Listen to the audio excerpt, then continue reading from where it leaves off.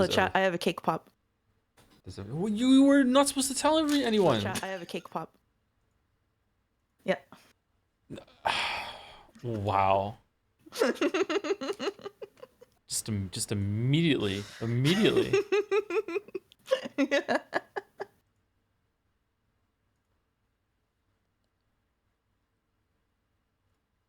Hey, how's it going? Okay, stream announcements. Live with stream 2 of episode 7 of Umineko 2, which is also When They Cry for Hello.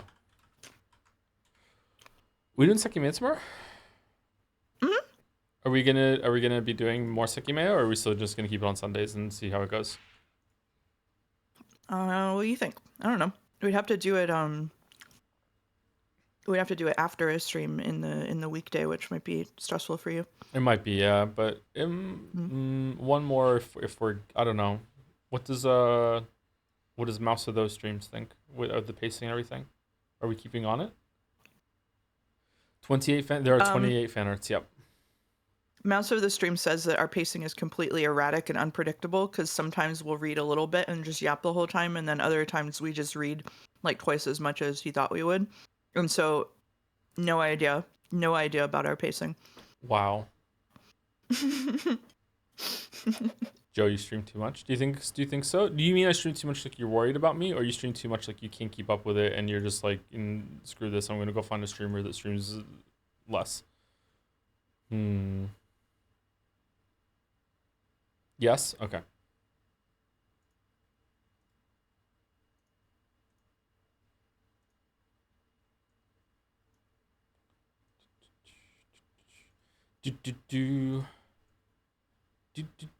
Can we play Papa's Pizzeria? Pizza Tower? People are always asking this. What is that a real game, or is it just like a joke about It Mario? is a real game. Oh, is it really? No, it's a real game. Yeah. Papa's Pizzeria. It's a browser game? It's on Crazy Games? My kids have probably played this game. We should play Date Everything. I did that last night. I played Date Everything last night. Mm-hmm. It was good. And you found the laundry hamper. I did find the laundry hamper. Yep. Because someone in all caps typed at me in chat, you need to find the laundry hamper. Yep, it was in August. Yeah.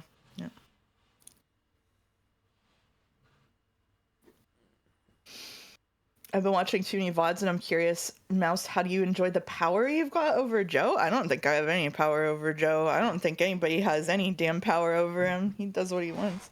It's so true. It's so true. It's so true. I almost believed it when you said it. It's so true. So true.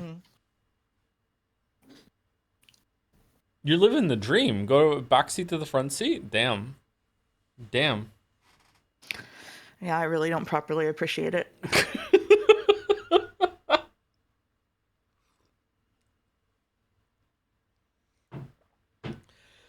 Oh man, that was scathing. All right, let's do the dolls. Let's get dolls done. All right. This is very familiar. Is it it's from Double Fine. This is Double Fine coded. Is it Monkey Island updated? Could be. What's the most recent one? Return? It is Return to Monkey Island. Yeah. Okay. Yeah. Okay. All right. Artwork? Oh, it's Cuphead. It's Cuphead. There you go. We did it. All right, Bandle. 1990. I was 5. 84 million views. Hard Part 4. Interesting. All right, chat. Can you hear it? Minimizing chat. Oh. Man, that sounded like a Destiny's Child song at the beginning, didn't it? It did, yeah. Yeah. Can you handle this? I don't think you can handle this. Yeah, that's what I was thinking. That's what it sounded like, yeah. Okay, chat's gone. This sounds familiar. I'm not placing it. It does sound familiar, but it might have just been sampled later. Is the only thing. That's definitely been sampled by Destiny's Child, right? It's exactly Yes, the it same. has to have been. Yeah. I mean, it's the MIDI though. I would have to hear the actual song.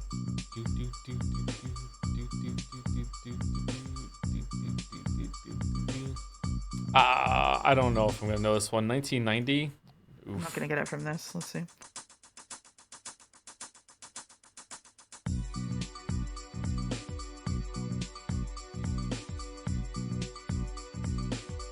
What is this one note bullshit? All right, 2 notes. Okay. Oh. Whoa. Oh. I think I know it, but I'm not gonna place it. Shit. It sounds so familiar. Oh, maybe not. Never mind. I don't know this. Okay. I don't know this.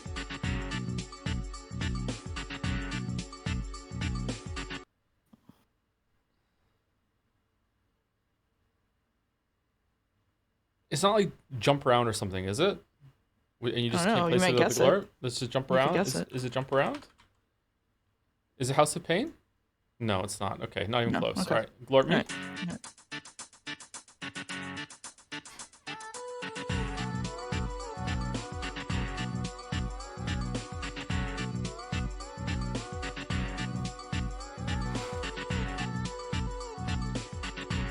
I don't know this. I don't think I know it either. Vaguely, maybe on the radio one time. I don't know. All right, the strength. I don't know this. Oh, the power. You got the power, dude. I do know it. Fuck. I do know it too. I just didn't get it from this part of the song. Is it Snap? I have no idea. Probably It has was to that, be. yeah. Yeah. There You you go. got the power. Okay, fucking hell. Wow. Okay. That is the song I was thinking of when I heard the guitar, and I couldn't place it. Fucking hell. Fucking hell. Oh, shit. Easy to say in hindsight. Easy to say. Yeah. Very easy to say in hindsight. Absolutely embarrassing. What do you mean? What do you mean? Someone in the chat the other week didn't know Welcome to the Jungle. Don't fucking tell me fucking I'm embarrassing, okay? This is the game that never ends. Yes, it goes on and on, my friends. Okay, this is definitely a stream. I've seen this one, but I don't know where it is. Hello neighbor? It sounds like something when I got... No, it's not. Later. Ace Attorney is a good guess, Cheddar. Ace Attorney? It's not, because it's Ace Attorney 3, and it was Ace Attorney 1 that went on forever. It's before that. Persona 4 was after 2020, wasn't it? Yeah.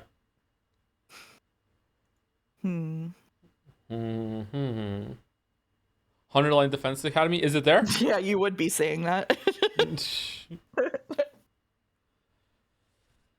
Death Stranding? It's not Death Stranding, is it?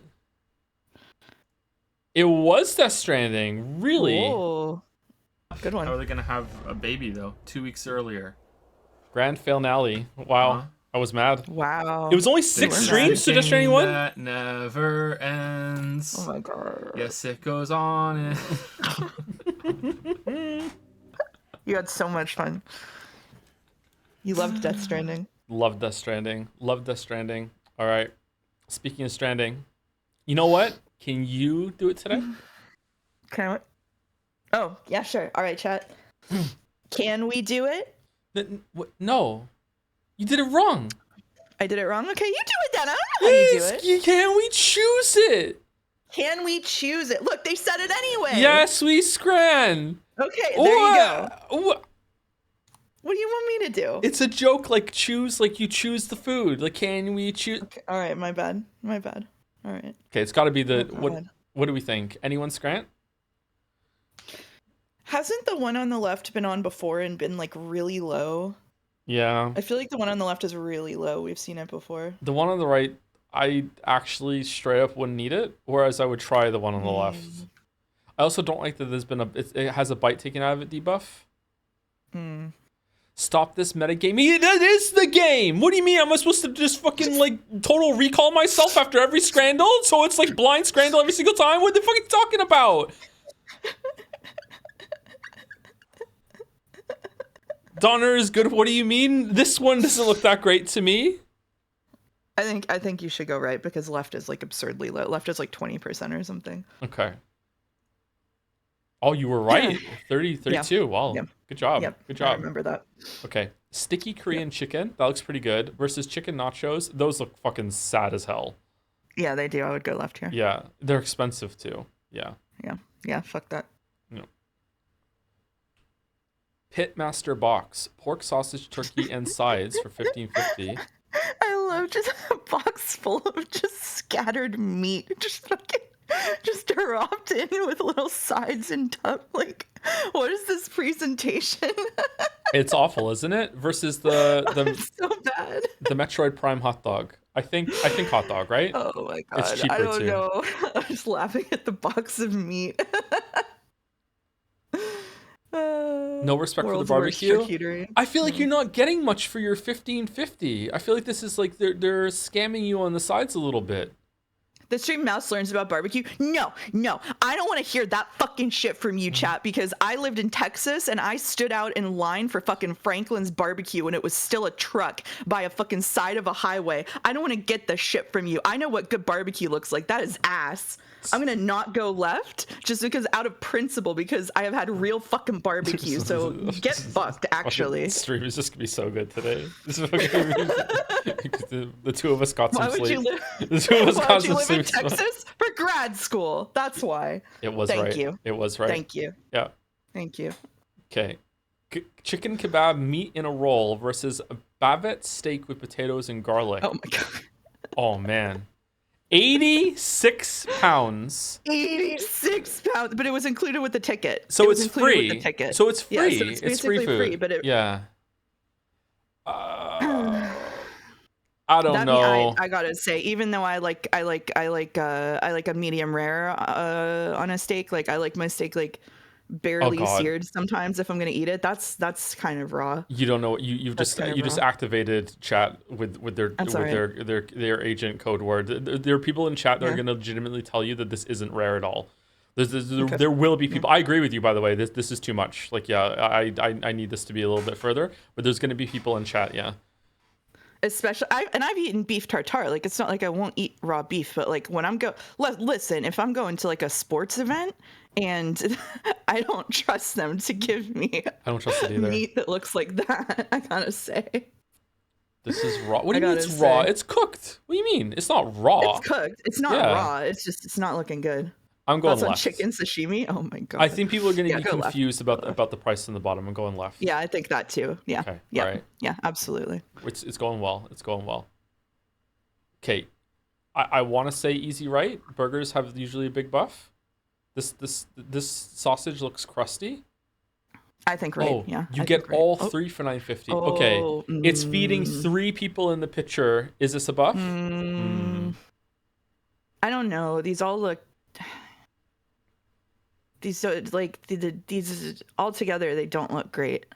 The German trio. This is German Harry Potter right here. Yeah. Okay. What are we doing? I think burger. I think burger. I think burger. I think we agree on burger. I think burger. Yeah. Okay. All right. Oof. Oh, the 4%. Come on. All right. All right. It's all right. That's all right. All right. With rice, kimchi, and triple whiskey highball. What? What is this? With a lemon? A whiskey highball? Yeah, what is that? It's a cocktail. Yeah? That looks good, actually. Would I like that? Is it sweet? It is sort of sweet, but it mostly tastes like whiskey. I don't think you would get along with it. Oh, okay. All right. Butter chicken chips. All right. I'm all about the butter chicken recently. I just got some today, actually. Butter chicken. I don't know. I feel like this is anyone's grand. What do you think? I think I would go right just because it's cheap and comes with a drink. A triple whiskey highball, normally you would be paying like probably £14 for. Would you on really? Its own. Oh, okay. Yeah. All right. Yeah. Oh, that was close. That is Point pretty close. 6. Yeah. Gotta be left. Wait, hold on. Is this one of those Mm, things where you're actually just buying the pound beer 50. and they have to give you some food with it? Yeah, I don't know. Right, it's so cheap, but the food looks awful. Like, dog, Left my God, look at left that looks stuff. good. Right is inhumane, yeah. Pulled pork Left does chipper, look good. crinkle cut Yeah. chips with pulled pork, pico de gallo, guac, and sour cream. I'm going left. Yeah. Yeah, they're judging the Right pint. choice. Yeah. Correct choice, yeah. Okay. Yeah, that pizza looked nasty. Oh Easy my right. God, just Easy go right. right. Please go right. Easy right. Oh my God. The unmelted cheese just fucking kills me every time. Minced beef and aloo dosa Mhm. versus gyro's platter box. Okay, I think right because this looks good up here, but like the tortilla is fucking broken, man. What's going on down here? No, that's not a tortilla. That's not a tortilla. It's a tortilla to me. It's not a tortilla. Okay. Okay. Okay. You can go right. You can go right. What's Let's the get off point this of it then? What's the point of it? What's it there? The point of it is that you use it to like mop up the liquid part, like the sauce. It's like weirdly being used sort of like a tortilla here, but like it's the point of that kind of bread is not the same as a tortilla. Oh. Okay, I think left is pretty good actually on the top there, but right is a better picture. This is anyone's scran. It's gonna be close together. Yep, pretty close. Yeah. Pretty close. Yeah. Okay, last one. Can we get a 9 out of 10? We absolutely can. This is a gimme. Yep. Oh my Yep. God! Look at that thing. Oh, what is that? What is that bacon? That's like the Okay. fucking. That's like the quote bacon that you get from like Dunkin' if you order food that isn't a donut there for some reason. That shit looks nasty. I think right Estimates of bacon. is going to be sub 5%. What do you think? No, I think it's gonna be 20. Really? People are weird. Are I don't know, they? maybe 10. Maybe 10. I'm going for it. I'm going sub 5. I'm going sub 5. Okay. All right. All right. All right. Wow. What? I'm winning by Price is Right rules. 9 out of 10. 9 out of 10. 9 out of 10. We almost 9 had out of 10. had a communal perfect scran. Yep. Yep. Well, That's 9 out okay. of 10 is pretty good. 9 out of 10 is pretty good. Finally pretty broke good. the 8 out of 10 curse. I did not go over. I lowered it to 10. I lowered it to 10 and then it was 12. I started at 20 and then I said 10. Sorry, I'm getting one guide by your chat.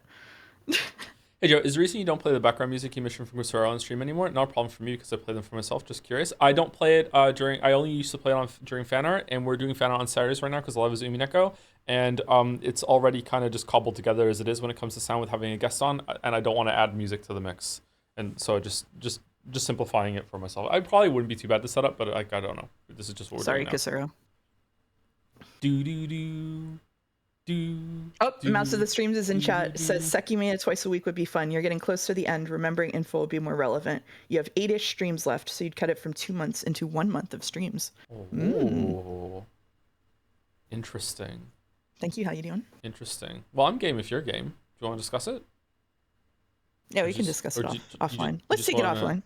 You don't want to take it offline? You don't want to just make an impromptu decision right here? Haven't we? Oh my God. Done that enough? We have done that enough. What about Tuesday? Tuesday, Sekimania? How long is Sekimania? Sekimania is not too bad. It's like one episode of Umineko, isn't it? Maybe 2. It's like 40, 50 hours. So one episode To of read Umineko. aloud. Okay, all right. If you're reading it by yourself, it's gonna be a lot faster. Yeah. Joms. Anyway, so now we're doing fan art. Joms. We have 28 fan arts to go through, and then we will be reading Umineko. So there we go. Wish us luck. Today we're starting off with one. Hold on. F11 is full screen, right? Yeah. We're being started off with a Joms that went traveling. This is by Aruharu823. I decided to go to the Umineko mansion. Inside is the former Marquise Maeda mansion, and the outside is the Kyu Furukawa Gardens, both in Tokyo, and my fiance made a crochet joms to bring with us. I also asked Doremi for permission to use their art to pose in the pictures, so thank you so much for that. So in case some of you in chat are unaware of this, Ryukishi used to be a social worker. There's an actual mansion that's based on like a real life mansion that they took photos and based off of it for the story. So you can actually go visit it. I think that'd be a fun trip actually. So there you go. It's right there. Yeah. That's our summer vacation next year. Mm-hmm. So Joms went traveling. Joms went there, and so did the cackle. Stop! I love this too. That's so funny. Cackle theorizing. Stop cackling. Wait, Nanjo. I missed that when I saw these. Oh, Nanjo's in that one too. He's in that one. He's there, and Nanjo was there. Yeah. A bridge Nanjo collage. pre-show. The full set of images can be seen on Jad's in the Stream Art Museum. Nanjo was also there. Cackle. Oh, the butterfly. Ooh. Oh, is that actually like a part of the It interior? looks like of it's the in the mansion? wallpaper. Yeah. Like, is that something that Ryukishi saw when he went there, or is that just like a nod to the VN?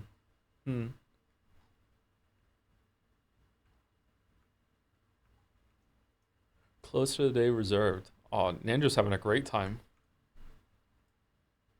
Is Nanjo going to be talking about his travels in Umi News today? Perhaps. Although he might be on Walrus's bad side after revealing that he was keeping Kinzo secrets the whole time. Oh. That's cool. Thank you, Aruharu. Big Nanjo there. That's really cool. I would like to visit this place. I think that would be fun. Yeah, me too. By Lemonade Death Stranding, there comes a time when they aren't strays but direct hits. Missiles. Trigger, who did you fire those at? Did I take a shot at Reload during Ace Combat, or is this just just a general thing that happens throughout all the streams now? Man, Persona 3. I took a shot at Persona 3 during Date Everything yesterday, so it's really yeah. Did you really? We met a terrible character that August wanted us to go meet, and someone said, "I don't think I've ever seen anything worse than this in a video game," and I said, "I have."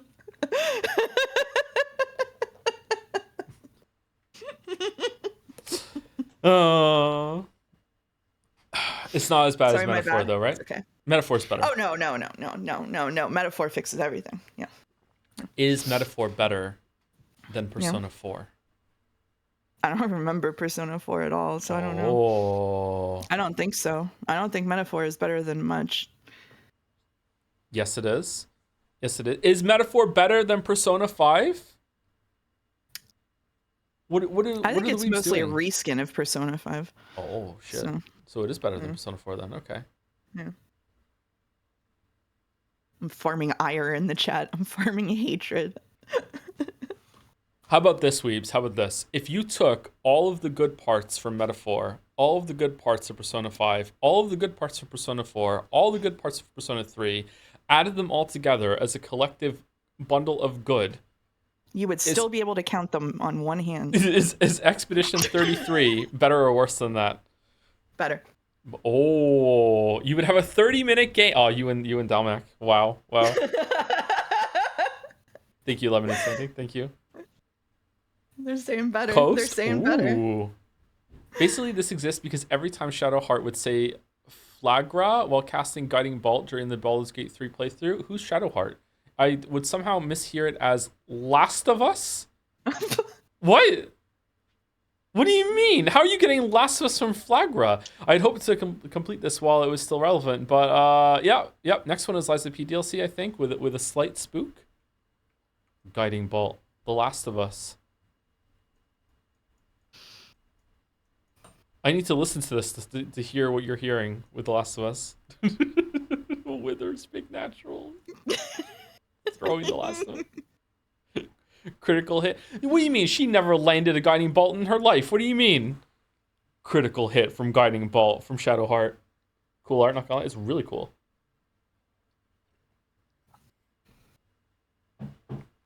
What is this on her chest? Like a space portal? That's cool.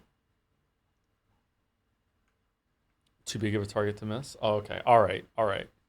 What are those? What are those? Thank you, Coast. So next one is maybe a slight spook, but also Liza P DLC spoilers. I think I know what it's going to be if it's a slight spook. It's probably going to be the last boss of the DLC, is my guess. So like a visual spoiler. Whoa, okay, yeah. Holy shit, thank you, the other elephant. Yeah, it was. You really morbed the Lingard. Oh, when chat Dr. Lingard. was Lingarding, Dr. Lingard. Okay, yeah. Are you all Lingarding? Yeah. Wait, did Mouse not like E33? I did like E33. It's the game of the year. What do you? Where did we come from Not with enough. this question? You didn't Sorry, like it sorry to enough. interrupt, but where does this come from? Read it in his voice. Mouse is too loud. Oh. Can I do an Archerlino? You really morb the Lingarding. Is that close enough? It's like evil Nikito, isn't it? I think so. You relied too much on the power of hope, Hajime. Thought it said Liver King? Liver King? Oh, man. It sounds like you broke into Elon Musk's bathroom cabinet. What?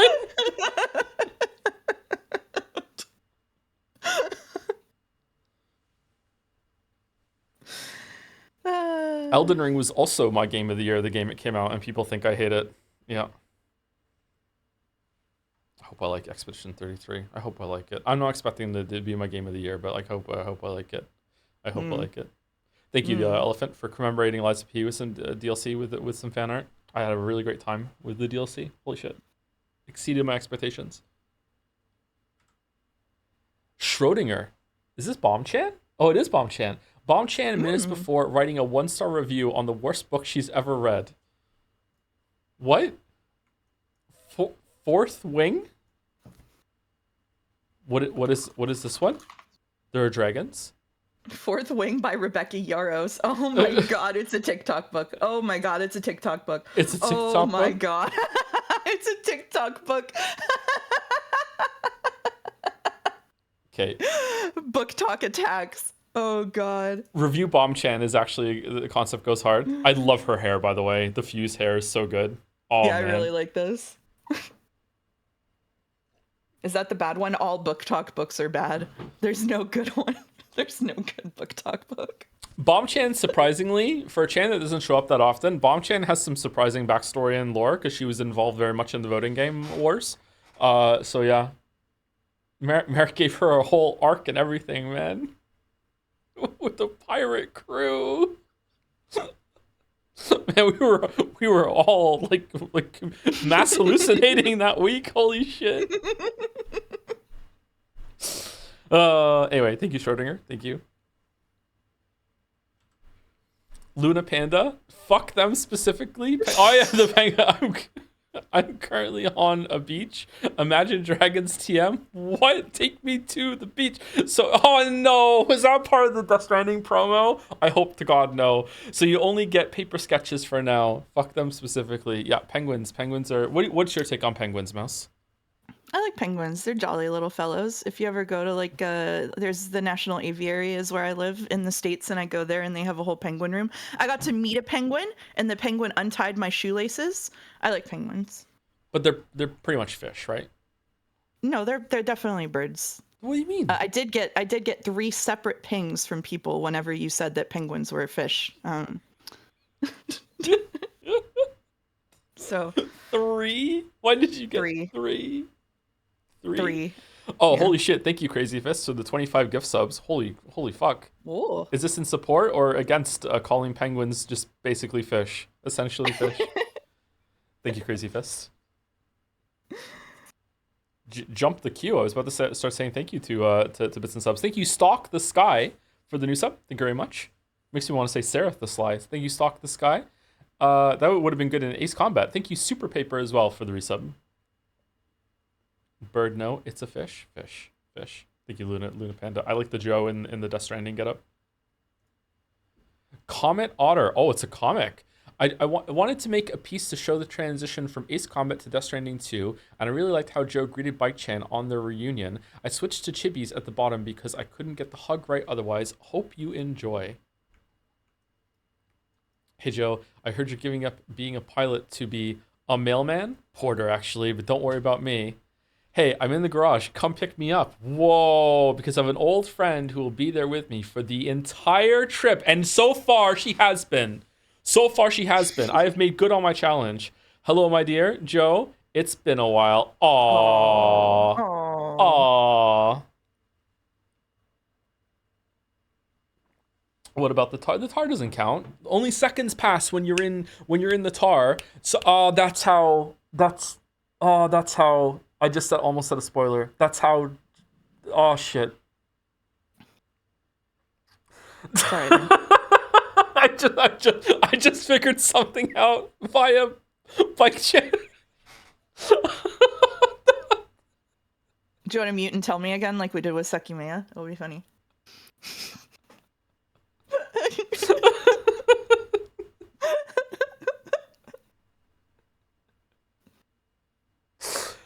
Oh man. Okay, all right. Thank you, Comment Otter. I love Bike Chan. Bike Chan is one of my favorite Chans. Definitely top 5 Chan. Top 5 Chan. Got me in top 5.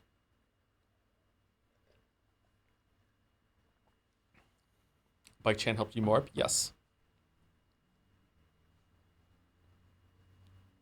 You can tell us about it tomorrow. What, during Sekimea? Thank you, Tacos Dabira, for the resub. Yeah. Hi, To. You are my favorite lesbian streamer. Love you. Hashtag kill the animals.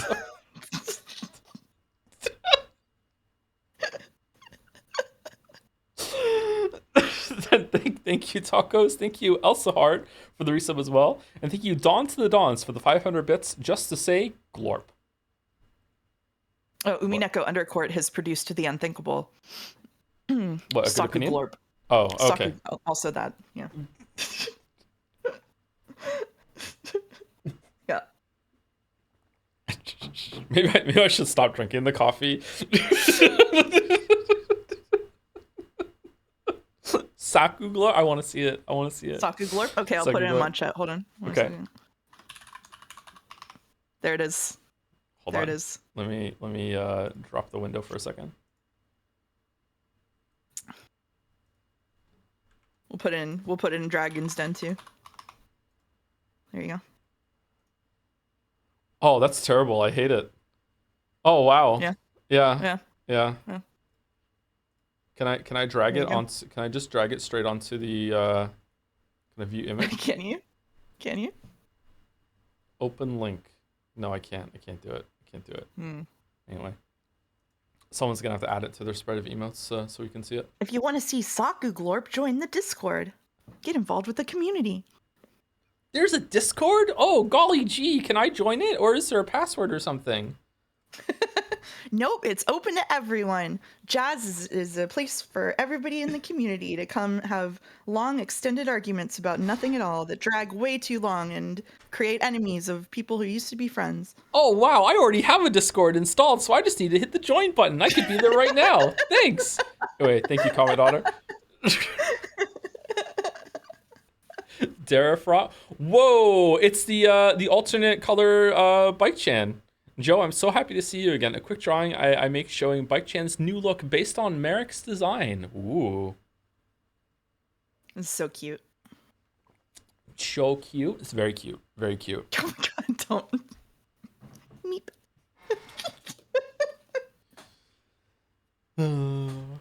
White Mage Chan. I can see the White Mage. Yeah. I like the red streak of hair there. That's neat. I like it. Decoy. Is that a covert Leon underneath? Oh, I think so. I didn't ask Merrick's opinion actually, because Merrick is helped bring Bike Chan to life. Are we okay with the color choice, Merrick, or should we switch it back again later on or something? It seemed like the right thing to do to differentiate Bike Chan, and then someone else copied it and was like apparently like was on my friends list or something, and their Bike Chan showed up next to mine, and we killed it. Of course, you do, you king. Thanks, Merrick. Thank you. Yeah, if you had so want much to talk power. about someone with power over the streams, like I don't have a fast pass. Think about that. I passed. Okay, good. I passed. Thank you, Henry Yeah. Wyatt, for gifting sub to Kinzo. Thank you, YSF, for the bits.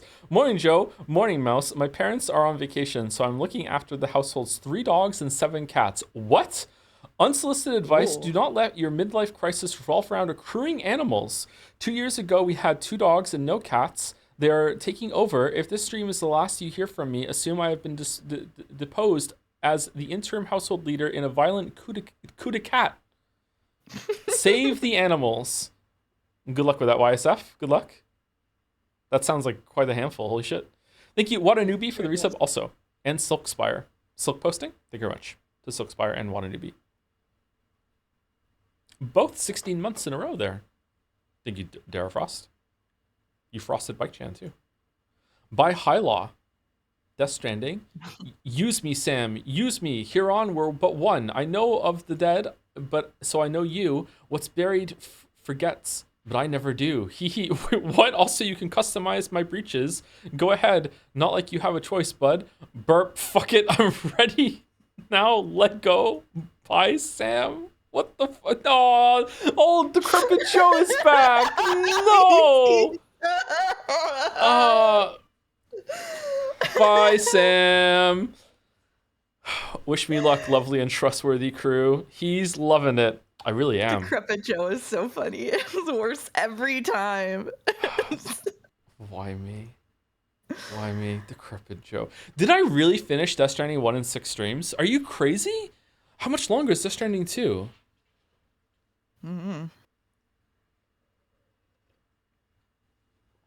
I fucking love Red Hologram talking bass herring. Oh yeah, that is Big Mouth Billy Bass, isn't it? Yep. Here's a little song I wrote. The missing hand too. Lots of details here.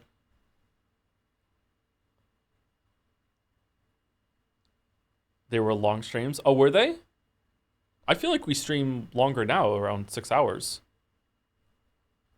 I just streamed and streamed and streamed. 8-hour streams? Wow. Even then, I should be coming up to the end already. I'm looking him up. Thank you, Paramount Nata, for the bits. Hi, Whore. I'm just passing by to tell you should stream The Forgotten City. It's short and it'd be a great stream. Have fun finding all the Uminekos or whatever. I haven't played the game. You're in luck. The Forgotten City has already been locked in a deal with QuoteChan to stop doing the quotes on the subreddit. So that's it, along with the Golden Idol. We will be doing that sometime soon. I don't know when, but it'll be before the end of the year, I think. We'll probably do them back to back.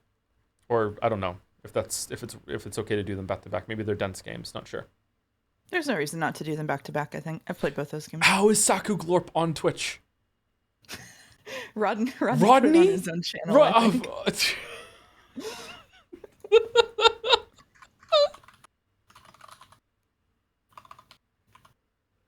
Oh, I gotta refresh to get it, I think. Damn it. Oh. Just don't Yep. play the Golden Idol sequel. There was a sequel to Golden Idol? Yeah, it came out this year. It's not good? I thought it was fine. I don't know. You can Saku Glorp too? Yeah, you just gotta sub to Rodney. Okay. Can I Saku Glorp? Might need to refresh. No, I can't Saku Glorp. I can't do it. No. Thank you, Josin457 as well for the resub with a live Nanjo react. Thank you very much. Thank you, Hyla, for owning me again every single time. Yep. Can't try Force Law. Wow. Daxtier. Finally, it's a stealth game again. Nothing unusual. Yeah, it is kind of ridiculous how... Like, are you meant to drop the backpack more, I wonder? Like, what is the... Like, in the first game, you were very disincentivized to do any combat. I think it's one of the reasons why I like Death Stranding 2 more is because they gave you the bullets that you can fire a gun and not kill anyone. Because every single time you killed someone in Death Stranding 1, it was such a fucking hassle to have to dispose of the body. Yeah. I wonder if you're meant to drop the backpack more. Finally, it's a stealth game again. Sex warning for the next one. Excuse me? I think this one needs a sex warning as well. Nothing unusual. Thank you, Collusional Delusional, for the resub. Hey Joe, thanks for all the amazing streams lately. It's been a really good time. Oh, you don't think I'm streaming too much? I'm sorry to say this will be my last sub for some time while I try and save money for my uni tuition and accommodation. Oh, good luck with that. Good luck with that. Very noble endeavor. I wish you all the best with your tuition and getting your post-secondary education. Do they still call it post-secondary education? Is that a boomer take now? Is that something they only say in Canada? I'm not sure. Why did you say uni like umi? I don't know. Sorry. Just there. Uni. Rent free. Streamer brain rot. Sorry. Good luck with that, Collusional Delusional. Wish you all the best. Thank you to Kriegers as well for the resub. And Joe's double.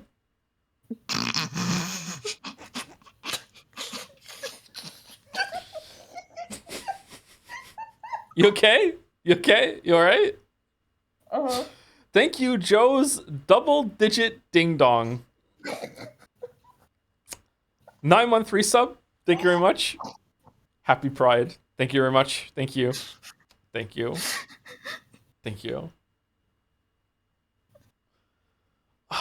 Hearing you, I'm actually blushing a little bit. All right, let's go. Next year. Thank you very much. Holy shit, Shura.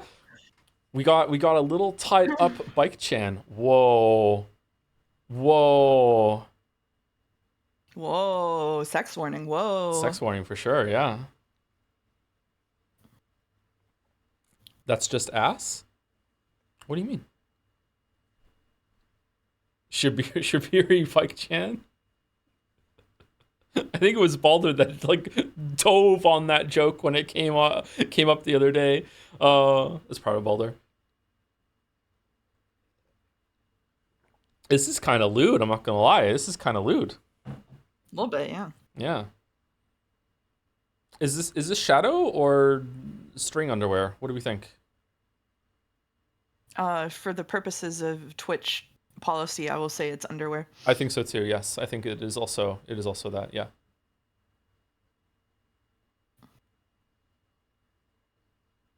I just got here and this is the first thing I see. Welcome.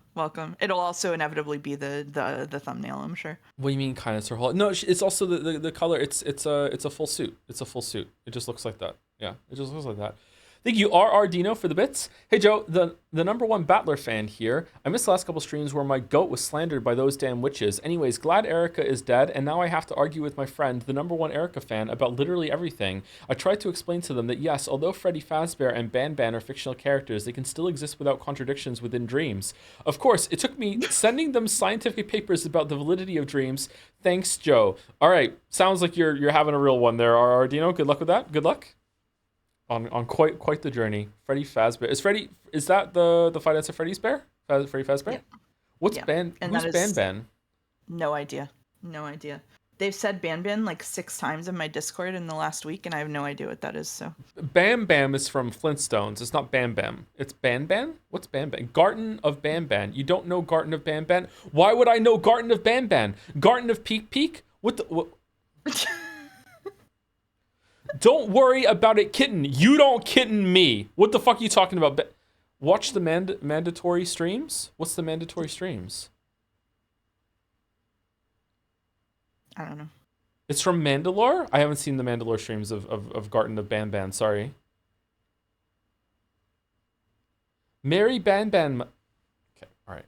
We're already doing Geekmas. There was a post on the subreddit about how the update to Yeek is actually the game is not that bad anymore, and now I'm worried. I'm so terrified. I'm actually gonna like Yeek. I'm so terrified that I'm actually gonna like it, and people aren't gonna understand that it's been updated, and they're gonna expect it like a horrible time, and it's gonna be like inverse Silent Hill 2. Like I'm so fucking like scared. I'm so worried. I'm gonna have to pretend to hate it, just for the rep. I've never had to do that before. Should I do it? You're a really bad liar. I think you should just roll with it. I don't. No one's fallen for it. I am a pretty bad liar. Fuck. Anyway, thank you, Shura. Ash.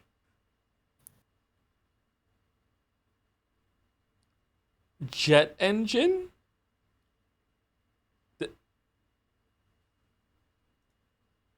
Wings, helicopter, this one, paddles. Wow. Spring to jump.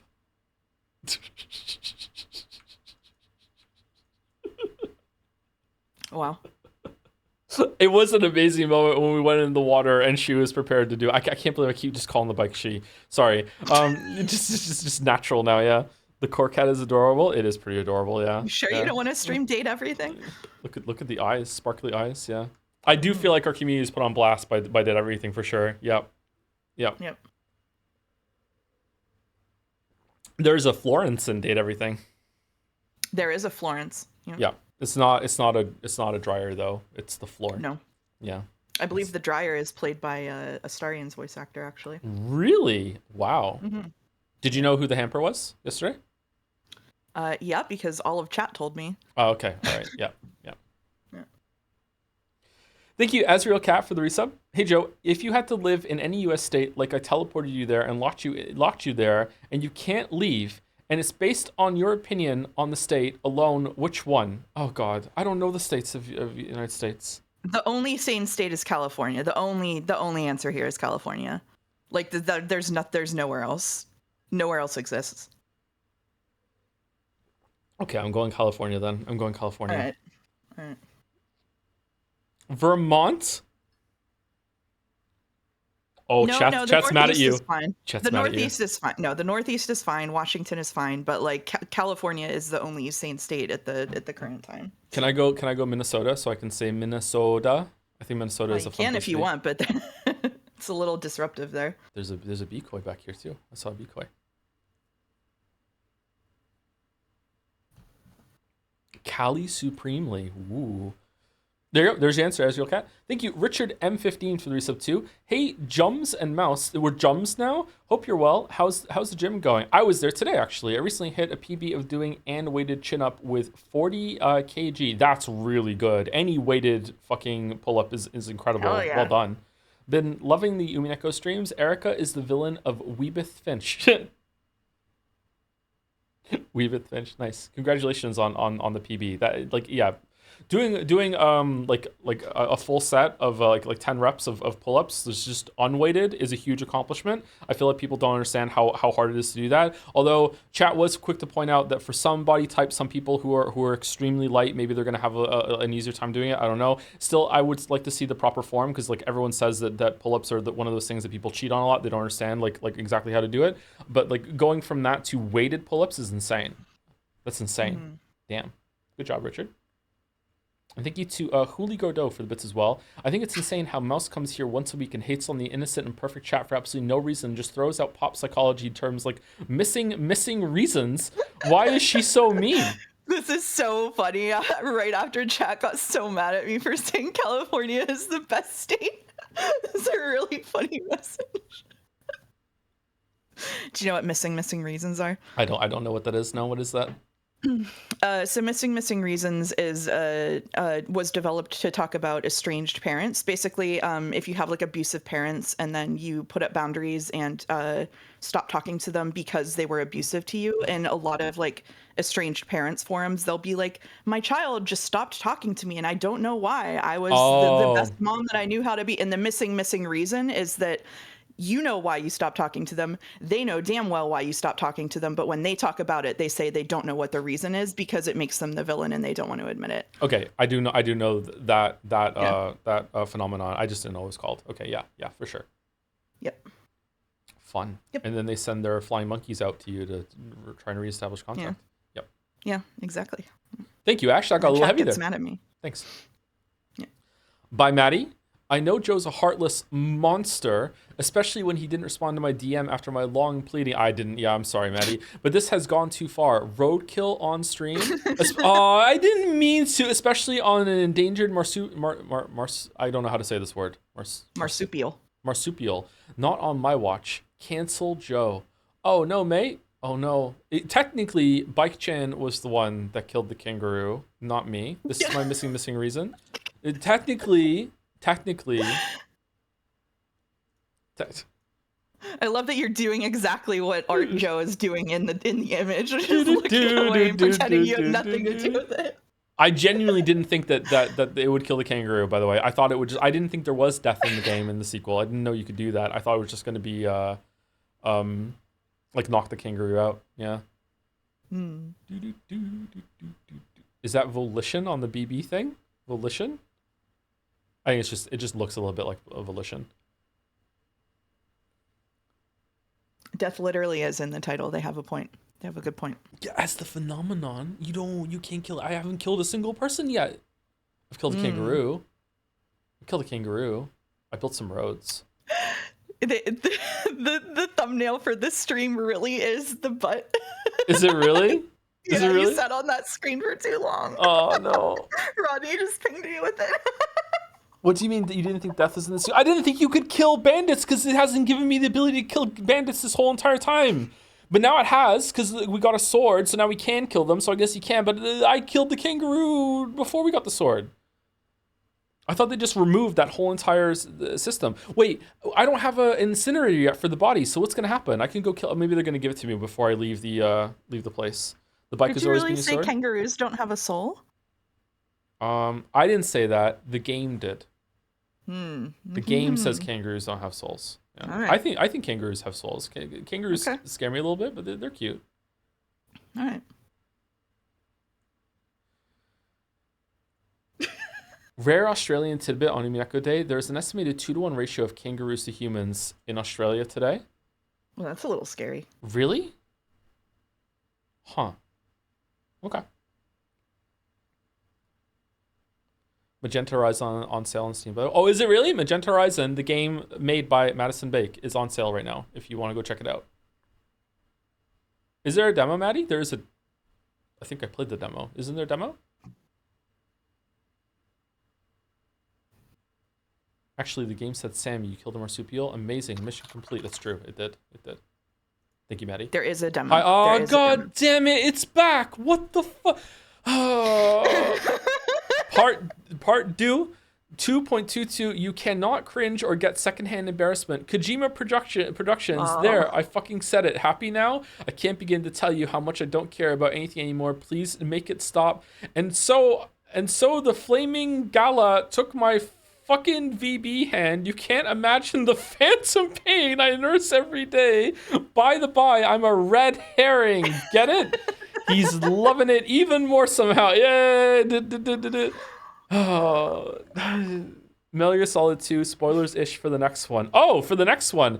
It's not my intent to spam the same format, but each day blesses us with a new Hideo moment. Yeah. Were you watching the stream when Hideo Kojima compared himself and his productions and his game to Moby Dick?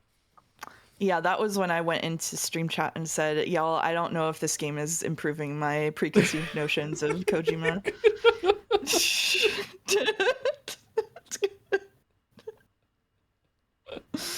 Yeah. Oh, man.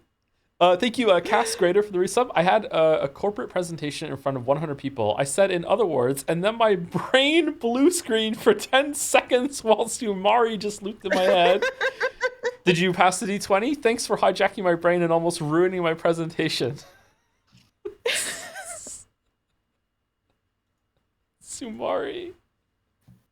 I like to think that there's at least one person has said it in response to someone without needing to, like on the phone or something. And then someone said it in other words, and then just Sumari. What was that? Sorry, I just sneezed or something. Oh man. It went well in the end? Oh, that's good. I'm glad it went well. Thank you, Telephone Ghost, for the resub as well. 67 months of Telephone Ghost. Thank you, The Harpa, for the resub as well. Thank you, Wekis on Fire, for the resub too. Metaphor stinks. Good luck. I don't think we're doing Metaphor this year. I don't think we're gonna have time, but it definitely gonna be next year. That's so sad. Yeah, I really want you to stream Metaphor. I want you to stream it so bad. It's so sad. I wonder when the Persona 4 remake is going to come out, because we could do a reverse order. We started with 5, we went down to 4, then down to 3, and then we go back up to 4 remake, and then we go to 5 remake. That sounds good to me. We can do that. Oh. My friend was showing photos from a recent trip, and they went to a really good looking food photo, and I audibly went scram. Oh my god. Persona 4 remake probably isn't close at all. That's good, because the Persona 5 Royal playthrough isn't really that close either, I don't think. So we have time. Thank you, Vix Burley Hart, for the resub to. Greetings, Tomsef. I am the chatter at whom you promised a marble if episode 7 ended up as your favorite. The clock is ticking. I don't think that's going to happen, Chief. Sorry, I don't think it's going to happen. I don't think any of the answers episodes are going to be any the question ones for me, but we'll see. We'll see how it goes. I'm curious where it's going. I'm enjoying it so far, but it has been slightly long-winded for the information it's given. I'm not sure. What's your current favorite? Honestly, probably the first one, which surprises me because it starts off so badly. But I just really like the mood and the vibes of the first one. It's also the one that has the least amount of anime stuff in it. But yeah, I think I just really like it has so many good moments the first episode. Thank you, Flingle197 for the new sub as well. Welcome, Flingle. To the 2-trip troop. Thank you, Hyla. By Merrick. Merrick non-fast pass. Not really Joe Fanart, but chat's slop binge gave me an idea regarding an upcoming game. I love this format so much. The internet will be so full of slop that AI will curate it so that mankind won't turn into idiots. This is why this Metal Gear Solid 2 is right there. So prophetic. Twitch dad was Deda? What? Latest also deboosting bypass? What the algorithm deboosting bypasses saying instead of ass. I don't know if that's actually how it came to be, but it is how it's getting used. Yeah. Oh, okay. Honest advertisers crying. Today's twisted teens, actual AI, the internet slop to max. We're all slobs of the Patriots now. Nice. This is a really good lampooning of the political cartoons that people do. Merrick, this is really well constructed. Have you seen the one that's about chat making me play games? No. Merrick did one like that too. Yeah. This is Armstrong, right? Down here. Yes. Okay. It's Kelly though specifically. Merrick nailed it. Yeah, Merrick's nailed it with the. Chat. I think someone in chat is like whipping me in that one. Oh my God. Not in a fun way. This is amazing. Why did you think I assumed it was a fun way? Oh, I didn't. No, it's all you. Thank you, Crazy Fist for the 25 gift subs. We caught up. Thank you very much, Crazy Fist. What do you mean stop flirting? He's saying the same things he would say even if I wasn't here. He's not flirting with me. He's flirting with chat. Oh, I do flirt with chat. No. You do. Oh, you do. Fuck. Why did you? Oh, no. No. Oh, God. Oh. Fuck. I'm upset. Oh, I'm upset. Oh, this is one of two. Let's move along. 1 to 2. Oh my God. Oh, there's more. What makes humans share content? Anger, awe, practical value, righteous outrage, rage bait, clickbait, life hacks, actual algorithms, fine-tuning actual devs, LLM, moral advertisers, upstanding payment processors. Wow.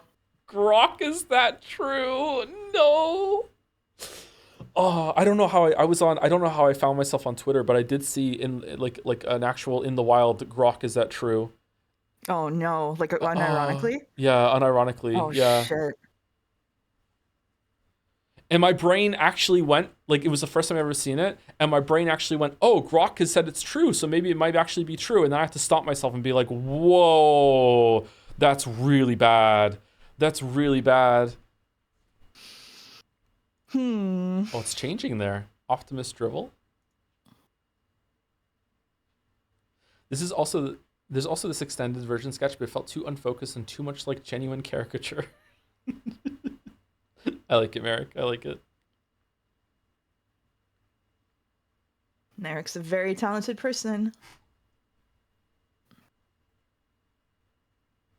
Thank you, Salthian, for the bits. Hi, Joe. Sporadic VOD watcher here, but a friend of mine is a longtime fan, and he got a portion of our friend group into a live read of Umineko because of your streams, which he can't watch currently because he wants to stay unspoiled. We've been having a blast with it, and it's all thanks to you. Can I get a shout out to the Umi Nexus crew? All right, shout out to the Umi Nexus crew. What episode are you on? If Salthian is still in the chat, maybe they bowed out because they don't want to see spoilers. Doing group or read along sounds like a fun time. Until you got someone like me in there that starts like getting annoyed and just ruins the vibes. That'd be bad. There's no one like you. You're one of a kind. What? It's a compliment. Thanks. Thank you. Thanks. What? What'd you the long sigh because I gave you a compliment? Stop flirting. Oh my god. Thank you, Big Man Rat, for the bits. 1,000 bits. Hello, denizens. Denizens. It's me, your newly elected president of the Undercourt, Big Man Ray. After a long race against Ari, along with her VP Dolly, is this real? Myself and my own VP, Tur. What do you mean? Tur managed to snatch away victory. As the newly elected leader of everything Umineko related, I have many exciting plans. I would like to request. I'd like to request that Saku Glort be recognized as a member of the Glort family. Okay, done. As well as the banning of Xenogear Shilling. Does that happen? I've forwarded to our partnership. God bless Ray and God bless Nancho.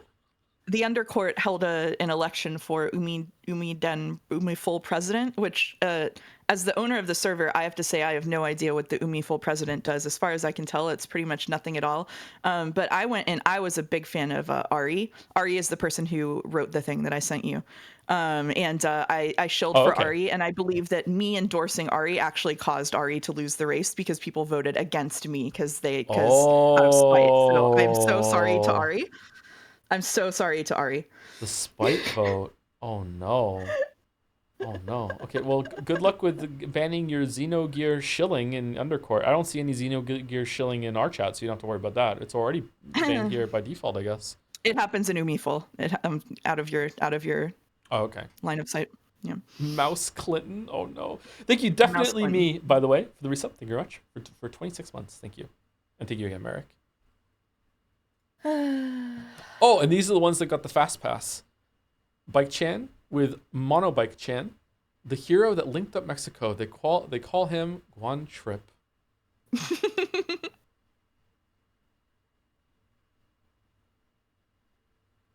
Bike Chan. First Death Stranding 2 sketch. And there was another one, right? Yes, with Talus Chan. Instead of trying to swim across, we could build a bridge with a road. Talus Chan, avatar of all the mechanics that Joe skips. I'd rather drown trying. Besides, where we're going, we don't need roads. Woo. And then I like building the roads now. Shit. Shit. And Death Stranding 3 she'll probably have like a glider mode like Breath of the Wild. That'd be good.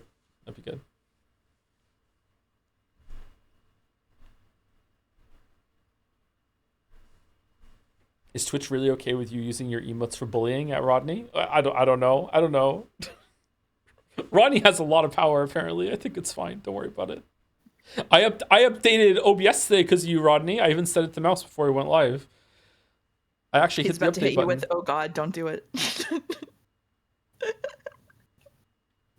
I remember Baldur saying something like, "It's so frustrating doing anything with Joe because he just won't update his fucking browser for like 3 years." It's true.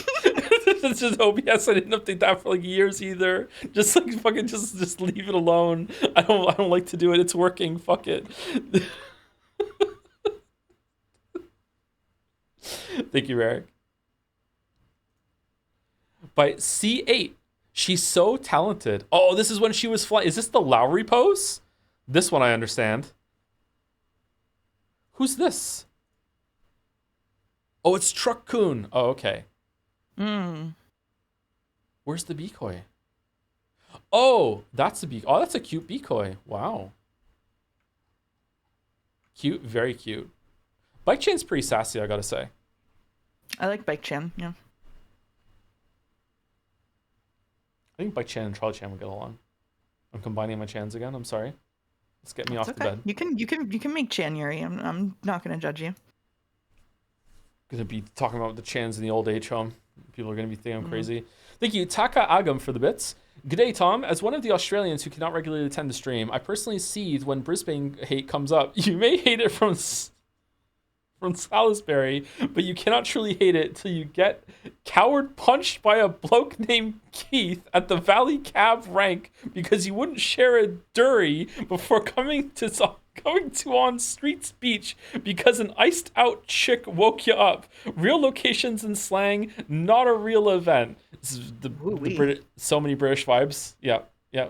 Forget how much Australia has in common with the UK until you read something like this. Yeah, yeah.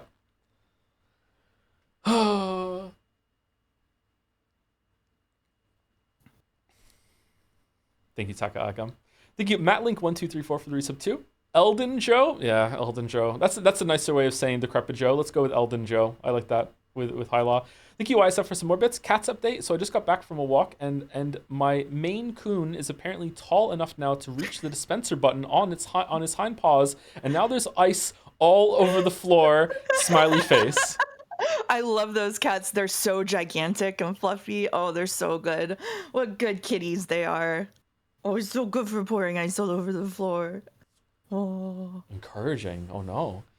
Thank you, Dalmek, for the bits as well. How are you today, Mouse et al? Loving the fan art. Bike Chan is so cute. I want to take her home with me. I can't figure out a Nipa joke, so whatever. There you go. That was for you, Mouse. Thank you, Dalmek. Thank you, Dalmek. Thank you.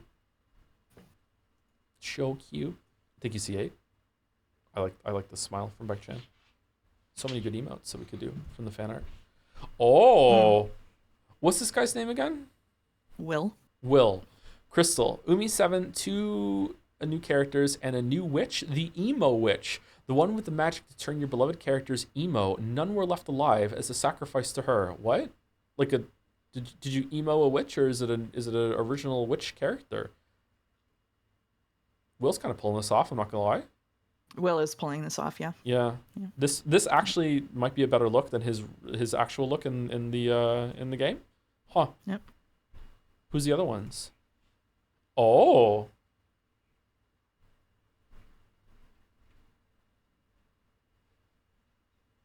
This kind of hair looks incredibly difficult to maintain.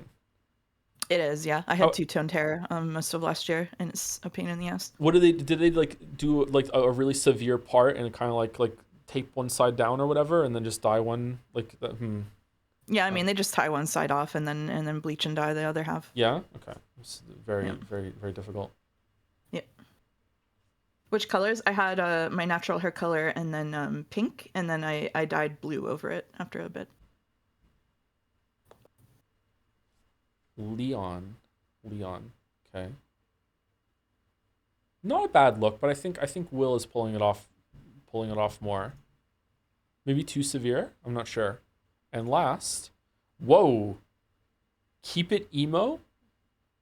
Roses Lavender. Sorry, I keep forgetting. Original witch, emo witch. Who's this? I don't know. Gotten an Ohego hair going on, so a protag of something. Sorry, I'm getting hair questions. Over natural or over pink? The pink faded out, and instead of redying it pink, I did a blue over it. It didn't turn purple, it was just blue.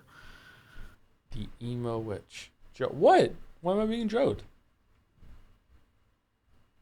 Cool outfit.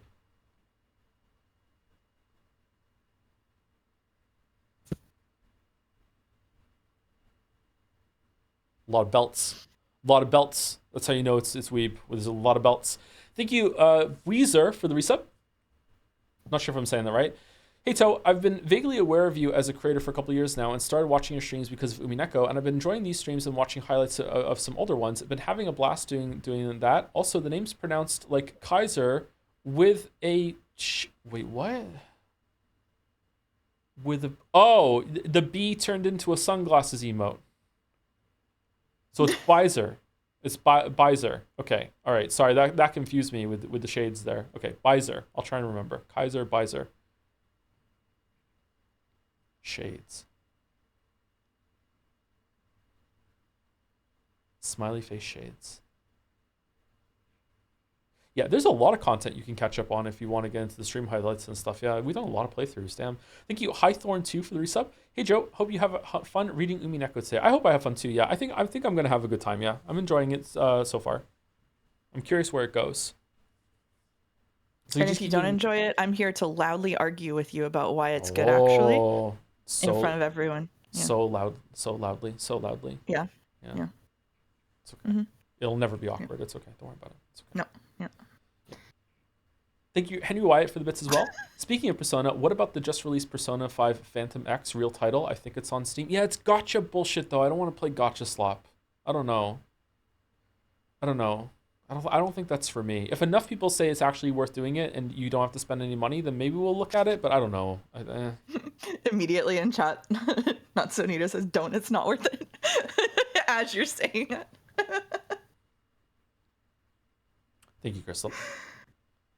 Razzle Basil 13. This is based off a Ratatouille meme cackle. Is it?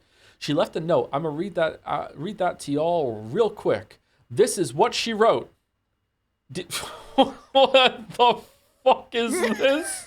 Holy shit! Dear all Ushiromias. I'm coming back for that gold. If I ain't get that gold last year, then this year it's getting doled. I ain't pulling up in no witch costume. That shit's hard to run in. I'm pulling up in a Fuku, and then we're gonna get this fun in. Beatrice the Golden Witch. What the fuck? What that mean? Okay, I don't know this meme, but this is very funny. What the fuck?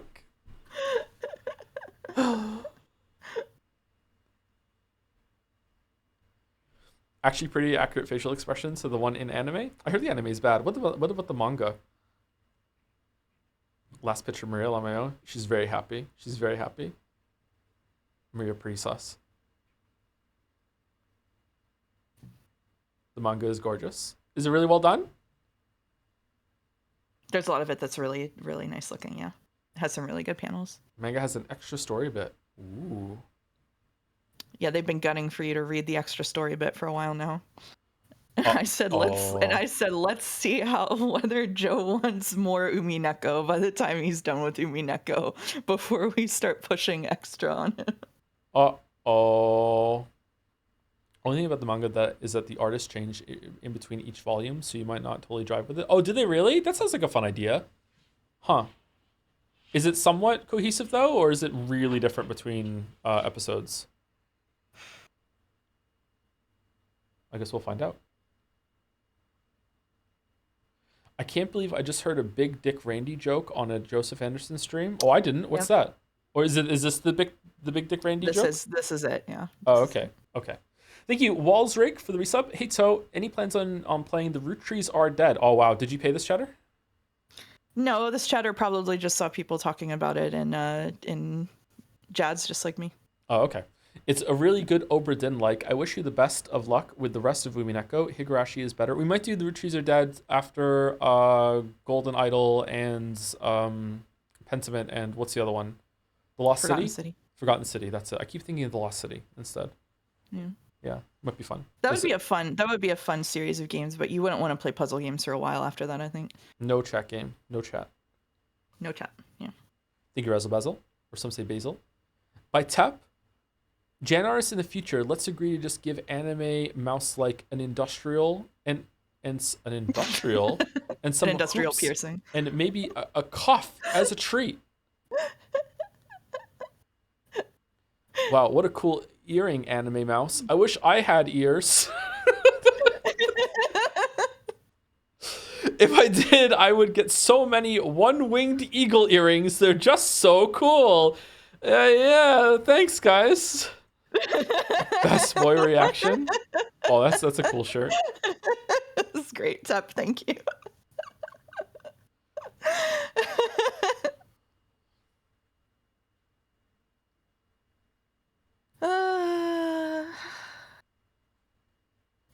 What could go wrong? What could go wrong? What could go wrong? It's just so funny.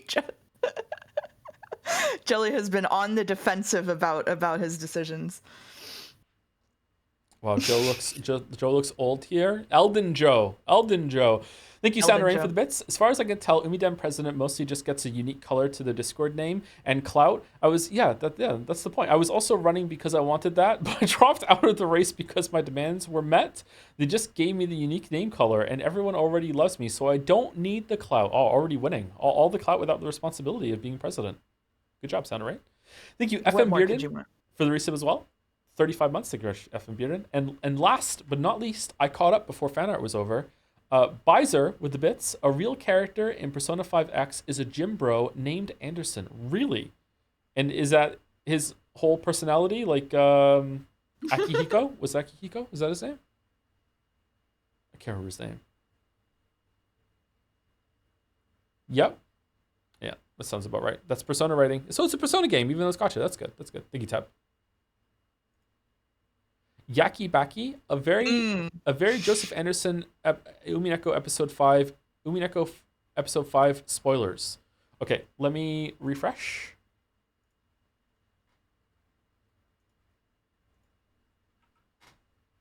Oh, you can still see it, can't you? Ooh.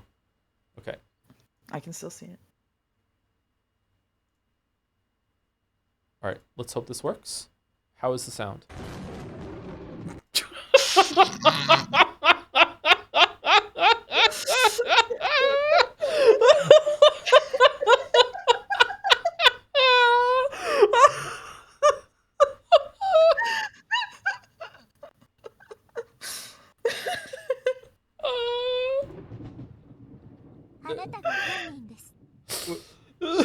Who the fuck are you? Ishikata-kun is a wonderful, pleasant young man. One could learn a lot from the way he lives. I can respect him despite his youth. I won't have you insulting him.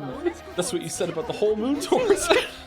What do you mean by that? Father is already, in reality, right there. And then Nanjo pulled him aside and was like, I was a little hasty with my examination. He's fine. Don't worry about it. It's okay. Kraus, off the bed. The grown-ups are talking. Let's get your pacifier with a yen sign on the end to get you tucked in. All right, there you go. All right, do you want a bedtime story? Do you want me to read you the stock market? Is it up or down today? Here we go. Let's look at our finances. All right, are you asleep? Okay, this is a good boy. All right, Natsui, what the fuck are we doing? I wish I had a camera on right now so you could see how fucking annoyed I am, but I am still grooving. I was grooving. Yeah. Holy fuck. He jumped through the window, didn't even open it, and then Genji in his night heard it, got up out of his bed, and came and just fixed the window on the ladder in a way that it was installed locked. And then after that, he just climbed downstairs, swept up the glass, and went back to bed. And really tired and exhausted from fixing a window in the middle of the night, like fucking just like was susceptible to being killed. Nanjo went into the mansion, placed the letter on the floor, then jumped through the window, got out his collection of tennis balls, and threw the tennis balls at the door to simulate the knock. Then the tennis balls bounced down the hallway out of sight. Then he closed the window and went back. Yes, of course. Erica will explain that perfectly. Holy shit.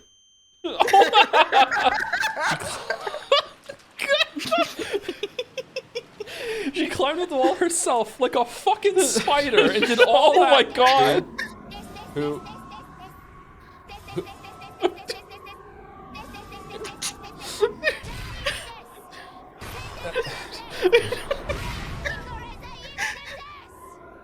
Who checked the ceiling? Is the culprit and call it your own personal truth, and do whatever you like. I'm sure that God knows of my innocence. Eventually, he will prove it. Knox a second. No supernatural agencies. I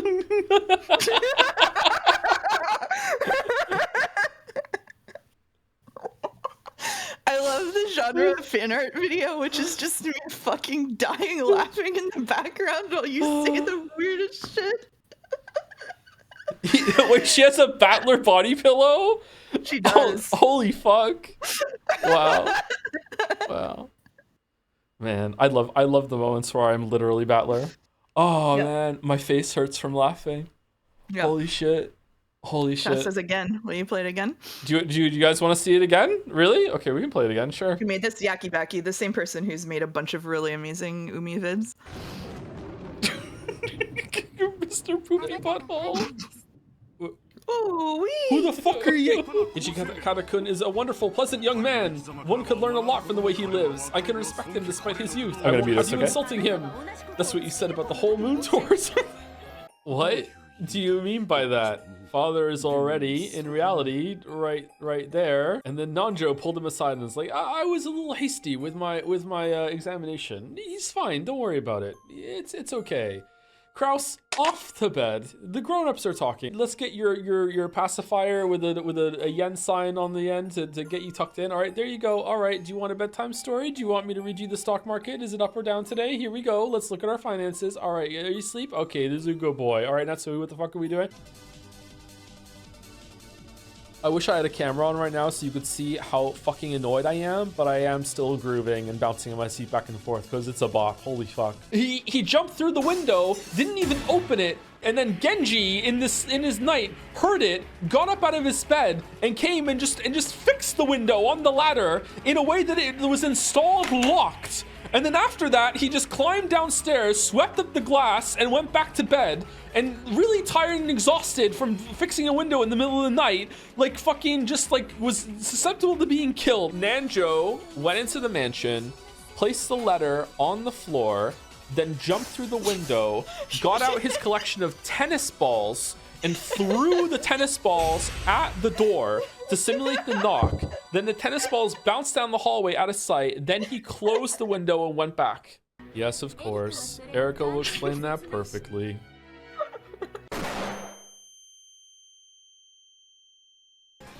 She she climbed up the wall herself like a fucking spider and did all that. Who?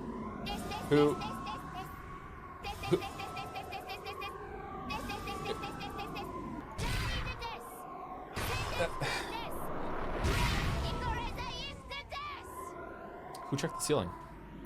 If you intend to label me as the culprit and call it your own personal truth, then do whatever you like. I'm sure that God knows of my innocence. Eventually, he will prove it. Knox the second, no supernatural agencies. Okay, we're back now. Hello, chat. Sorry. Someone in chat said to mute it because we were laughing over it too much last time, so there you go.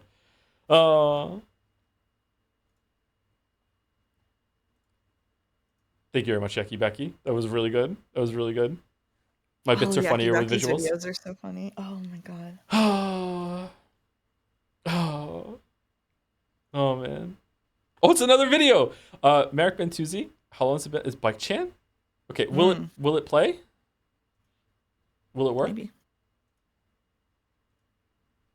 Very cute. What is this emblem?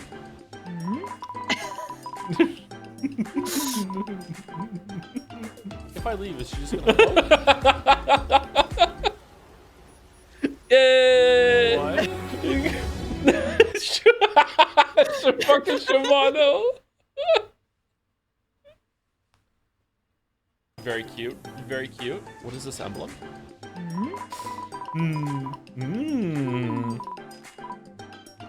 If I leave, is she just gonna float?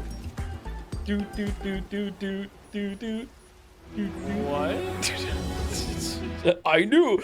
Shimano is the adorable. Thank you, Merrick. Thank you. Shimano in the rain. Why did we do oh, I knew it would rain. There we go. Yeah, looking out the window, I knew it would rain. Fuck. I like that I named the one sat upon in the rain, no park today. Oh, man. Anyway, thank you, Merrick. Thank you. And last for today, 28 out of 28, is Maddie is back again. Not really directly related to the stream, but there's a summer game code giveaway event going on, and I wanted the Jads members who are only watching the streams to participate in the event too. Jads Summer 2025 Marble Giveaway Barbecue Edition. True. Date, donation, submission, deadline, July 5th to 6th. Marble Rolling Starts, July 6th. More details on hashtag Dragon's Den. All the fashions here are subject to change. Oh, this is cool splash art or poster. Is there anything that you would like me to say? I didn't know about this, so is there anything you'd like me to, any follow-up information that you'd like me to announce right now?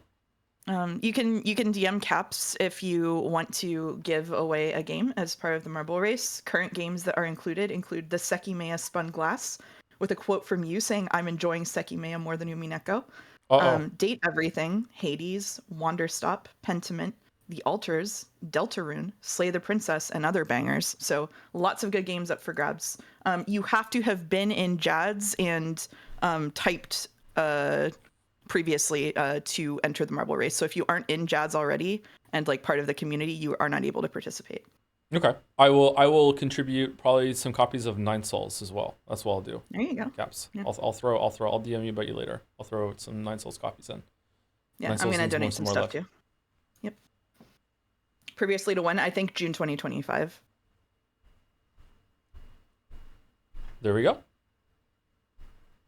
You can't forget mentioning Magenta Horizon. There is Magenta Horizon in the giveaway. Sorry, I was scrolling up really quickly. Magenta Horizon. Yep. Lies of beef? What?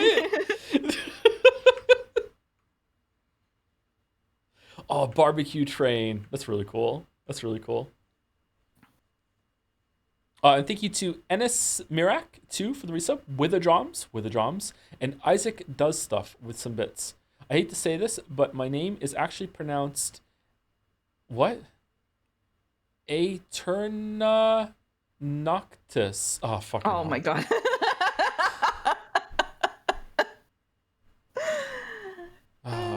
It's always funny to see the new gaming conglomerates form, huh? It is, yeah. Yeah. I just checked. You have to have a JADS account in good standing that joined before 28 days ago. So, if you have an account in good standing that joined before 28 days ago, you're clear, or you should be, for the marbles. Huli also points out that there is a JADS game jam coming up in about 2 weeks. I think it's starting on the 10th or the 11th, depending on your time zone. And we will be having a game jam. So you can go into a thread in the Coding Coalition channel if you want to look for a group. And there's more info in the announcements. Or, I'm sorry, not the announcements. There's more info in the events on the server. It's listed in the events on JADS.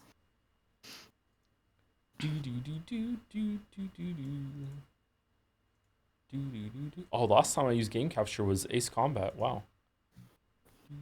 Damn.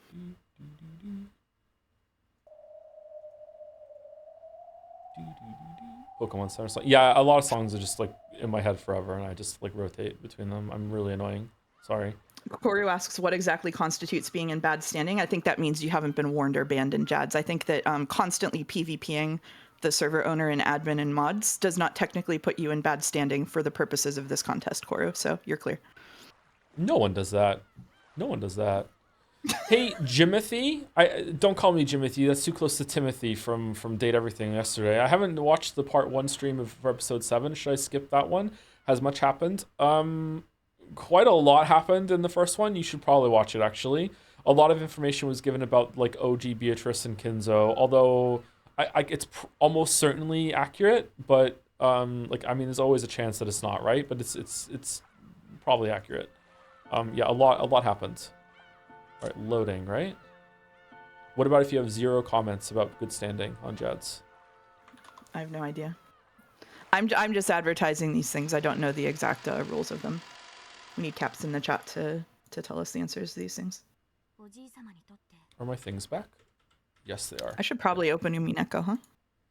You should probably open Umineko, yeah. Okay, so I think this is where we were, right? I think? I hope so. Otherwise, I did the wrong voice assignments, which are in mod chat, by the way. I pinned it. Okay. I think we should probably take break now because we're close to it. I already need to use the bathroom, so I think we could go do that instead of like only going for half an hour and then taking a break afterwards. Unless, is this a short chapter right now or no? This is a 43-minute chapter. Okay, let's take break down then. Yeah, I think that's a good idea. Okay. Let's take break. All right. Oh man, my OBS is bugging out again. Holy shit. Okay, we'll be back in about 5 minutes. I'm just gonna use the bathroom and get a drink, and then we will continue reading. So be right back.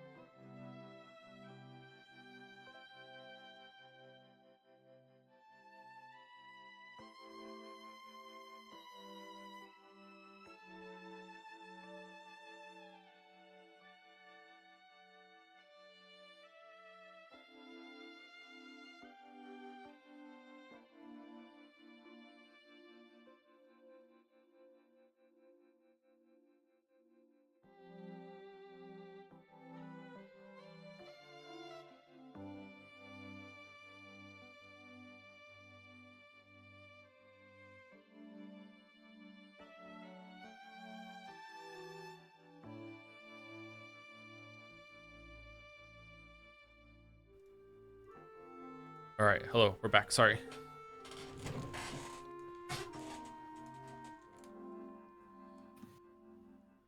I thought penguins were amphibians. They're just birds, aren't they? They are just birds, yeah.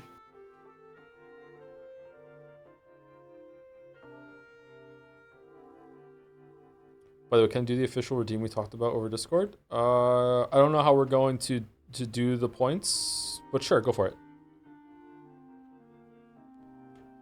I don't remember when this happened, but apparently Mayo was given a quarter of a marble, and now Mayo has 750,000 monocoins.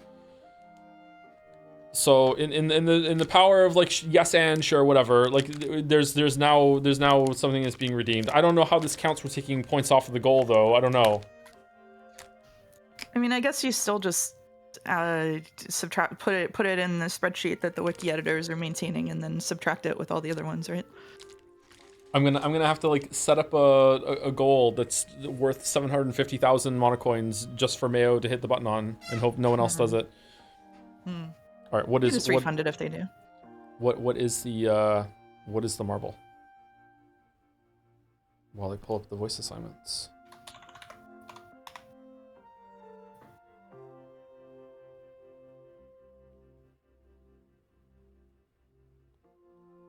Oh shit, I did say that. Sorry, I saw a mod chat message. You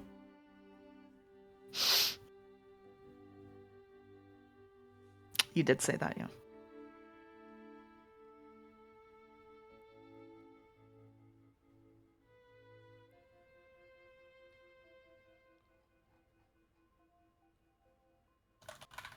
Wow, look at all the people doing the marble redeem because they forgot. Does the marble race happen at the end of the year? Yes. Which means that we will likely be watching an anime together on Twitch with the black screen, unless it's something that's allowed to be rebroadcast in January of 2026. Hey, you said every mod gets a marble, right? You said that, yeah, every mod is going to get a marble when the race happens. You know, they can throw a marble in, yeah. Marble will be for Satoshi Kon's 4 films, Perfect Blue, Millennium Actress, Tokyo Godfathers, and Paprika, and his short anime Paranoia Agent. Would you like me to read the synopsis of all these out, Mayo, or just one? Based? Wow, okay. Chat loves it. Chat loves it? Okay. You're going to wonder what the fresh hell is going on in Paprika if this wins, that's for sure. Oh, have you seen that one? Yes. Another anime you've seen. Add it to the list. Mm-hmm. Okay, Perfect Blue, 8.55.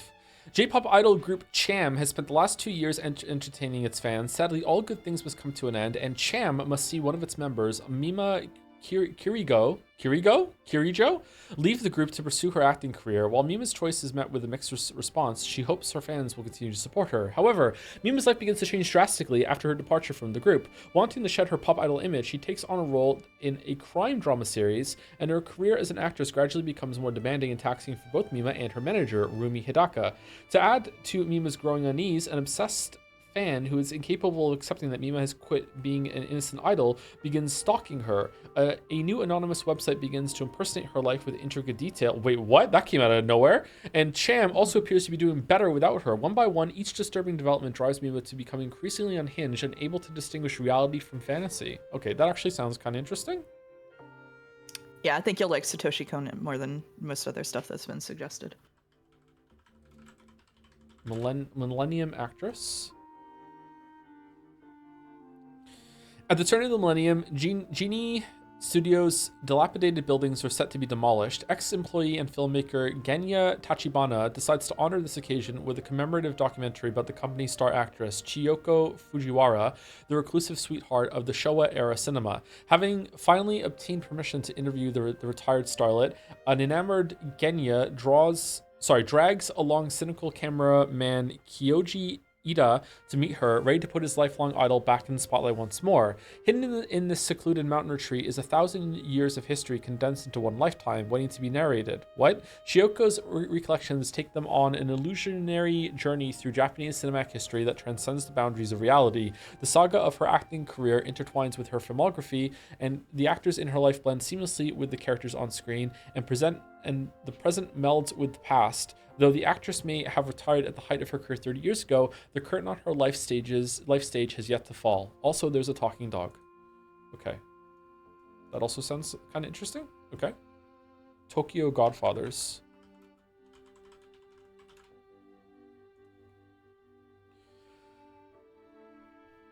Oh, that's a cool poster. One Christmas Eve, Hana, Jin, and Miyuki are rummaging for presents through heaps of garbage when they chance upon an abandoned baby in the cold winter night. Appalled at the pitiful sight, Hana's maternal instincts kick in, and she insists on finding the baby's biological mother to demand an explanation. Naming the baby Kyoko, meaning pure child, they begin their search using the possible clues left alongside her, a mysterious key and a single note. However, their plans are soon thrown into disarray as they get caught up in a series of unprecedented events. Tokyo Godfathers follows the journey of the trio as they stick together through thick and thin, hoping to deliver Kyoko to her true home and find their very own Christmas miracle. Okay.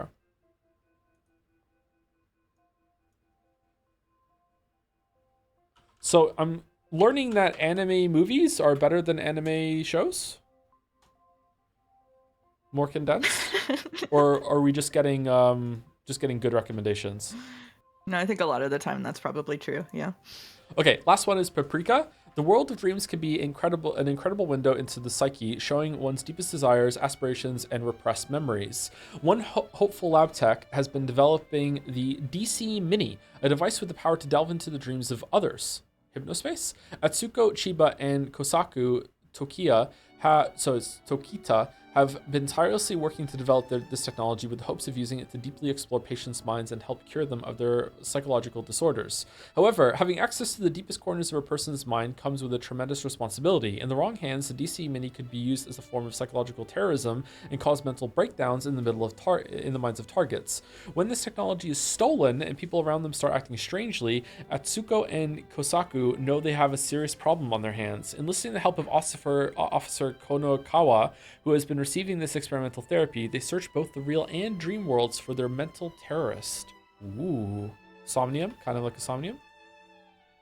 Alright, that's interesting. Paranoia Agent was the fifth thing on the list. You want to check that out too? Okay.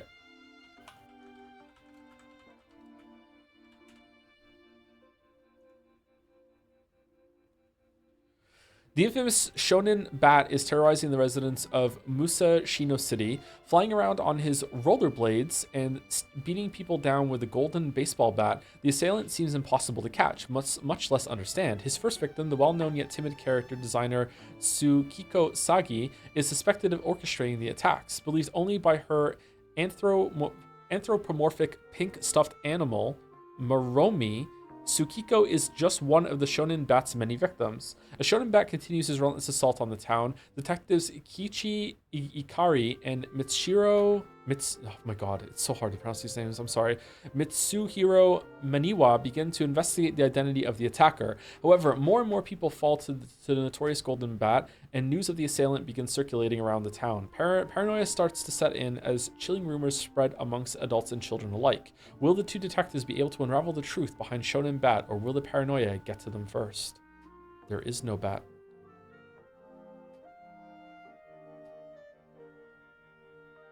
Well, I'm cheering for this one to win. Interesting. Okay. Yep. We will set up the monocoin thing another time for 750,000. Retinas is desperately crying out in chat to know when the quarter marble thing happened. So if Mario the Mayo, if you're able to tell Retinas when that happened, that would be nice. For the wiki. It was 2 years ago. Okay, so first chapter.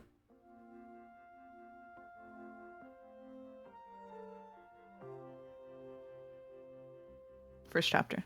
Okay, ready to go? Yeah, let me double check. I know what the voice assignments are. Okay. All right. Ready to go. I think I've learned just how much the woman called Beatrice influenced grandfather's life. We haven't learned anything. Who killed Beatrice? Unless we figured that out, we'll never be able to get out of here. You're right. We need to finish this quickly. The funeral is already over after all. Oh, that's a good point, actually. So last episode, this is the start of Bernkastle's game, which Beatrice is already dead, but Beatrice's corpse is not in the coffin or casket, whatever you want to say, where Battler is not here, and there's a new character, Will, who's here, who's been tasked to solve the mystery of who killed Beatrice. Leon is a new character that's here that is probably the child from 19 years ago. This is a weird rules fragment. I'm not really sure what's going on with that. Kinzo is alive and is telling the story of how he met Beatrice, and a lot of the episode so far has just been seeing that, his tale of meeting Beatrice that came in a World War II submarine from Italy, and a lot of people died. There's a World War II base on Rikingima, and a lot of people were killed there, and then that's how he met Nanjo, because was he hurt or was Beatrice hurt? Beatrice was hurt, right? Beatrice was hurt, yeah. Beatrice was hurt. And yeah.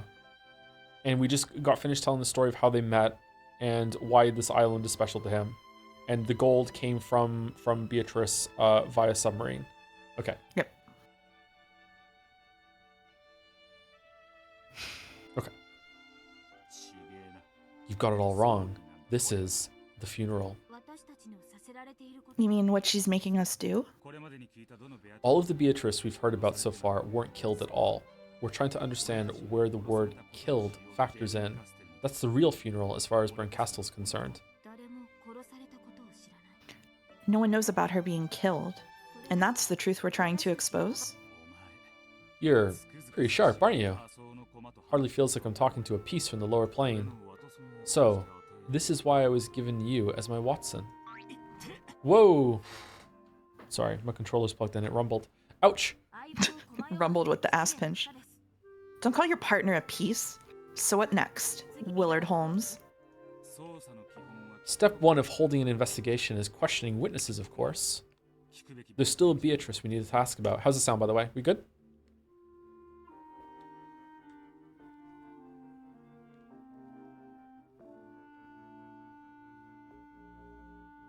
Okay, we're good, apparently. Low voices? Whoops.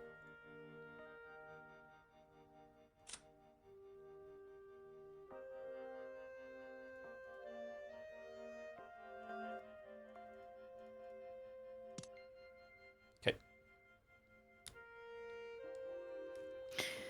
To indicate whom they should talk to next, Will nodded in the direction of George, Jessica, and Maria. Maria seemed to be lecturing the others about something. Wow, Beatrice sounds pretty incredible. Yeah, and then, inside an upside-down cup, she made tons of candies appear out of nowhere.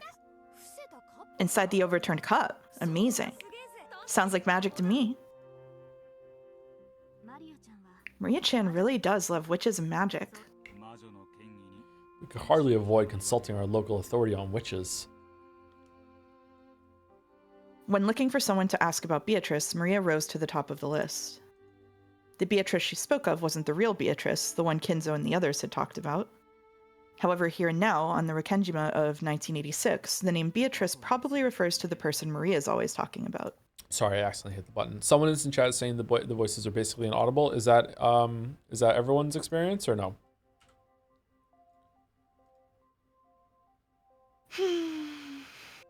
I love audio.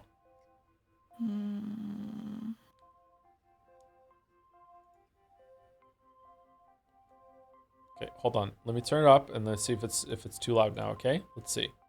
It's at -10 now. Is it -20 before? Okay. I don't see Battler anywhere. I was also thinking this, Will. Ushiromiya Battler, the one who was forced to fight as Beatrice's opponent in many games, and the most important person in this game, this tale. A battler in this world would probably be the peace version, but even so, it should be possible to get some vital information out of him. Will probably wanted to talk with Battler too, but he was nowhere to be seen in the cousins group. Battler-kun did not attend this funeral. It's a shame, seeing as he's the cousin closest in age to me. Are you two on good terms? Yes, of course. And you pinch his butt every time he says something perverted? Oh, how did you know? Did your detective instincts tell you that? Poor guy. Brincastel said that everything we needed was gathered here. Since Battler isn't here, that probably means it's possible to find out everything without asking for his side of the story. Or maybe she's intentionally hiding the core elements and making us take the long way around as part of some fickle witches game. Since he isn't here, that probably means there's no need to hear his story for the time being. Let's talk to Maria and the others.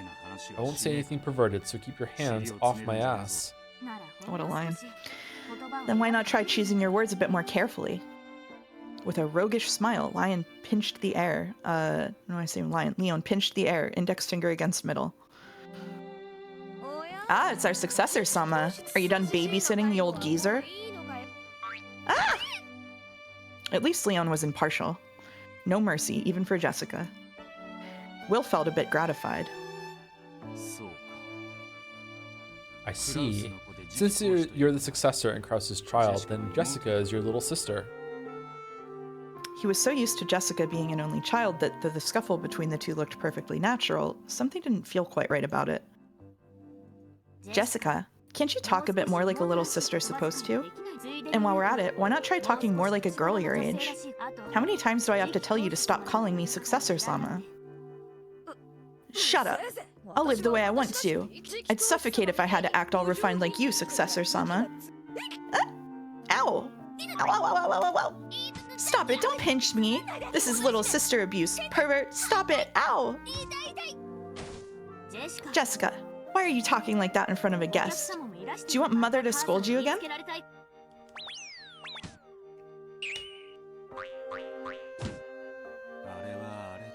Looks like these two are close, in their own special way. Well, Leon is an excellent person to be the successor without any faults. I guess I understand how Jessica-chan feels. Leon might be a bit too perfect sometimes. She gets compared to Leon no matter what she does. And that made her rebel?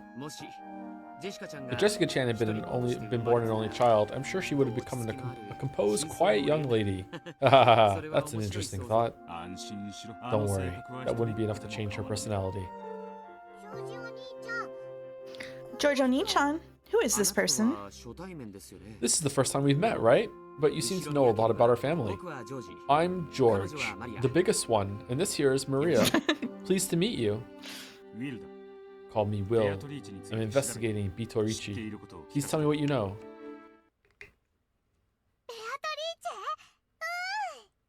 Beatrice, ooh, see? Beatrice exists. Ooh, ooh, ooh. Though Maria had looked hostile toward this unfamiliar man, as soon as she heard the name of the witch she loved pass his lips, her eyes began to sparkle. Hey, Maria-chan. You've got to greet our guests properly. Hello, my name is Ushiromiya Maria. Ooh, I'm glad to meet someone who knows Beatrice. Handshake, ooh. Maria suddenly stuck out her small hand, and Will reached out for it reflexively.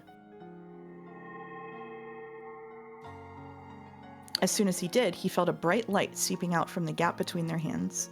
The theater-going power that Brincastel had given him had affected Maria. Beatrice is the witch of Rikenjima. She plays with me every time I come here. She's my best friend and a fellow member of Mariage Sorcière. Ooh! The light grew brighter and brighter. This time, he could feel himself being drawn into Maria's world.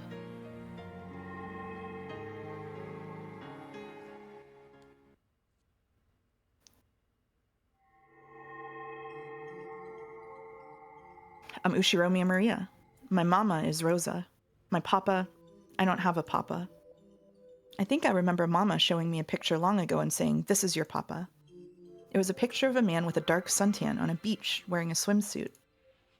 Later on, when I learned what papa meant, I asked Mama to show me that picture again, but she said it didn't exist. But it had to have existed. When I drew a picture of it and showed it to Mama, she got really mad and said that it didn't exist, or that if it did, she had already thrown it away. Ever since then, she kept saying I didn't have a papa. Did you know? People say you need a papa and a mama to have a baby, but that's a lie. Virgin birth, is it? Behold, a virgin shall be with child, and shall bring forth a son, and they shall call his name Emmanuel. If I was a boy, that might have been my name. Book of Matthew, chapter 1, verse 20. No, verse 23. Verse 20 is, But while he thought on these things, behold, the angel of the Lord appeared unto him in a dream, saying, Joseph, thou son of David, fear not to take unto thee Mary thy wife, for that which is conceived in her is of the Holy Ghost. So your father is the Holy Ghost. Everyone said that everyone has a papa. They said it was strange to not have a papa, that I was a weird, pitiful child. But when I asked Mama, she said I didn't have a papa, that he didn't exist. She got mad and hit me, even though all I did was ask. So I didn't really understand who gave birth to me. I was an immature and misplaced creature, not a proper human. I realized I was a strange, pitiful girl, different from everyone else. It doesn't matter who your parents are or what other people say. You are who you are. It must have been hard to teach that to a young, immature kid. My kindergarten teacher might have said that to me when I cried after being bullied. But even those words of encouragement couldn't fill the blank space. No, the questions. Those words couldn't answer the questions in my mind. And the book is what gave you the answers? A priest came to see me.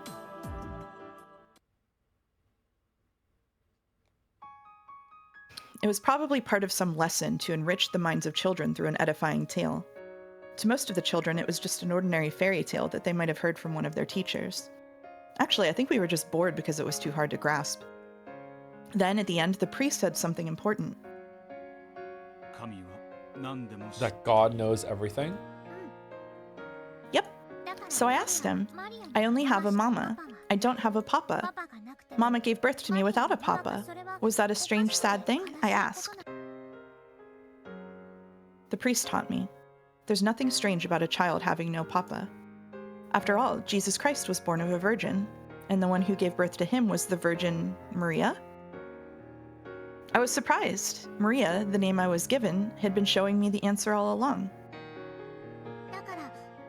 I was so shocked, I asked the priest to say it again. He said that the Virgin Maria gave birth to a baby by herself.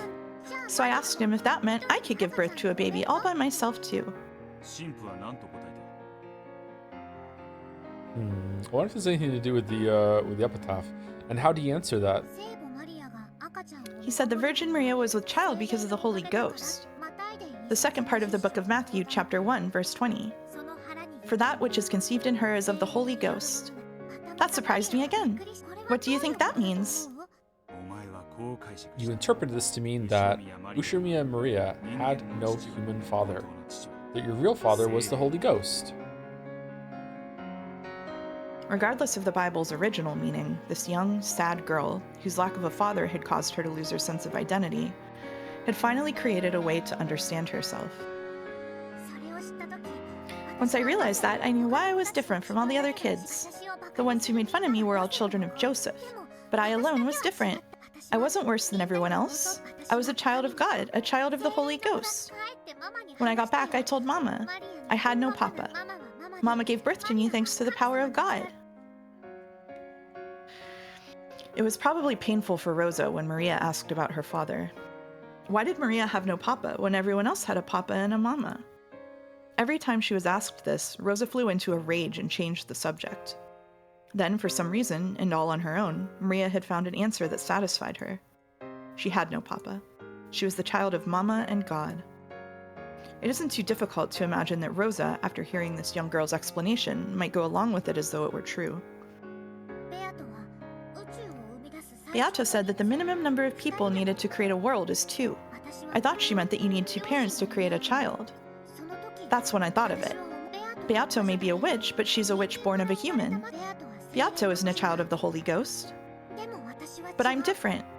I was born from Mama alone. I was born of the Holy Ghost. Beato can't create a universe without me. But God is always by your side. I can make a universe all by myself, along with the Holy Ghost. Beato called me the Witch of Origins, and she also said that eventually I might become a creator who could create anything alone. All by myself, I can create something out of nothing. Beato can take that and extend it into infinity. Angie was the witch's apostle who would spread the word far and wide. And that was Mariage Sorcière. Sorry, There's a I huge tried. difference. You did fine. Oh, did There's I? a huge Okay. difference between one and infinity. That's why Beato is so great. However, compared to the difference between existence and non-existence, one and infinity are nearly the same thing. I am the child destined to become the best witch. No, the greatest creator in the world. Mariage Sorcière was the nest to prepare me for that. I am Ushiromia Maria, Maria who stands by God's side.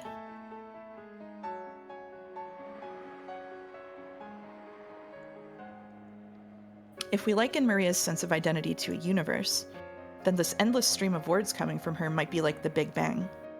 She spent so long tormented over how to interpret her lack of a father. Then, by chance, she saw a line in the Bible that looked like it secretly referred to her, and she finally formed an understanding for herself. The sad girl, who had hated herself for being different from all of her classmates, finally found a meaning for her existence. At that moment, Maria's universe, which had once been nothingness, was born as a clump of ultra-hot, ultra-high-pressured energy. Then, later on, she went to Rikkenjima, met the endless witch who called herself Beatrice, and the clump of energy exploded in a big bang, giving birth to their magical compendium. That was the universe known as Mariage Sorcière.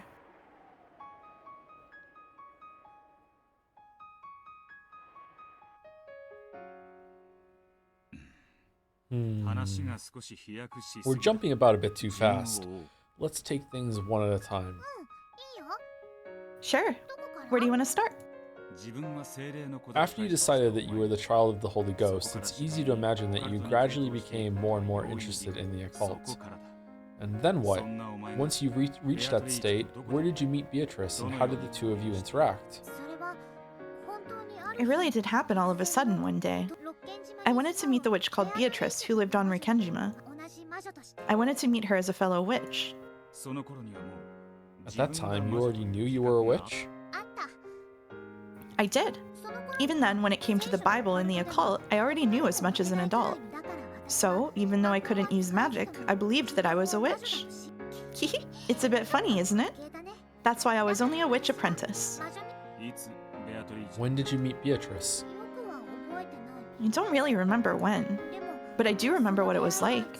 It was really, really sudden.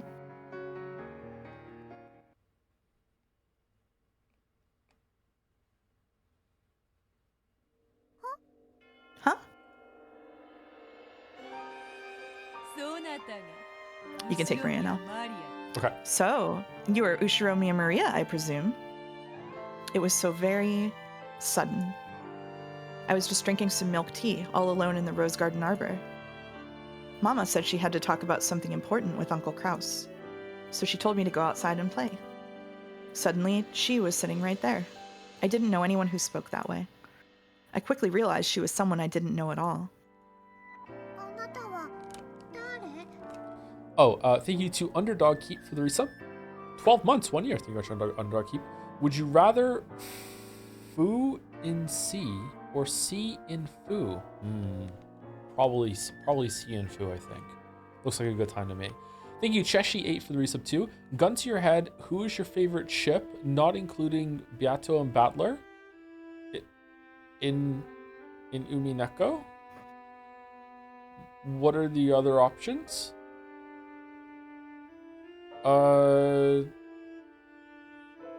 Probably Rosa and that guy from the hotel. Thank you to Damn Nilucid for the new sub. Thank you very much. To Damn Nilucid. Welcome. Thank you very much. Not even Ava and Hideyoshi? That's not a ship. They're together. So were Rosa and the guy in the hood? Okay, whatever. I don't know about that.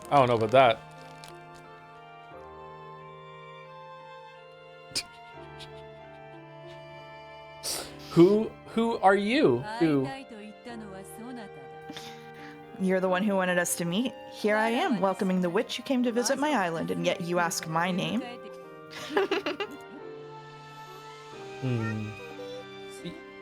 Beatrice? Precisely. I am Beatrice. Yeah, that is pretty sudden. Yeah, really, really sudden. There are witches and spirits right next to us all the time. They just choose not to show themselves until you are really spooked by a horror movie. And when they do show themselves, it's always sudden, as though they've been there the whole time. That's what I learned that day, Saku gasped. And then, you and Beatrice became friends? Yeah, she stayed and chatted with me the whole time until Mama was done with her work.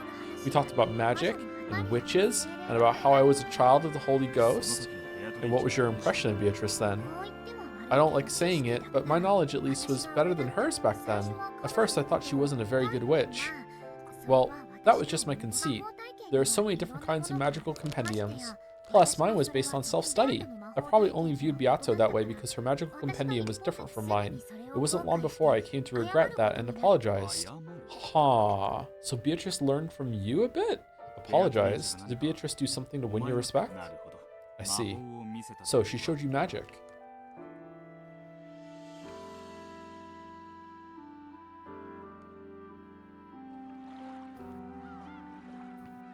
We moved to the beach and talked lots, sitting at a table under an umbrella. Very interesting.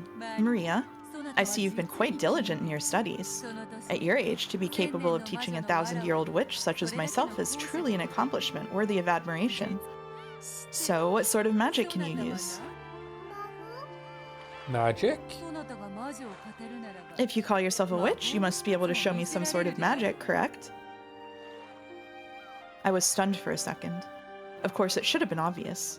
I was a child of the Holy Ghost, and since I'd studied so much of the occult, I was also a witch, not a human. Until that day, I'd been so sure of both of those things. So when I was asked what sort of magic I could use, it left me in a daze. When one knows of magic and can speak of it, they finally reach the rank of apprentice. One is only a witch if they can put such knowledge into practice and use magic, correct? So, I'm not a witch yet? You've studied well, and I can sense a very rare talent within you. One day you may become a witch so great that even I could not compare. Or perhaps even a creator, as you have told me. However, you're still young and immature. You are, yes, you are an apprentice. A witch apprentice, you might call it. So does that mean you can use magic, Beato? Of course. I couldn't call myself a witch otherwise. Incredible. Show me. I want to see your magic. Until this day, Maria had never doubted the magic-themed idea that she was the child of the Holy Ghost. However, no one had ever proven to her that occult phenomena actually existed. Maria could create a universe all by herself. However, she wanted to share it with a second person so that she could believe in it even more strongly. Once, I could have drawn a rainbow in the sky, transformed it into 7 colors of candy, and eaten them at my leisure. However, my power has weakened so much that I cannot even preserve my form to my satisfaction. You told me about that. You can't use your full power because of the shrine. All you can do is put candy into overturned cups when I'm not looking. It will take quite some time before my power returns. At this moment, I can't turn rainbows to candy. However, perhaps I can show you a bit of that power with some simpler magic. I want to see. I want to see your magic. Very well. However, I must ask for your assistance. As I have already told you, no matter how pure your soul might be, all humans are tainted and filled with a toxin that resists magic. Yeah, I remember. You told me about the anti-magic toxin. It wasn't in any of the books I've read. You must really be incredible to know so much. Beatrice lifted up an empty teacup, then turned it around in front of Maria to show that there weren't any tricks or strings. Right, the magic to make candy appear inside an overturned cup. How did you know? You're incredible, Will. You even know about witch magic. It's the most basic sort of witch magic, after all. It was just a normal cup without any tricks in it. I wanted to see true magic.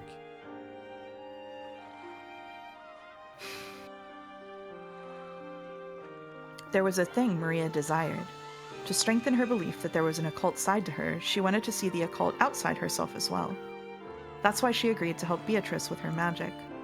She didn't want her own toxin to ruin her chance of learning the miracles of magic. Good. Then try looking inside that cup.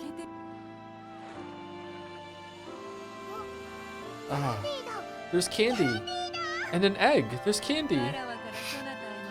As a gift to mark my meeting with a new witch, and as a sign of our friendship, I offer this to you. This was a true miracle of magic. For the first time, I felt shame and embarrassment at my conceit. I could feel that sense of omnipotence disappear, the idea that I was the child of the Holy Ghost and the most important and special person in the world. Instead of a child of the Holy Ghost who can't actually do anything, I'd rather be a witch who can use magic. Ushiromiya Maria wants to become a witch, starting off as a witch apprentice. I was already fascinated by Beato. Why is Will such a well-adjusted person? Every other detective is some kind of loon. Oh, because the story's not fucking around anymore.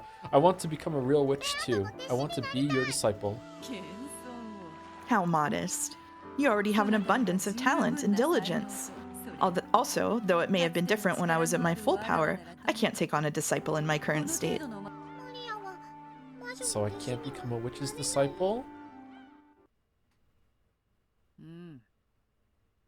Correct. You cannot become my disciple. However, you can become my friend. Really? Indeed. From this point forth, we shall be friends. Let us continue to discuss the deep and profound world of witches. Ooh! Thank you, Beato. Can I eat this candy? No, let that be a souvenir. Instead of eating it, keep it in that adorable bag of yours. Okay, I'll eat it at home. Ooh, ooh, ooh, ooh, ooh. Maria, that candy was brought into being by magic. Therefore, it is fragile. If you deny my existence with that toxin of yours, it'll melt and fade away. Didn't say the line. Ooh. I was waiting for you to say the line. No, I don't want Beato's precious magic to disappear. Then be sure that you do not forget your meeting with me. As long as you keep a little promise with me, I shall be here to greet you when you return to this island. Ooh, I'll keep it. What's the promise? Well, to start, when you get home, wash your hands, then rinse out your mouth. You must not complain about this, for it is an important part of a witch apprentice's training. I'll do it. Every day when I come home, I'll wash my hands, I'll rinse out my mouth. If I do that, will I see you again? I promise it. If you keep your end of the promise, your body will be cleansed and I will regain even more of my magical power. If that happens, I'll show you even more incredible magic the next time you come. Ooh, I'll keep my promise no matter what. Better mom than Rosa? I'll do it. I'll become your friend and a witch apprentice. Your resolve is heartening, Ushiromiya Maria. I hope you will grow to become a full witch and my close friend soon. Basic hygiene gives you magical powers. I mean, in a way, yeah. You should try it out. I'll take Maria again after this. Okay. I think that was the first time I met Beatrice. And was that candy still there when you got home? Yep, but I doubted a little, so it was all melty. I regretted almost doubting her. If I doubted her more, the candy would have disappeared completely. I almost lost the proof of the magical miracle that had happened before my eyes. A piece of candy melted? I think it was more of a caramel than a normal candy. It was all lumpy, just starting to melt. Oh, Will has a streak of red like Bite-chan's new version. About what time of the year did this happen? I'm not too sure, but I remember that the milk tea had ice in it. Why does that matter? Never mind. Did you tell Rosa about your meeting with Beatrice? Yep. I told everybody about it at dinner that day. Uncle Kraus laughed at me. Then Mama, who was sitting next to me, got mad and told me to stop talking about it. Ooh. Next to you? By your family's ranking system, your seat shouldn't be next to Rosa's. It wasn't a family conference. It was when just Mama and I came to visit. So there was only Uncle Kraus's family, Mama, and me. There were fewer people, so we didn't sit in the same spots as a family conference. Yeah, dumbass. And Rosa was sitting in the seat next to you. Yeah. Why does that matter? It doesn't. Have you ever met with Beatrice outside Rekinjima? No. After all, Beato's body is fragile. But not that fragile. So she can't go wherever she wants. I said I wouldn't mind letting her possess me, but she said she couldn't because she couldn't leave the island. And after that, you met her every time you came to Rekinjima? Yeah. We became really good friends. The more I talked to Beato, the more I realized what an amazing witch she was. She showed me wonderful magic every time I saw her. Then she told me about a magical compendium that was different from mine, and we both talked together about the mysteries of magic. I wanted to reach her level as soon as I could. I wanted to become the kind of witch Beato was. Did you ever introduce Beatrice to your mother? Nope. She said Mama's toxin was too strong, so they couldn't meet each other yet. Almost all adults are no good when it comes to the toxin, because they're all tainted. Was anyone other than you able to see Beatrice? They couldn't at first. She said her magical power was weak, so her body would crumble if even a little bit of the toxin reached her. But she gathered magical power bit by bit, and she could eventually appear in front of other people who had small amounts of toxin. And who was that? There weren't many of them. Just a few of the servants. Specifically... All of the servants here today. Ooh? But not Goda-san, I think. So there were 4 of them. Genji, Shannon, Kanon, and Kumasawa. And Dr. Nanjo, too. Apparently, they would sometimes come to visit Maria and Beatrice's witch tea parties. Of course, they had only come by for minor things, like bringing some more tea. However, they were certainly aware of Beatrice and even talked with her. How did the servants react to Beatrice? She was a guest who shouldn't have existed. Weren't they surprised? Of course not. After all, Beatrice is the other master of the mansion. She said that the servants treated Beatrice as an honored guest, and sometimes they were permitted to witness new miracles of magic along with Maria. So, on the Rekenjima of 1986, the ones who could actually meet with Beatrice were you, Nanjo, and the 4 servants excluding Goda, for a total of 6? Yeah. Beata said she'd need to store up much more magical power before she could appear in front of anyone else. Oh, did I miss Sumari? I'm sorry. So she intended to show herself in front of more people sometime in the future? Yep. She said the day she made all of the humans acknowledge her would be the day of her resurrection.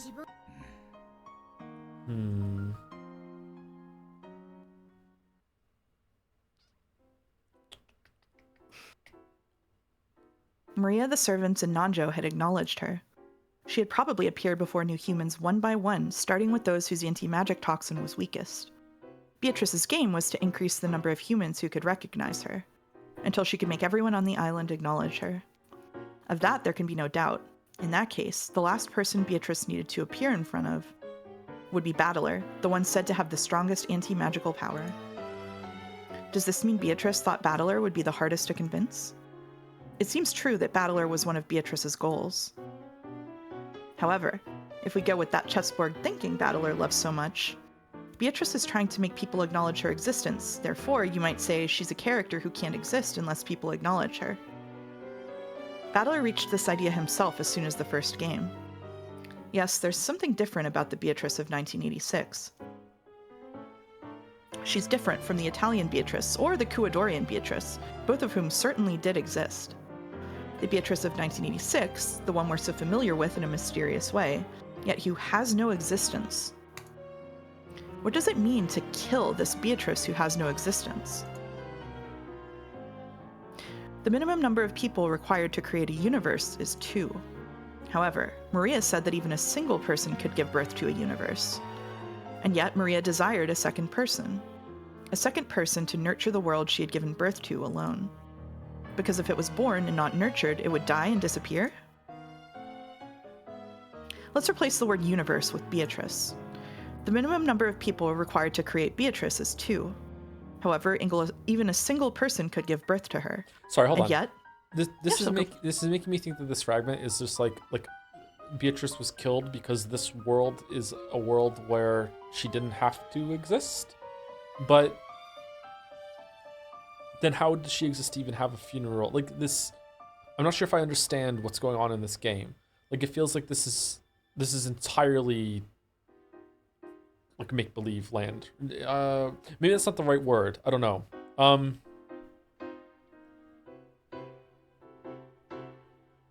It's like many of the characters or pieces here have like it's almost like seeing the characters embody like a director's cut ending where you get to see more about them. Like it's almost like they're embodying multiple timelines at the same time. They have knowledge of a time when Beatrice was around, but then they're also in this world where she didn't have to be there. I don't know what's going on right now. I like it, but I'm a little uncertain. I'm a bit confused. Huh. Okay, sorry. Go ahead. And yet that single person desired a second person to acknowledge the Beatrice created by the first person. That meeting with the second person is the scene Maria has just described. The single person who created Beatrice looked for a second person to acknowledge Beatrice, and selected Maria. We don't need Furuto Erika's heartless reasoning to know that the teacup magic was a sleight of hand. Wait, it was? Maria... I'm so sorry you had to find out this way. Maria, believing in the story about the anti-magic toxin, would close her eyes whenever magic happened. Any sleight of hand would be possible while she had her eyes closed. The caramel Maria had been given as proof of her meeting with a witch had melted a little because Maria had doubted. In a season where one was likely to put ice in their tea, it was only natural for a caramel left in a bag to melt. Ushiromi and Maria. These are the mysteries that get spelt out plainly in the text. Yes. These are the ones that get... Okay, all right. There's still an episode and a half to go. Ushiromi and Maria, the girl who's too trusting and will accept a story easily. Beatrice appeared first in front of this girl who had, in the language of witches, very little of the anti-magic toxin. The creation of Beatrice can be thought of as an egg being laid. When a single person creates her, it's little more than a daydream. She's still inside the egg. If and only if a second person acknowledges her, the shell will crack and she'll appear. She'll only appear if a second person comes to warm the egg. Not how eggs work at all. When Maria acknowledged Beatrice, she finally hatched and the chick was born. In that case, Mariage Sorcière, which nurtured Beatrice in her magical compendium, was like a nest. This is Beatrice, a woman with a dignified presence, who calls herself the Witch of Rekenjima and who claims to have lived 1,000 years. That sounds less like the chick Beato, who appeared in the previous game, and more like Beato the Elder. So did the meeting Maria has just recounted mark the birth of Beato the Elder? Her hair is so long, wow. Mm-hmm. The egg itself had already been created by the first person. Between then and the meeting with Maria, it matured immensely inside its shell into a character with the dignified presence of 1,000 years.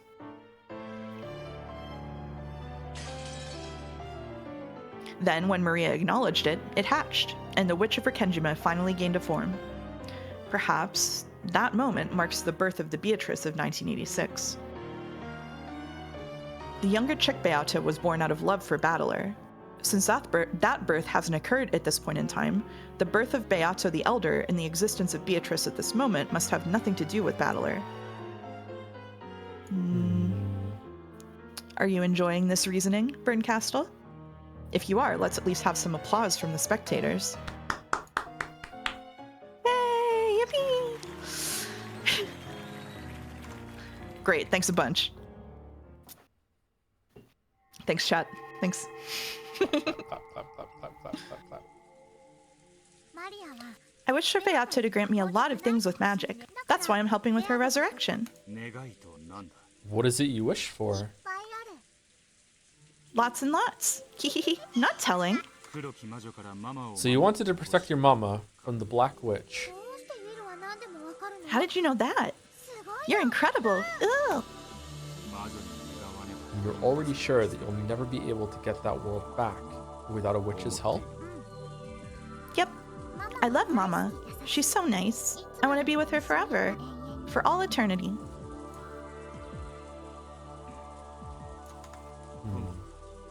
Now I'd like to hear about Mariage Sorcière. Do you know it took me until this stream to realize that that begins with Maria? Because I just saw the word marriage instead every single time I saw it. What's wrong? Don't want it. Huh? I'm thirsty, so I'm gonna go get something to drink. See you later. Maria became suddenly formal, bowed her head, and left without waiting for a reply. It was a very un-Maria-like thing to do.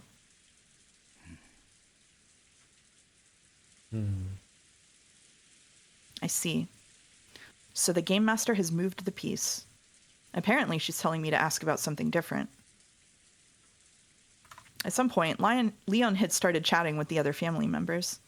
Jessica seemed to be getting irritated at having her butt pinched so much, and George was trying to calm her down. Jessica and George. Guess I'll hear their stories next. Compared to Maria, the anti-magic toxin is very strong in these two. At least at the beginning of the other games, they didn't acknowledge Beatrice. Maria showed me the point of view of one who believes. Now to hear from those who don't. Should talk to Goda instead, in my opinion. Goda. All done? Goda. Yep, next chapter. Chapter 2? Okay. Yep. I am those three. Interesting. Okay. Goda. Thank you to Dawn to the Dawns for the bits. The formation of Mariage Glorpier. Ooh, all the glorps. How many glorps do you have Mariage now, too? Glorpier. Glorps are expanding. There's a glorp sit, too, so I think at least 3. All of the Sitting glorps. Good to go? I want to hear Goda's side of the story. That's a wacky bee plot. Goda hasn't been important for 6 episodes and counting. There's no way. Goda's just here. Just here. Would you like to know what Goda's role was originally supposed to be when they were first writing this? Is that going to be spoilers? It's not relevant to the central part of the plot. It's just what they were going to do with him. Sure. Natsuhi was going to have an affair with him. That was written out. I could not see Natsui having an affair. Really? That must have been a way different Natsui. Yep. That's crazy. Just too much of a square? True. Did he even read up so far? That's true. Natsui did have an affair with Kinzo, so maybe she would. True. So true. Wow. Anyway, I'm good to go. Whenever you're ready. Did Mouse just spoil that Natsuhi and Goda aren't having an affair? I'm so sorry, chat. I'm so sorry. I regret my words and deeds more every day. You're so right.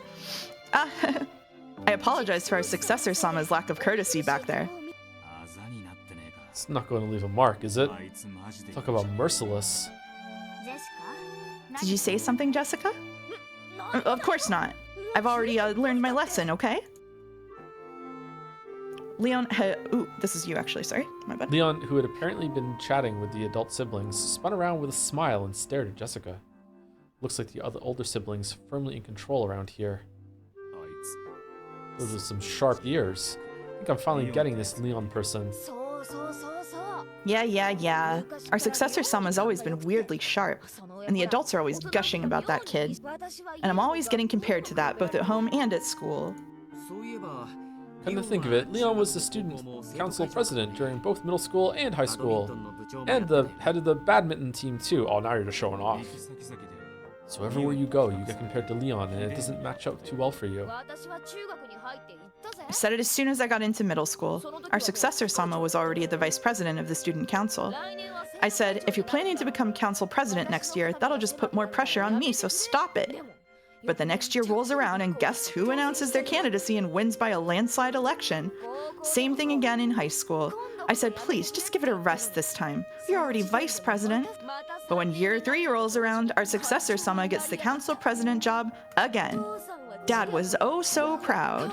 Mom kept saying, now you make sure you do your best as a little sister over and over and over again. Ugh! And then they banned Xenogears talk. But even so, you were still proud to be Leon's little sister, weren't you? It's not like I ever thought of it that way. Yeah, of course not. Why would I? It can be tough to be compared against perfection. But other people are other people, and you are you. There's no point letting it get you down. Live how you want to with all you've got, and you'll be fine. Of course. But Mom and the others are always going on about how I need to follow in Ushiromiya Leon's footsteps as a little sister. They keep telling me to go join the student council to go play badminton. You don't play in a rock band, do you? What? Shush! That's a secret, okay? Apparently, she's keeping it a secret from her family. It's a secret. Interesting. People tend to blame things on their family and how they were raised. This Jessica girl always likes doing the same thing, even in a different world, in a different family. It's admirable that she has such a true and constant interest in something. I loved it. That petton song. That Dokion song. Wah! Shush, shush, shush! Nothing wrong with the extraordinarily accomplished sort like Leon, but kids who act their age do have their charms. True. That's the best way to go through life. Enjoy your youth to the fullest. Thanks. Apparently, no one had ever told Jessica that they approved of how she lived, and the direct way Will had put it made her turn red and hang her head in embarrassment. I want to ask you two now. The same thing you just asked Maria-chan? Yeah. Please tell me everything you know about Beatrice. Well, you can see how much Maria-chan loves witches and the occult. For her, Beatrice is a symbol to be admired, like an anime heroine. Whenever some trivial thing happens, she believes it's some witch pranking her with magic. You really are an adult. And so is the fact that you've never had to say that to Maria, even if you think it. Of course. Childhood dreams only happen when you're a kid. I think respecting that precious experience is an adult's responsibility. Looks like the two of us will get along well. This is devastating. George's position was that Beatrice was nothing more than a fairy tale. However, that phrase, respecting a child's dreams is the adult thing to do, that might be worthy of further scrutiny. When she got the candy from Beatrice by magic, Maria probably got excited and told George and the others. Then, the adults followed his lead and actively supported that story, as adults should. However, we can conceive of a similar situation coming up besides an adult interacting with a child. For example, what about a subordinate interacting with a superior? If Kinzo, tyrant of the Ushiromiya family, claimed that Beatrice existed and had revived, perhaps the other members of the family would actively support that story, as his subordinates should. Though Beatrice only appeared directly in front of a limited number of people, it's probably safe to say that the concept of her existence penetrated deeply within the Ushiromiya family, even among those who had never seen her. However, no matter how deeply that concept penetrated, she was only viewed as a sort of fairy tale character. It would be necessary to transform the concept of the character from an imaginary fairy tale into reality. So, a person attempting to do this would need to perform acts that no one could explain without magic. These acts were the witch incidents, starting with the window opening pranks played by Beato the Elder, and ending with the closed room murders. That escalated. Beato the Elder talked about this, saying that the anti-magic power filling the mansion would be weakened bit by bit the more she made her existence known. Beatrice, why were you willing to go so far to make everyone besides you accept your existence? Because that fiction will become the truth if everyone acknowledges it? Because at that moment, a being called Beatrice will be acknowledged and will become human? In that case, until Beatrice is acknowledged by all people, she's less than human. She's furniture. Why would furniture want to become human? I seem to remember this being a theme in the previous game. It's because they want to gain a right. Furniture cannot so they try to become human because they want the right to It's extremely simple. After all, it's directly connected to the reason Chick Beato was born in the first place. Sorry. Should have kept myself muted. I see. I understand, but it's complicated. Fucking complicated. Yeah, you can't neglect the heart. I feel bad for saying this at Beatrice's funeral, but the truth be told, I don't know enough about this person called Beatrice to tell you much about her. My apologies. Jessica-chan does live here, so she might know a little more than I do. Speaking of which, have you introduced yourself to this gentleman yet, Jessica-chan? Nah, not yet, actually. There's this idiot going around pinching people's butts, so I didn't really have the chance.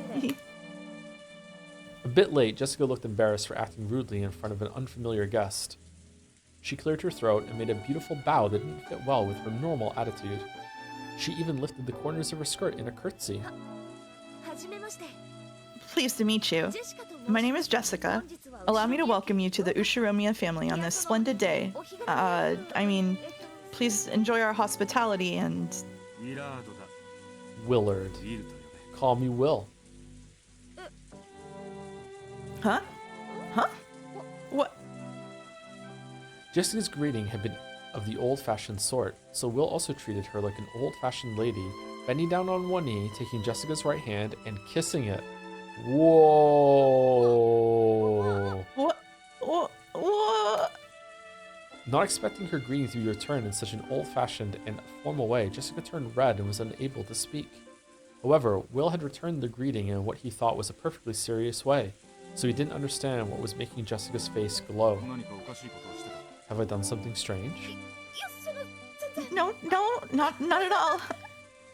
I want to hear what you know about Beatrice. A sparkle leaked around the edges of Will's right hand, which was grasping Jessica's hand.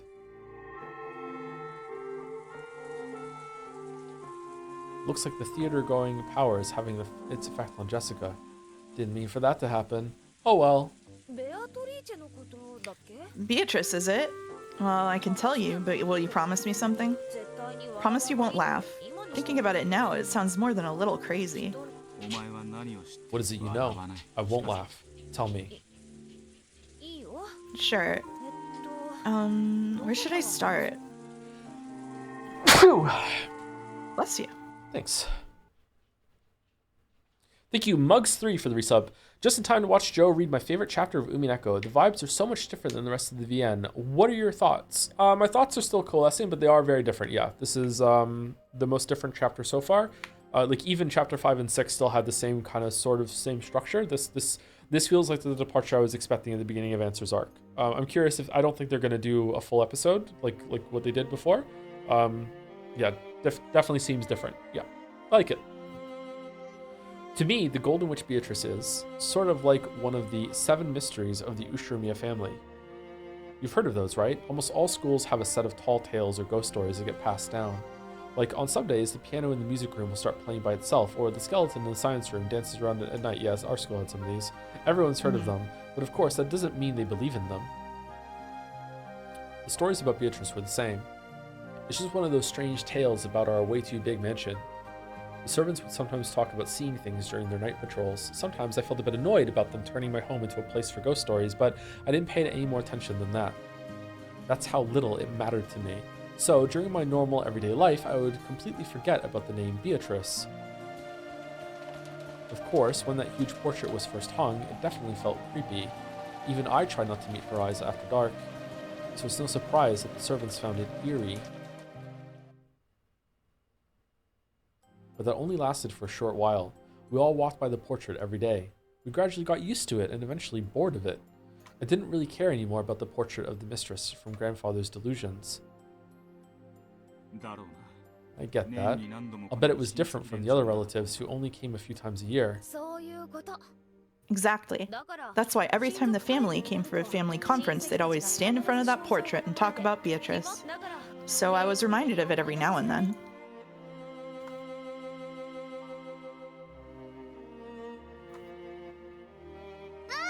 Ooh, Beatrice!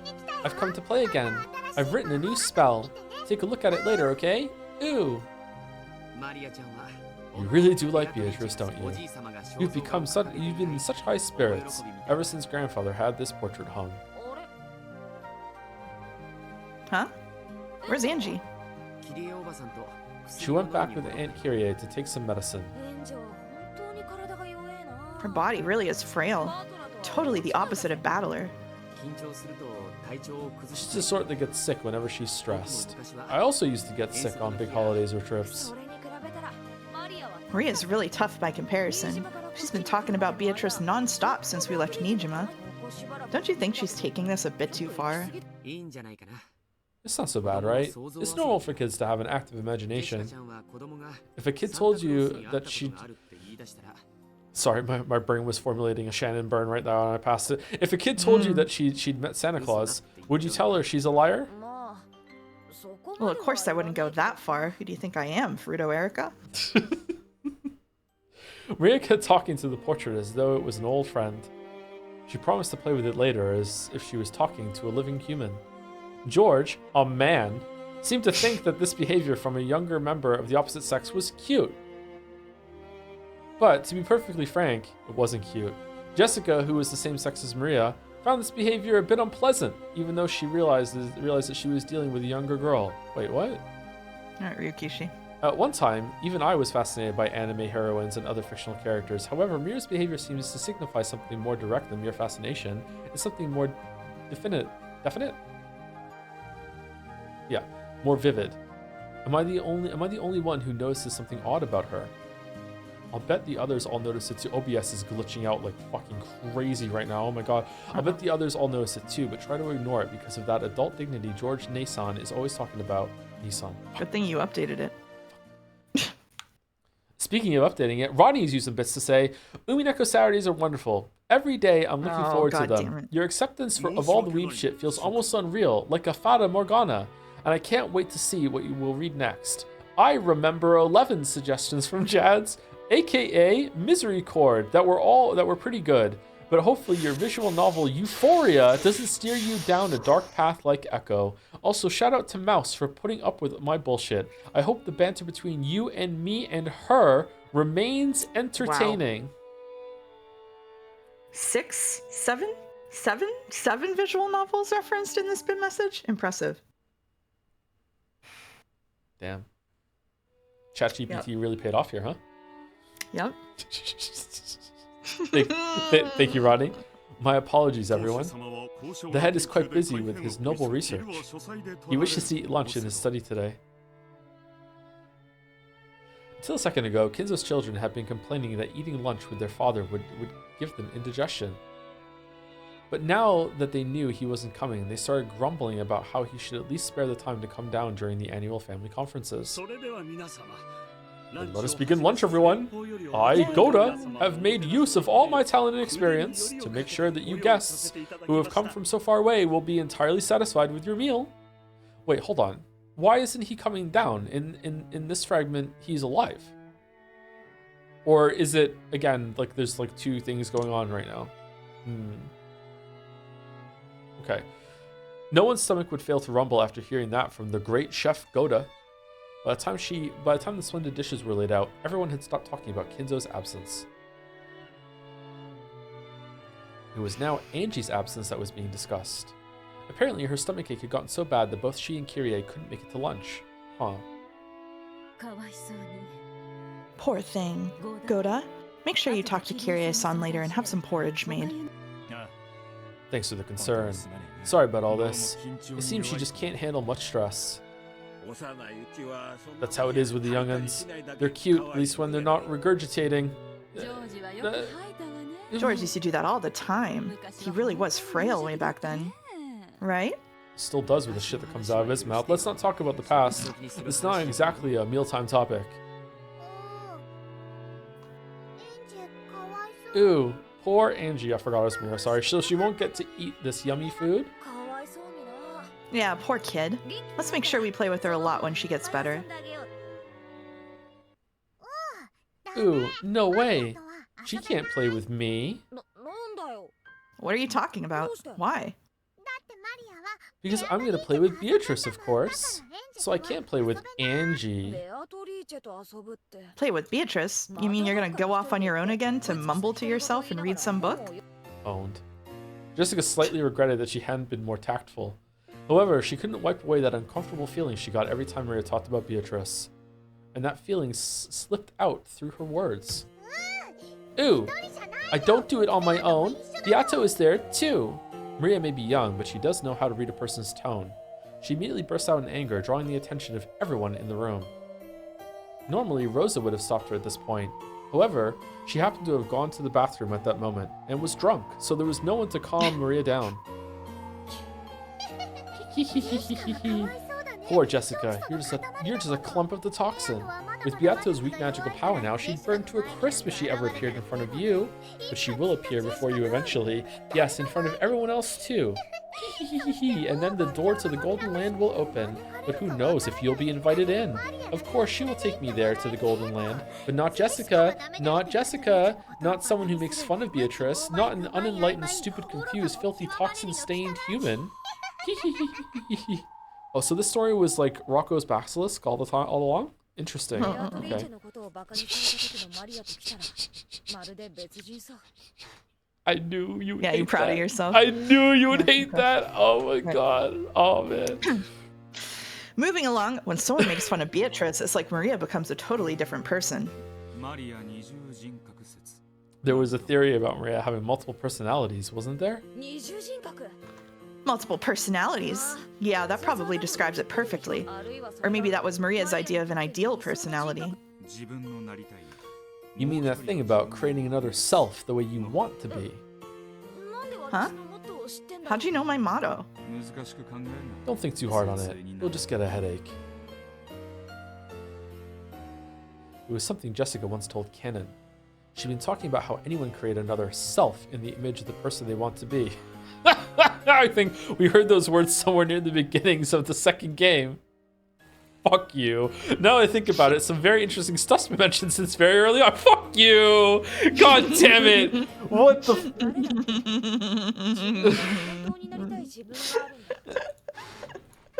It's not too late to go back and reread it all. What do you think? Everyone has a self they really want to become, but they can't do it. Their current self is always surrounded by their lifestyle and the limits placed on them, so they have no way of changing themselves. True. Changing yourself means changing your environment as well. It's not easy to do. So my idea was to leave who I am now alone. I'd create another self, one that I really wanted to be. You felt suffocated, forced to live the life of a rich family's daughter, and you envisioned the self that you wanted to be. But I couldn't do anything outlandish at home, of course. Mom would just start yelling at me. So I made my plan. At home, I'd obediently do what my parents said, but I'd also create a second self to do what I wanted. At home, you did everything your parents told you to, and outside, you did what you wanted. That's a good way to live. Is it? You should be proud. So you're fucking persona social linking right now with everyone on this island, huh? That's what you're doing? That's just farming notes. Okay, all right. Thanks. And well, if there's something you really want to be, and if you really work for it, it's easier to do than you'd think. I figured Maria was pretty much the same. You think Maria's doing the same thing when she gets excited and starts talking and talking? Sometimes, I think that's the person Maria really wants to be. As the youngest member of the family, she is adored, but not respected. Every time she learns something, there's always someone in the family who already knows it. She doesn't get to show off her knowledge about anything. Whenever she does learn something new, we try to smile and praise her, but that might actually have hurt her. Isn't Angie the youngest member? So Maria wanted to become an authority on something.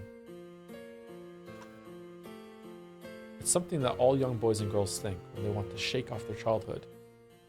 It's not a bad feeling when you learn something new and your parents praise you. But when you realize that your parents already knew that thing, it sometimes feels like they're talking down to you. Like George, when a kid learns that their one-digit times table, their parents will probably praise them. However, inconsiderate parents will sometimes ask mean questions like, then what is 11 times 11?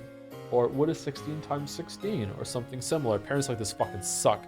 If that happens, the kid will lose his feeling of accomplishment and will start to feel as though he could never surpass his parents. So, it's easy to guess why Maria got interested in the occult, something no one else knew about, and started learning more and more about it. I think the person Maria wants to be is an authority on the occult who everyone respects. If she talked about the occult during her everyday life, Rosa would hit her. So, like you, she's been hiding this other self most of the time. That's what I think she's doing at times like this. Maybe I should say that this is her real self slipping through the cracks to cover up her normal self. Actually, I've had some experience with that myself. I've thought at times that it'd be nice to become a frail, secluded lady, so I'd pretend to cough a lot, and it sort of became a bad habit. What the fuck, Jessica? What the fuck are you talking about? Because everyone would be nice to you if you started having coughing fits? No. Whenever the conversation turned to something I didn't like or something that made me feel uncomfortable, I could do that to change the subject. I see. And that's another self you wanted to become. That one's fun to go back with a reread on, by the way. Like, yeah, Chad's saying it. Like, didn't she like collapse at some point because of the asthma? Was it fake? Like, what? Like, is this just retconning the fact that she was only selectively asthmatic? Is that what this point is? Like, what the fuck is this? Okay, all right. Let's just continue. It's fine. Yeah, I'd appreciate it if you didn't tell anyone about that. Then, just what is Maria's other self? An authority on the occult who can out-argue even adults? Or else, does it have to do with her relationship with witches? Either way, denying Beatrice in front of Maria is clearly taboo. This is the opposite. I've told the story on chat at least once before. This is the opposite happened when I was a teenager. There was a whole year that I had a cough that was persistent and wouldn't go away, and my parents thought they called it my sarcastic cough, and they thought I was coughing because I wanted them to quit smoking, and they wouldn't believe me when I said to them, "No, I can't stop coughing. It's a real cough," and it really was a cough. It really didn't go. It really wasn't me faking it. I really had a cough. Fucking, we went on trips and shit, and I would cough in front of other family members, and they would be like, "Is he okay?" And they were like, "Nah, it's just a sarcastic cough because he wants us to quit smoking." And I'd be like, "No, it really is a cough. I can't stop coughing." And then it just got better like a year later. Yeah. That's fucked, man. I think I was 14, something like that. I think it was when I was 14 to 15. Yeah. In her search for something more than her everyday life, Maria found it in Beatrice and inside herself. In that case, is going to the Golden Land with Beatrice Maria's wish?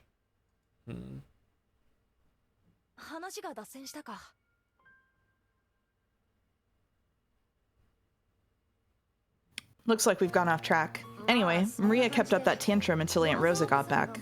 I should have let her be, but I fought back. You said there was no way Beatrice could exist? Something like that. If she exists, then just let me see her. Of course, once Maria started crying, I realized I'd gone too far. And then... At the end of the family conference, I was the only one still upset. Maria acted as though nothing had happened. Instead, she went off somewhere on her own and came back talking happily about how she'd played with Beatrice again. Everyone, me included, decided not to contradict her. By that time, it was best to just accept it and ignore it. Is that all you have to say about the family conference? And about the conference, yes. What I want to talk about is what happened after the conference was over and everyone left. Thank you to Huli Godot for the bits. Zero Escape, followed by Siggy3. That is a suspicious follow-up. 1-2 punch there. Huh. Siggy3 with the resub. Everybody. Thank you, Siggy3. Thank you, No Hope, for my... Queer ass. Thank you very much for the resub. Got too sloppy and chucked my hooch at the polycule land party. What? What? What does that mean? What a vivid picture it paints. What a vivid picture it paints.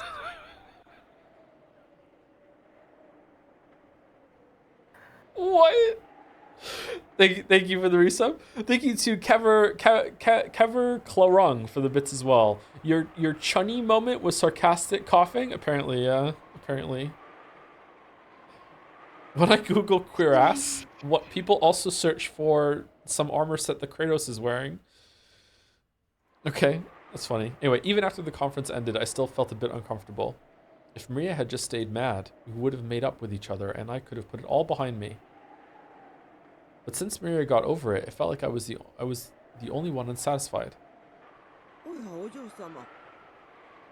Oh, you can take Kumasawa, actually. Okay. Oh, milady, why the gloomy face? Oh, it's you. That's nothing important. Did everyone make it back okay?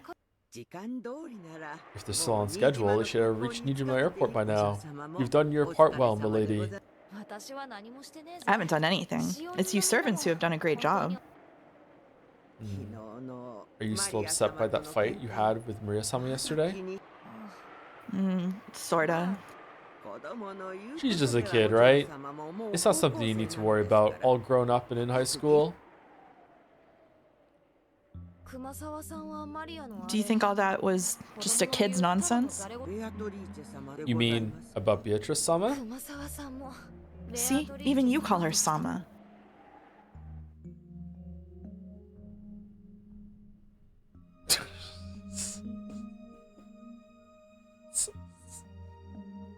Sorry, it's a horrible message I just read.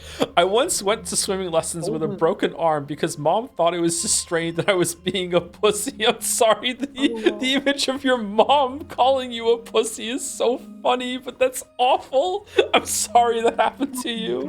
Who the fuck does that to their kid? Rosa mom? Holy fuck. I'm sorry. Holy shit, man. Joe, be nice, you horrible. I am being nice. That's terrible that happened. That's awful. Marble for them? No, that's too far. Beatrice is the name of grandfather's mistress, the person he's still infatuated with. I realize that as a servant, Kurosawa-san can't speak of her indiscreetly. Still, that's now become the name of the fictitious witch who lives in this mansion, and it's almost natural for people to call her Sama. Beatrice is just a ghost story created by the adults to stop us from wandering into the forest. Maria just thought it was interesting one day and decided to act like it was true. Oh, if you say such things, you'll end up regretting it. After all, Beatrice-sama exists. Again, when you say stuff like that, you're just freaking me out. I may not be George Nissan, but I'm not going to go around shouting that Santa couldn't possibly exist. But that doesn't mean he actually exists. Whoa! You'll find you're wrong there, milady. Wrong? Oh yes. The gods dwell in all things. In the same way, Beatrice-sama dwells in this mansion. Like the gods, Beatrice-sama will do you no harm if you respect her. As you say, it will be as though she doesn't exist. However, if you ever fail to show proper respect, her curse will descend upon you. Of course, this doesn't apply only to Beatrice-sama. It's Santa Claus as well. If there's a curse, let's see it. I'd just love to meet her. Milady, you mustn't say such things.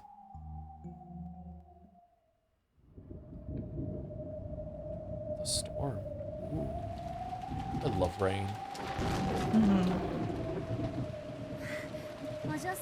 Oh, milady.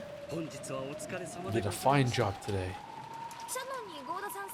Shannon, Goto-san. You guys know about Beatrice, right? Huh? Well, I do know of her, of course. Why do you ask? The two looked at each other. They looked like a pair who had just heard a clueless person suddenly utter a forbidden word. Let's have it straight. Does she exist? That ghost? If it's a question of whether she exists or not, I would have to say that she doesn't. Probably. I'm sure she exists. Why? Have you ever met her?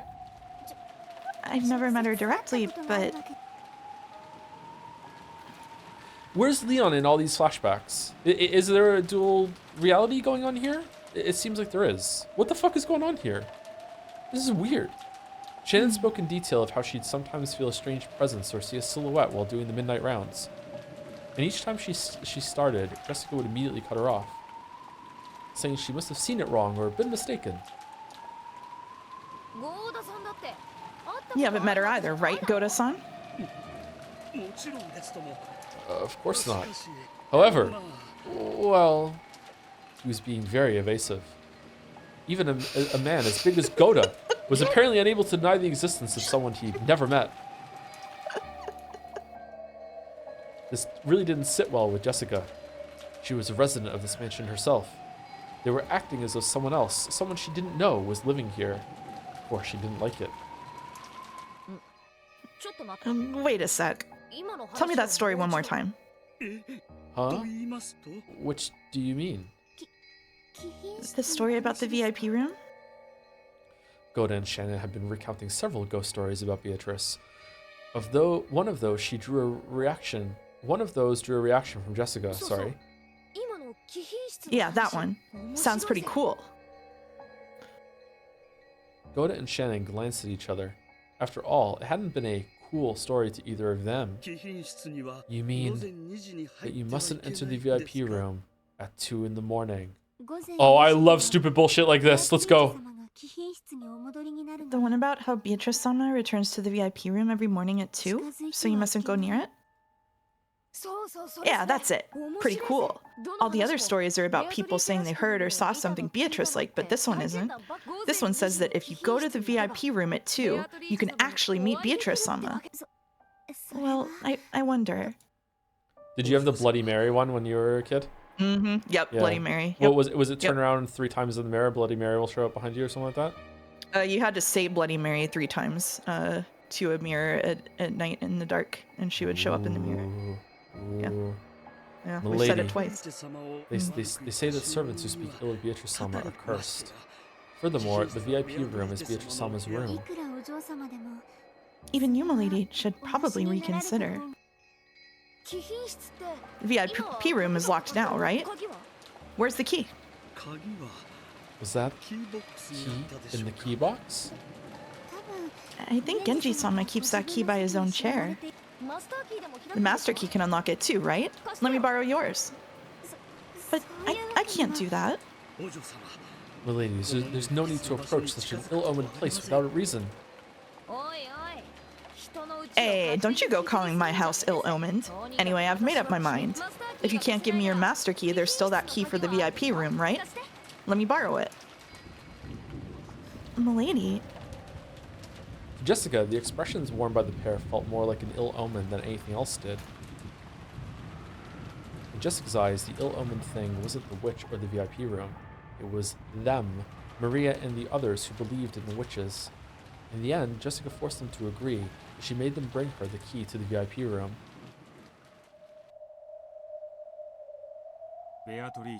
So you went on a classic test of courage to see if Beatrice would really appear in the VIP room or not. Pretty much. Still, I wonder why I was so fixated on doing it. I must still have been brooding over that fight I had with little Maria.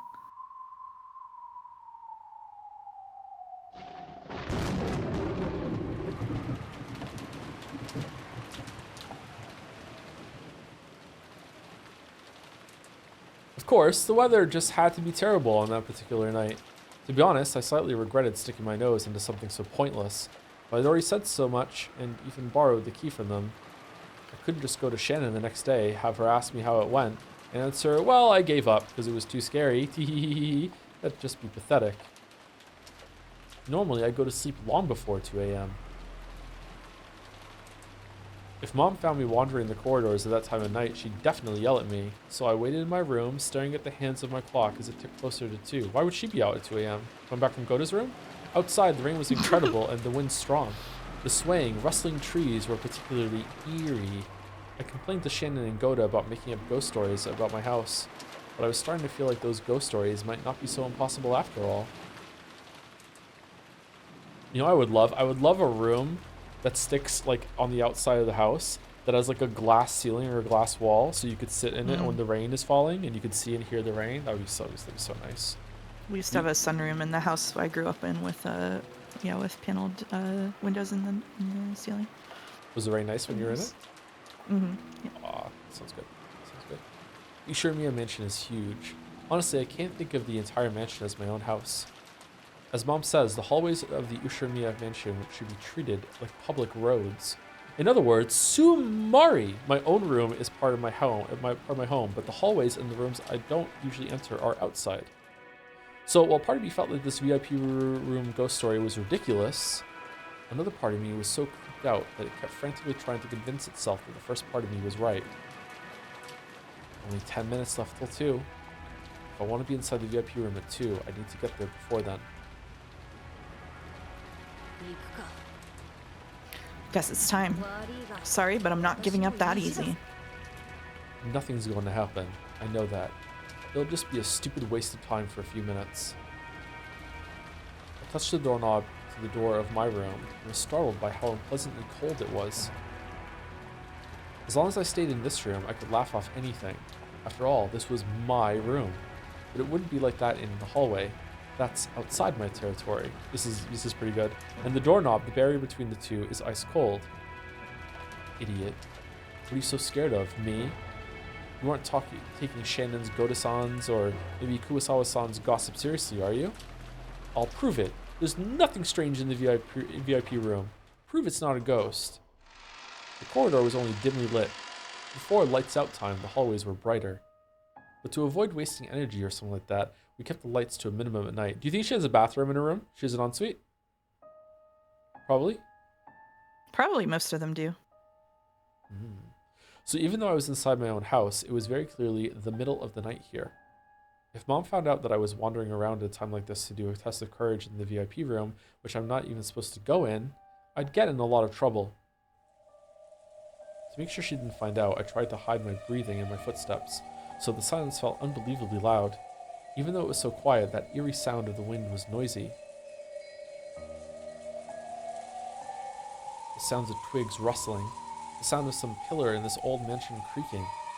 What's that sound like a beak tapping against glass? Though it was so quiet, all of the little suspicious sounds made it seem noisy. Damn, I'm an idiot. Why couldn't I have brought a flashlight at least? A flashlight to use inside my own home? Huh, that's even more idiotic. I mumbled this to myself, hoping it would drown out the sound of the wind just a little. I'm not alone because the TV's on. Then, I saw it. The door to the VIP room. This was the VIP room, the room for important guests. However, as far as I knew, it had never been used before. None of the guests who came to this mansion were important enough to be given use of this room. Though I'd been clutching that key the whole time, it didn't feel warm at all. It still ruthlessly and icily tormented me. Or maybe that was a warning. If you go back to your comfortable room and hide in your bed, then this night will pass like any other. Don't mess with me. I can't give up after coming this far. Even though the key was freezing in my hand, telling me to go back, it slipped into the keyhole quite easily.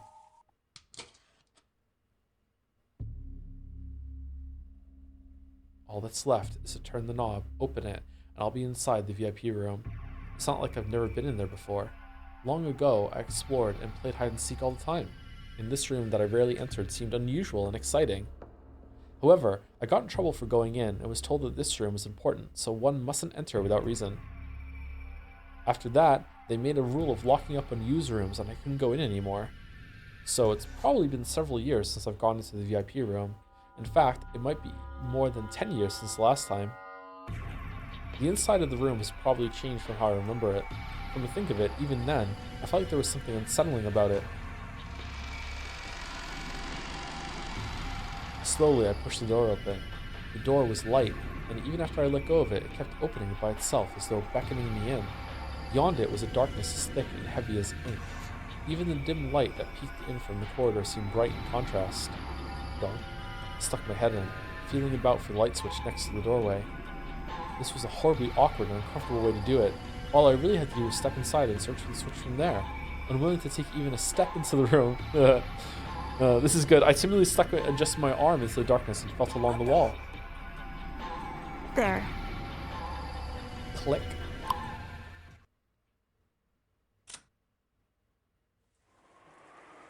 The switch, which was hardly ever used, felt stiff and lifeless. However, once the light turned on, the darkness vanished in an instant. And there, exactly as it had been, as though not a thing had changed in all these years, was the VIP room. The curtain and bed cover might have been slightly different, and maybe the chairs and the like had been changed too. Still, if I had to put it in words, I'd call it the feel. The stiff, lifeless feel of this room hadn't changed. If I hang around here, someone might find me. I'd rather not have Mom find me here. I readied myself, and though I couldn't even bring myself to enter this room when the lights were out, I finally entered.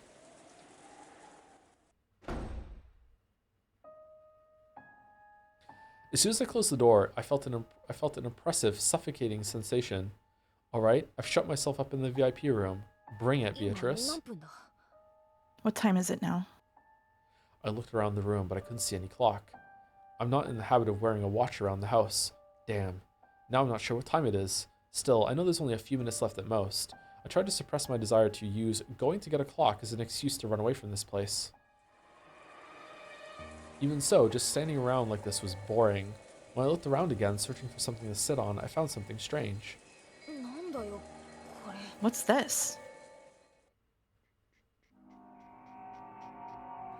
Whoa! Alright, fuck off. Damn. I wish this was a game so I wouldn't be scared. It had been placed on the side table next to the bed. If this room had been used often, I'd have thought it was just one of the owner's personal belongings. But no one lived in this room. Just a reminder to everyone who's scared in the chat right now that the mind behind this story is releasing the next fucking Silent Hill game in September or whatever, so good luck with that. He's really good at writing horror, yeah. We're going to be streaming that, by the way, I think. But no one lived in this room, so this can't belong to the room's owner. What is this, an offering or something? Creepy. It really did look like an offering. A small French doll was sitting on the side table. You showed me a scene from Higurashi that was actually quite creepy. I remember that. Yeah. The horror in Higurashi is quite effective. I was reading Higurashi the other day, and it pulled a classic like horror maneuver, like a ghost story type maneuver like this that was really simple but so well done that it caused me to not be able to sleep for a while. Really? Which one? Near the end of episode 2. And that's all I want to say. Yep. Wow. Yep. The doll's hair was gold. See, now this is blonde. Beatrice, it was wearing a black dress. Just who managed to find this doll and where? There's no doubt that someone placed the doll here to symbolize Beatrice. Does that mean this doll is supposed to be the owner of this room or something? And looking like an offering to that owner, there sat a small plate with several cookies and wrapped chocolates. It was all set out neatly, and there was no dust piled up on the doll. In other words, both the doll and the offering were taken care of on a regular basis by the servants. Kept in good condition along with the rest of the room. Taken care of? No, it's more than that. They look like an offering. No, some sort of worship. A prayer saying, please don't curse us. So even though the doll was more than eerie enough by itself, viscerally, it was even more unnerving to imagine it being kept safe and worshipped in a place like this. Stupid. Am I supposed to clap my hands together and say, please don't curse me? Jessica forced herself to look away from the bizarre doll. She couldn't bring herself to sit on a bed that wasn't hers. Then again, she didn't really feel like sitting down on a chair either. Shannon's being really quiet behind the curtain right now. She had lost any desire to sit on anything in this room. I wandered about aimlessly, then peeked out the window through the gaps in the curtains to stare at the dark, rainy night. What the hell am I doing? Hanging about in the VIP room this late just because that fight with Maria is still eating at me. This is totally pointless. Beatrice. Just when did that strange witch start living in this mansion? Grandfather is always yelling about Beatrice. Since it's apparently the name of his dead mistress, people started talking about how her ghost must haunt this mansion. There's that kid's horror story about the witch in the forest, which might be a ghost story made up by the adults to stop the kids from going in there. The portrait grandfather had hung in April was really striking, and there was also that weird epitaph. The creepy words on that, which sounded like some sort of ceremony with human sacrifices, made the name of Beatrice seem all the more unnerving. At some point, those stories mixed together, and now people say that the witch Beatrice exists. I don't believe in Beatrice, because I know she's just a fictional person made by the fusion of a few horror stories. The Beatrice who was grandfather's mistress probably did exist, but she wasn't a witch. The story of the Witch of the Forest was made up by the adults to prevent their kids from getting lost in the woods, but that was just a made-up story, not reality. In fact, I've heard that the adults here once scared the kids with stories about wolves living in the forest. Apparently the kids realized that wolves couldn't possibly be there, so it was changed to the witch. When the portrait was hung, that once vague character suddenly had a face, and people acted as though she'd been around since long ago. That's right, it's all a ghost story someone made, a fiction. We made it up. And Maria calls Beatrice her best friend, and the servants worship her like a household shrine. I just don't get it, and it creeps me out. Ooh! The sudden ring of the phone made me jump so hard I thought my heart would explode. There was a phone on the bedside table across from the one with the doll, and it was ringing noisily. However, I was only surprised by the first ring. By the time it had rung 3 times, I regained my cool enough to grumble about this being a prank done by someone trying to scare me. Moshi moshi. If I rush to pick it up, I'll probably hear someone laughing at me saying, "Were you scared?"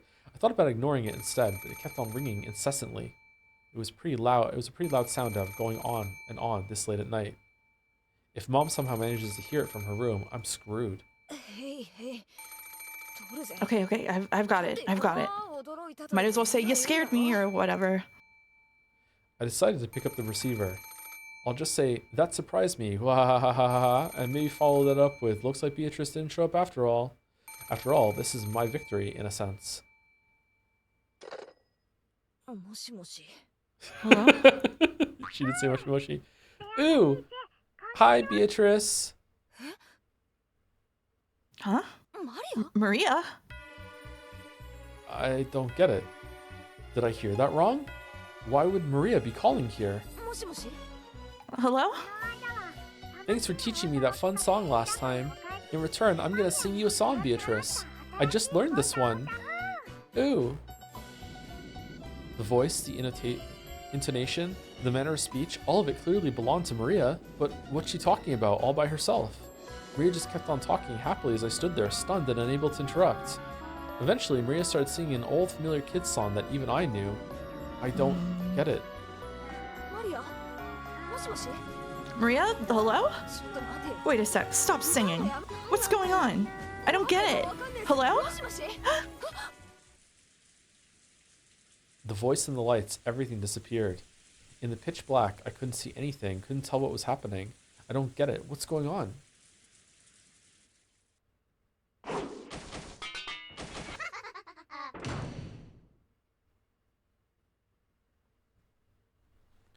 Okay, so did Maria record herself singing that song at some point, and that was a recording that was being played in the first episode? I thought they found her singing when they went downstairs. I can't remember. They did find her singing. Yeah. Yeah. What the hell was that? Does being in darkness really slow us humans down so much? I know it's dark, but I really have absolutely no idea what just happened. What was that shuffling sound just now? I'm not sure. I can't explain it. I heard an incredible slithering sound, like someone crawling out of a bed. I didn't think I'd heard it. It wasn't that vague. I definitely heard it happen right next to me, clearly. However, there was no change to the bed. No one had been sleeping there in the first place, and the sheets were still perfectly straight. Someone had crawled out of the bed and had laughed in a creepy voice before leaving the room. That's what it felt like. Felt like? I'm here, and the bed's right there.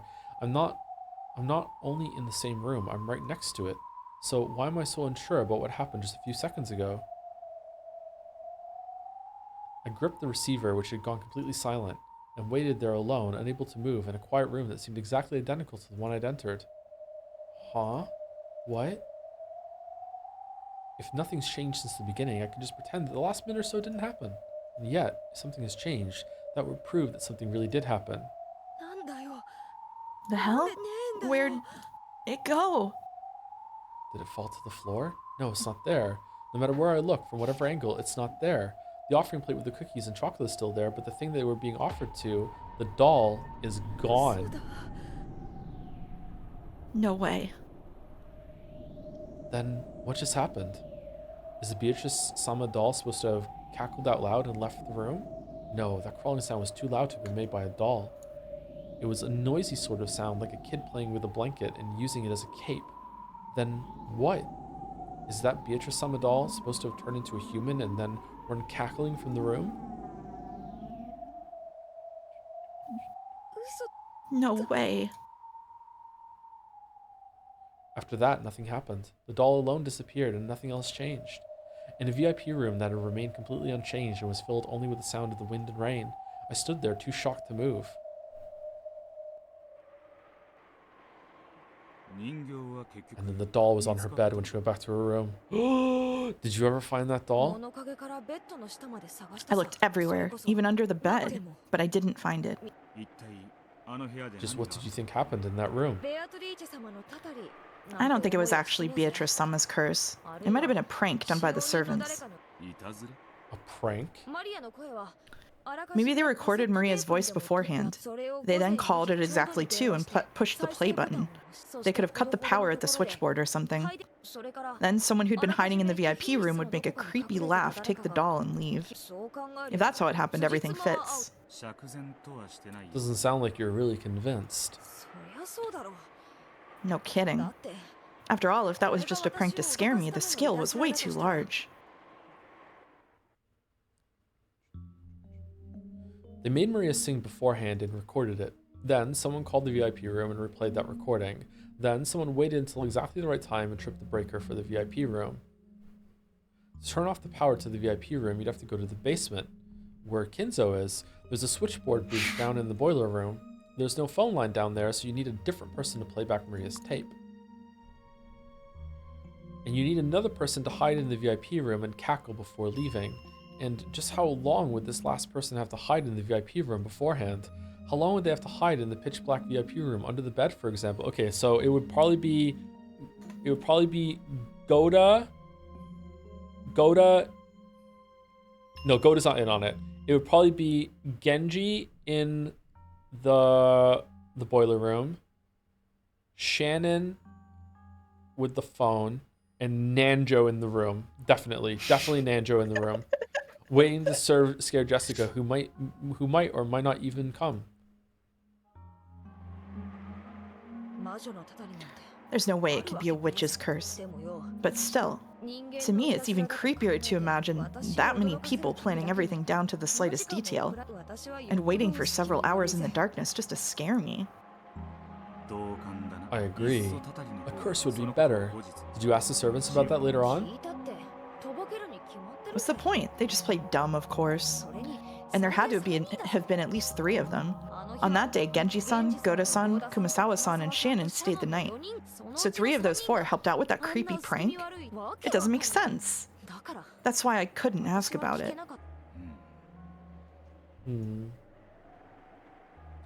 True, it had been a strange experience for her, but it wasn't something completely impossible for humans to do. Even so, it really must have been more unnerving to imagine a large number of people planning so carefully just to scare Jessica. It's no surprise that Jessica found this scarier than Beatrice's curse. I wonder if this is trying to make you think about how many people might have been working together in the previous episodes. Do you still believe the servants tricked you? No. I was probably scared and mistook what I saw and heard.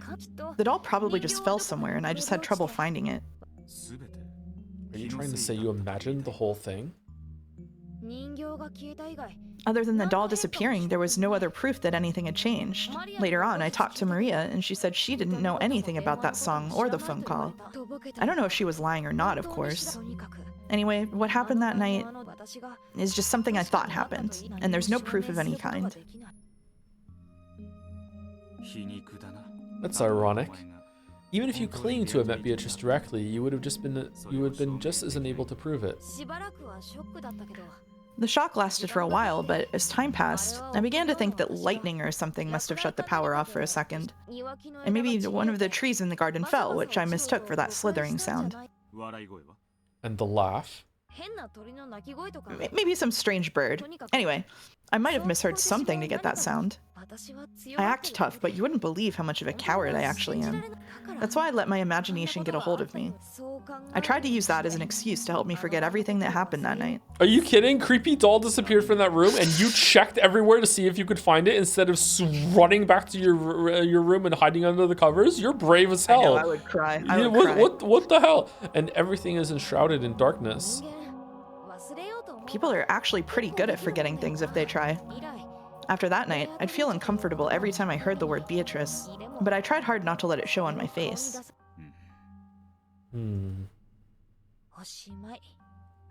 That's all. I can't tell you any more than that. It's kind of embarrassing, so please don't tell anyone. I don't want them knowing I'm a chicken.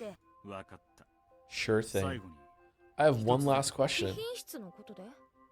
About the VIP room? No, but the dining hall. The dining hall? On the day of the family conference, just before your ghost story, all of the relatives were gathered in the dining hall, right? Yeah. except Battler, who hadn't come back to the family yet. Everyone else was there. Everyone except grandfather, of course. And Angie wasn't in the room because of her stomach ache. Her seat was next to yours, wasn't it? Yep. You gonna ask about Leon? Was that the seat to your right? Yeah, the seat to my right. Why does it matter? Hmm? Wait. That's strange. Why to the... That's enough. Try not to think. You'll just get a headache. What's up, Jessica? Why the confused look? Well, right. Left. Huh? Ha, you're so weird. How's it going, Will?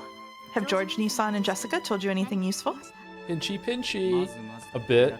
That ghost story about Beatrice was pretty fun. Ghost story? What kind of story? Joe, can you explain and understand? I don't really understand either. I think he's trying to make the point that Leon wasn't there. I think. Maybe? I don't know. I think that's what it is. That's my read on it, but I'm not sure. The one about Beatrice's ghost appearing in the VIP room at 2 in the morning. It was pretty creepy. I've never heard of that. I don't know who put that out there, but that'd be really rude, making up ghost stories about the woman our head is indebted to. A model answer. Huh? What? Do you know about the epitaph, Leon? Epitaph? What epitaph? Doesn't the family see it in a very particular way? Yeah, I don't remember what that is though. Like they only went through that song and dance once. It was very particular, but I don't remember it. I think it's about Leon. I think it is. That epitaph by Beatrice's portrait. You mean you don't want to go through and chart where everybody would be sitting in their relation to being the head of the Ushiromiya family in the line of succession? In the multiple... No, that's for you to do, Charlie Day style, in the mailroom. Yeah.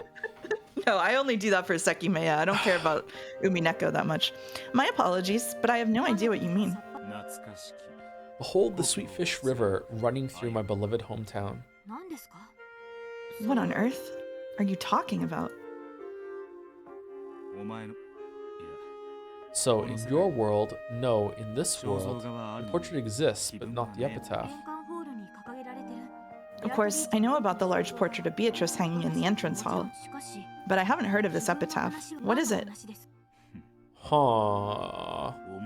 That's a very interesting difference. You've lived on Rekenjima your whole life, all your life, right? Of course. What's your point? When you were a little kid, you were told not to go near the woods, threatened about it. Yeah, they always said to stay away since it would be dangerous if we got lost. Because a witch lives in the forest? A witch? What witch? The Golden Witch, ruler of Rekenjima's night, Beatrice. Beatrice is a woman to whom grandfather owes a great debt. Don't you think it's a bit rude to treat her like a witch or a ghost? Yeah, okay, so we're definitely we're definitely, these characters are from a different history, and they're here right now, and they're kind of like, ironically, it's kind of like she's poopy buttholing them, and they can't remember a time when she wasn't here, but she also actually legitimately wasn't here for the timeline. So they're in a different fragment where, yeah, so it's gotta be, she has to be Beatrice then. I guess that would also explain why she can't see the Shannon Cannon are here too, because this is kind of like a backroom sort of thing, that sort of thing.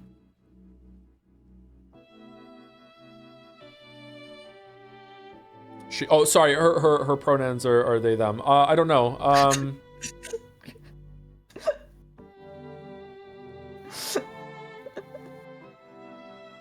Joe, what is poopy buttholing?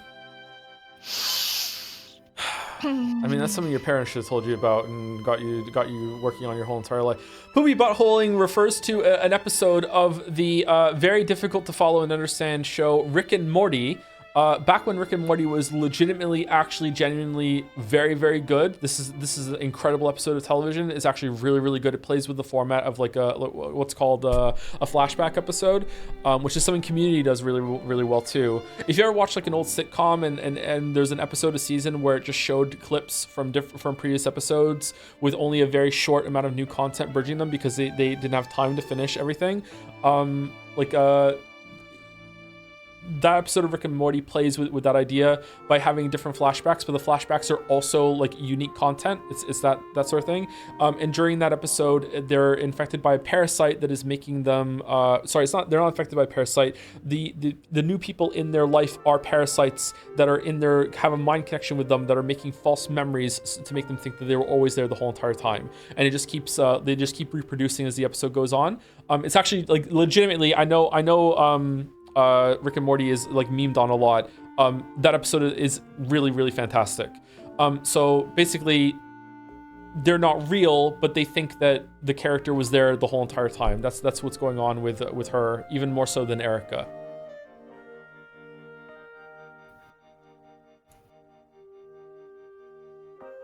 You didn't mention that one of the parasites is literally called Mr. Poopy Butthole. Yeah, well, that was the Poopy Butthole was implied. Yeah. Can we call it Mandela effect instead? No, it's something completely different. It's different, yeah. So the first character that shows, is it the first character that shows up is Mr. Poopy Butthole? Yeah.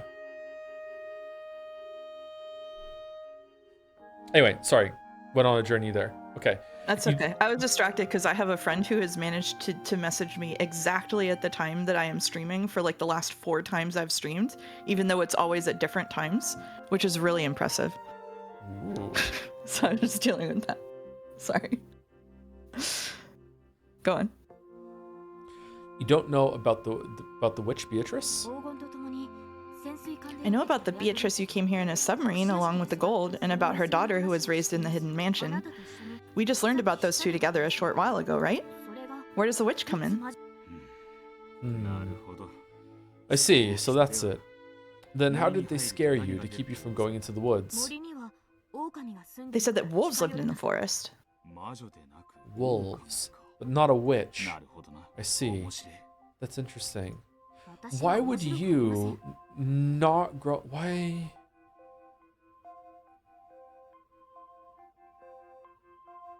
Oh, who's they? Who planted the seed of don't go into the forest?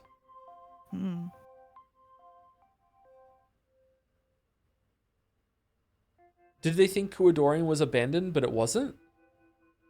Like, did Kinzo think it was abandoned and the servants were like raising a baby there in secret?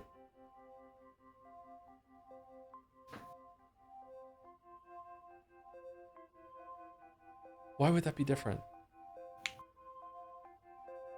Okay. Anyway, sorry, go ahead. Not to me. What are you talking about? What is this witch? I'm just talking to myself. I have one more question. Please, go ahead. During the family conference, who sits to your right at the dining table? My little sister Jessica sits across from me. The next in rank is on Ava's son, so George Nissan is the one on my right. What's your point? I get it. It's all mashed together in a confusing mess. Yep, but it is interesting. Yep. Well, I'm still in the dark here. Smash? Ooh. Smash. If you want, since we took early break, we could take a break here and come back and read like the 3 more short chapters and be done, if you like. Sure, let's do that.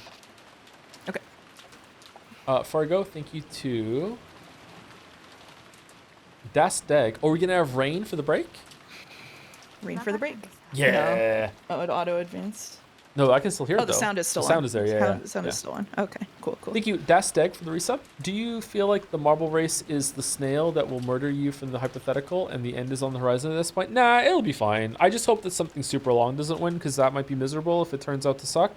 Like, I do still have some veto power in my arsenal that I will veto something if it turns out to be like creepy in the way that I find extremely distasteful, that I'm actually going to be mad the whole entire time. And I will, if we're like a couple episodes in and it's literally hundreds and hundreds of hours, No, not hundreds of hours because I didn't agree to that. If it's like 50 hours and we're so far and we're like after 3 hours, I am just like dreading it the whole entire time. I may just go, okay, second place. We'll just go to second place. I don't know, but we'll see. If chat promises that it gets better, like after like 8 hours, maybe I'll stick it out. But I don't know. Like, you know, we'll see how it goes. But I'm not. They'll say that about anything. I'm They not said it dreading about it. Steins Gate. Oh. They did say about Science Gate, yeah. Yeah. I mean, I guess the benefit is that I don't have to read anything. I just have to sit here and just like, if it's terrible, I'll just be silent. Oh, I could set up a soundboard and walk away. Oh. Whoa. Whoa. Oh. Whoa, that was actually good. Yeah, I think we could do that. Yeah, okay. Thank you, Raggy 44 or Scooby Doo for the resub. I am the bone of my sword. All right, thanks for letting me know. Thank you very much. Thank you, Assmaster69 for the resub too. Who up answering their arc? We're in the answer arc. Thank you very much, Assmaster, and thank you to Bizer for the bits. Does Joe know that his pronouns or they them pick is from Higurashi? I do. Yes, I do. I've imbued so much Higurashi information in Joe. Secondhand. It's great. There's a cat here. Mahoyo is linear and doesn't have any alternative routes. All right, thanks for letting me know. Well, that's told me something about something I was thinking of reading. Cool. Did you specify that you will watch an anime sober? I didn't know I could get some cider. That's true. Steins Gate winning is unlikely, but it would be so funny and all the poetic. It's gonna win. Yep. Steins Gate is what's gonna win. Yep, for sure. Yep. Anyway, let's go on break. Be back in about 5 minutes. Okay.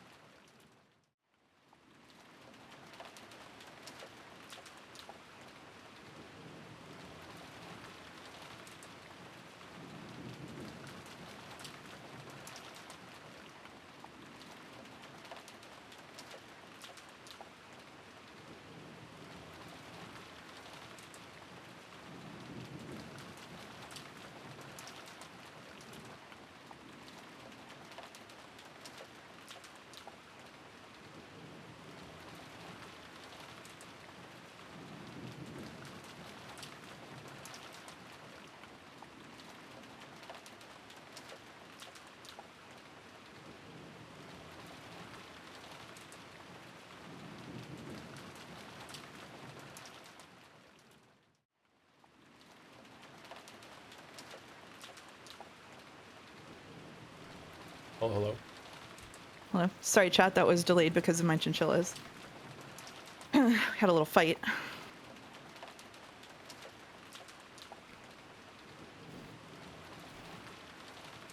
We come back, you're immediately barraged with marble. New marble. Hey Joe, during last week's Umineko stream, you said I could have half a marble after requesting it in a sub message. You moved on to reading right after though, so I want to see if that offer is still on the table. Yeah, you can have half a marble as long as you do not have another half. Oh no, do you have 500,000 points?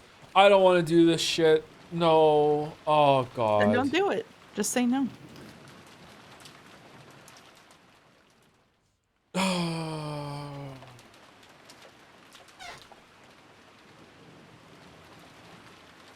How do chinchillas fight? They try to jump on each other, and in this case, they stood up on their hind legs and squeaked angrily at each other because they were fighting over the water bottle.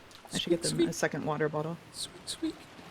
They were mostly fighting among themselves, but then I pulled one of them out of the cage so that the other one could have the water bottle, and then he bit my thumb really hard, so then they were fighting with me, too. So it was a whole family situation.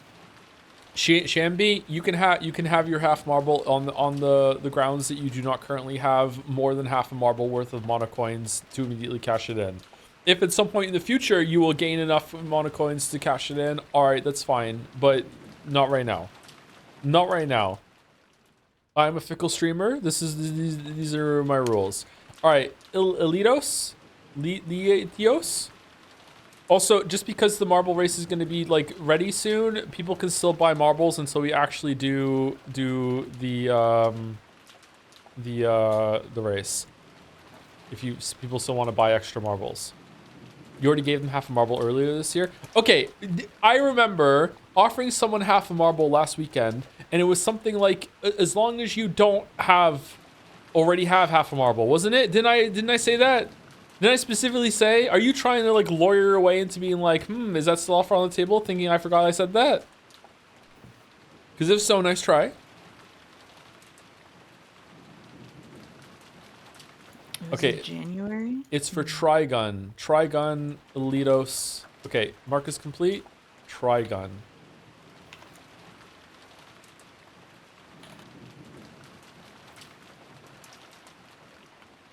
There were no conditions added last week. Okay, I don't remember why this was offered. I don't know. Sure, why not? Fuck it. But if I go back in time and there are conditions and I'm being bamboozled. Okay, so when you gave them half a marble in January 2025, here's what the wiki says. Since there's already a purchased marble for Legend of the Galactic Heroes, a second one should cost 2 million monocoins. But this user only paid 1 million monocoins and asked if they could purchase half of this marble now and the other half later, which Joe agreed to. He also declared a different user could purchase the other half instead if they wanted to. So this user is trying to get you to go back on your word because you forgot, because you told them that someone else could purchase it or they could purchase it themselves, but you did not say that you could gift them the other half later because you forgot. So this user is trying to trick you. Ooh. Is this true? Is this true? Pulley said you said 4 months ago I could have your marble. Is that offer off the table? No, it's yours. I consider my mod marble yours.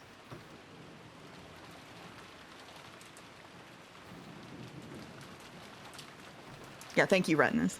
Marble drama. Heads are rolling. Like Vash the Stampede is the man with a 60 billion bounty on his head. Billion. That's way more than John Wick. The reason, he's a merciless villain who lays waste to all those who oppose him and flattens entire cities for fun, garnering him the title, the Humanoid Typhoon. This has just as a high rating as some of those like movies that we read earlier. He leaves a trail of death and destruction wherever he goes, and anyone can count themselves dead if they so much as make eye contact, which is easy to do because he wears glasses like he's Weebon the Professional. So the rumors say. In actuality, Vash is a huge softie who claims to have never taken a life and avoids violence at all costs. Wait, what?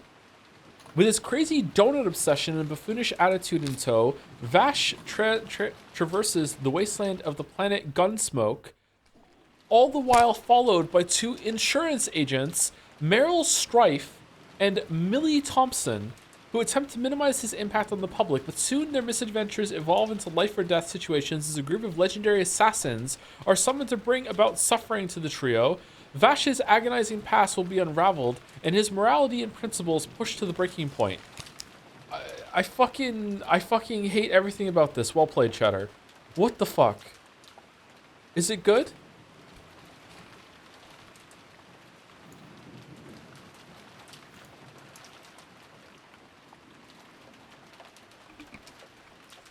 It's a fun action show.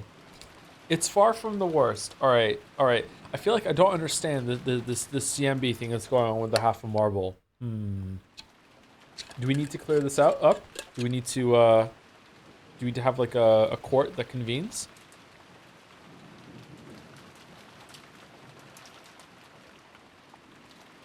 Have you gone back and listened to any of the Death Stranding 2 OST tracks yet? Baldur, read the room. Read the room. Kangaroo Court. We killed the kangaroo. Minus 61. The one from the opening is really enthralling me right now. No, I haven't gone back and listened to any of the music.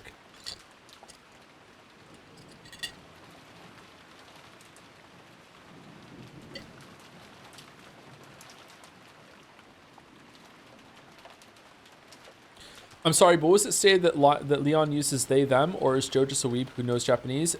Leon has not been referred at any point in the story without their name. So it hasn't been she, hasn't been he, hasn't been they. There's been no pronoun whatsoever has been used for Leon.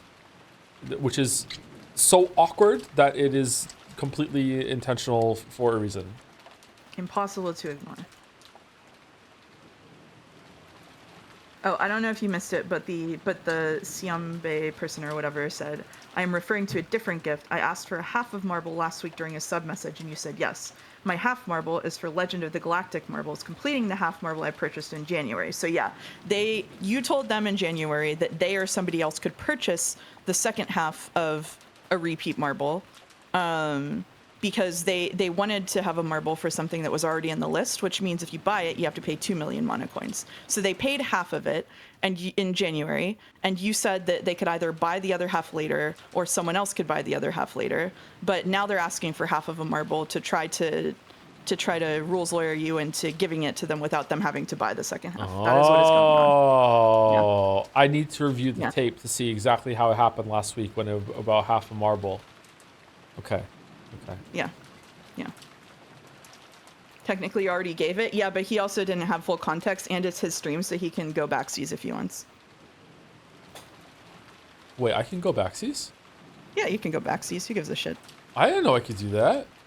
You're the territory lord, buddy. You can say whatever in the gold truth you want. Oh, I don't have to do the race at all then. Oh, damn. There you go. Oh, yeah, holy easy. shit. Okay.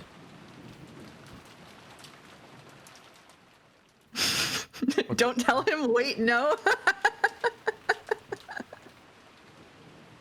Wow, I hate mouse now. Join the club. Just deem something non-canon, it's easy. Okay, it's a non-canon marble. What does that mean? Non-canon marble. It doesn't launch at the beginning, maybe? I don't know. What does it mean? It's a non-canon marble. What are we doing?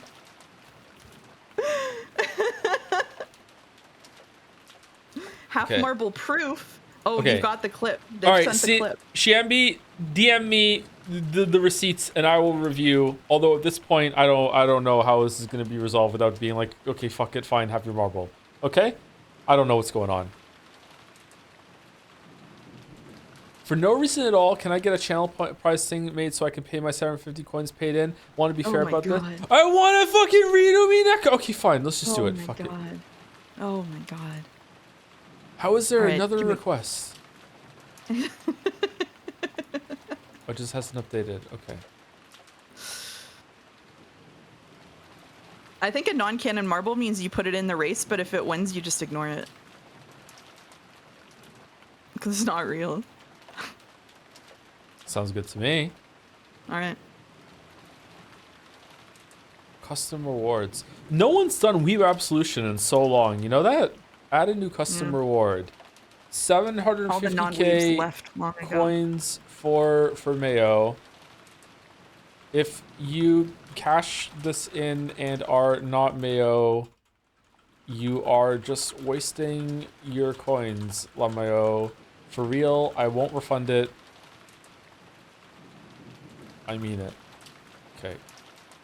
750. Okay, there we go. 750 coins. Okay, Oh, it's thundering here. done. Careful.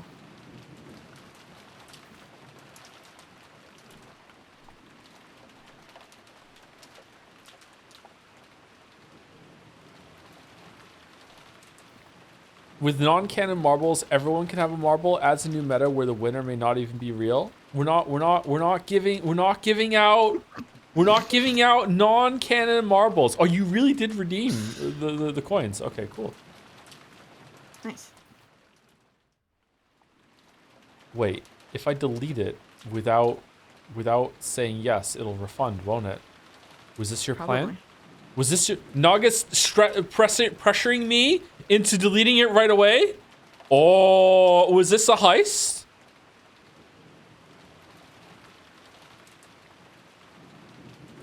Complete. Okay, deleted. Blackboard ass motherfucker. You don't even know what that means.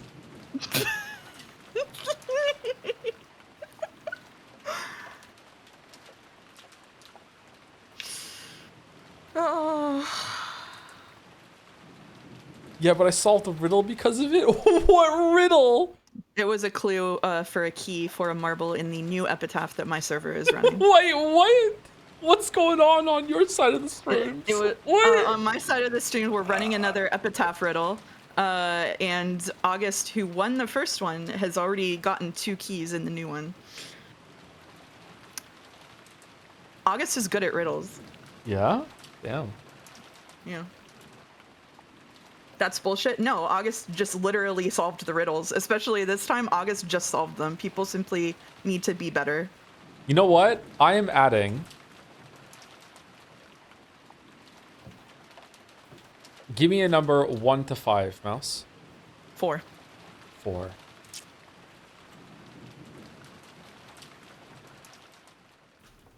Okay, so the 4 has become 400,000. Okay? Mm. I am adding a new marble. Oh my god. And the marble is a chaos marble. Chaos marble, and it costs 400,000 mana coins. Mm-hmm. Your anime will be put up against. Give me another number between 1 to 10. 8. 8. Wow.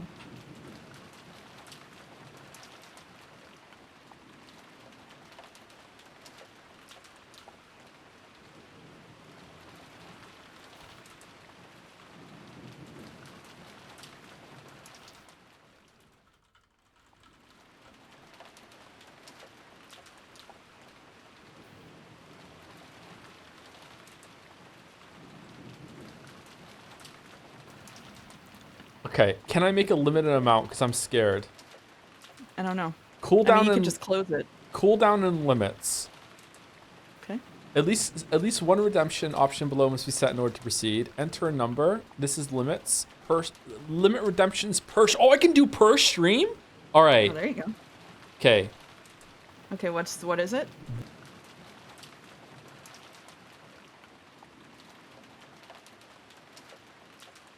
Mm-hmm.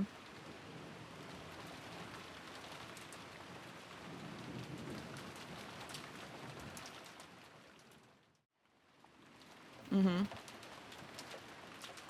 Mm-hmm.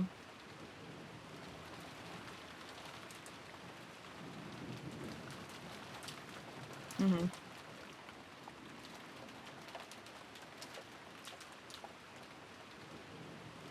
Okay. All right.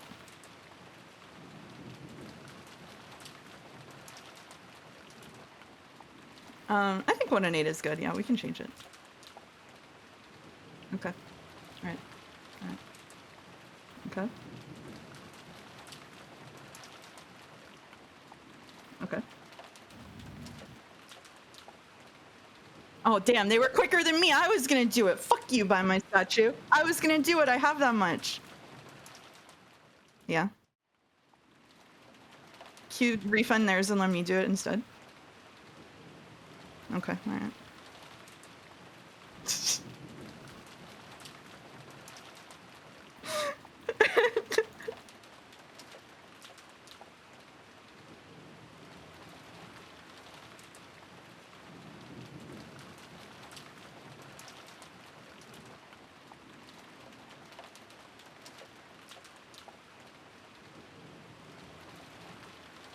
Oh, I've been muted this whole time. Oh.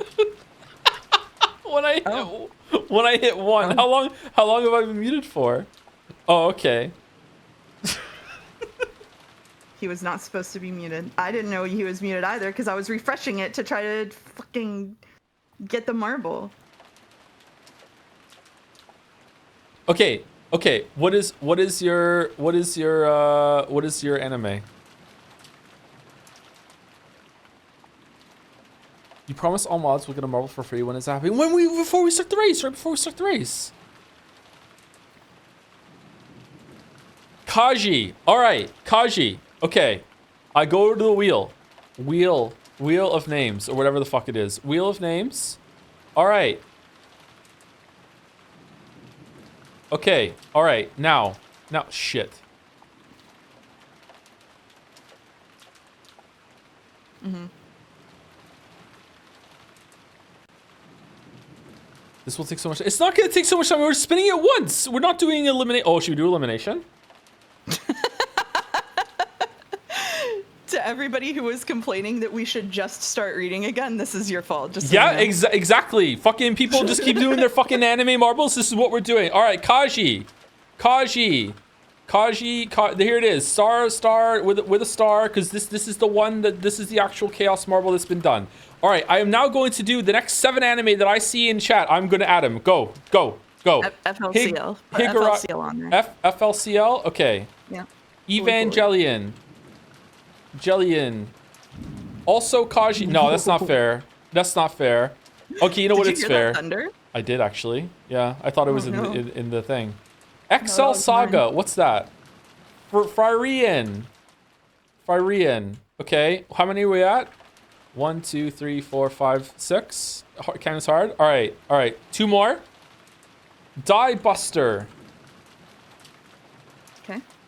Chainsaw Man. That's what I saw. All right, there we go. All right, done. Is that it? This it? 1, 2, 3, 4, 5, 6, 7, 8. Okay. Are any? Oh, sorry. 1 second, Eric. Are any of these fake anime that aren't real? I recognize No? most of them. Okay. All right. Elimination. Here we go. What are we doing? Oh shit! The fake Kaji's just fucking gone. Okay. Oh my god. Okay, remove. All right, here we go.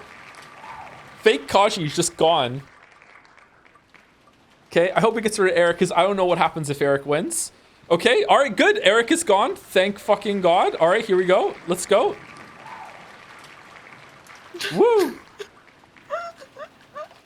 You okay? All right, Chainsaw Man. Chainsaw Man is gone. All right, let's shuffle. All right, here we go.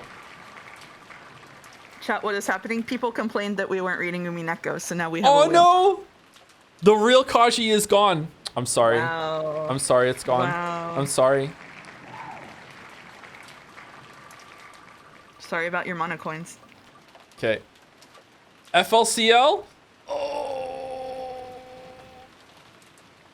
that's Oh, rough. it's gone. It's gone. It's That's rough. rough. That's It's rough. rough. It's rough. Yeah, that's rough.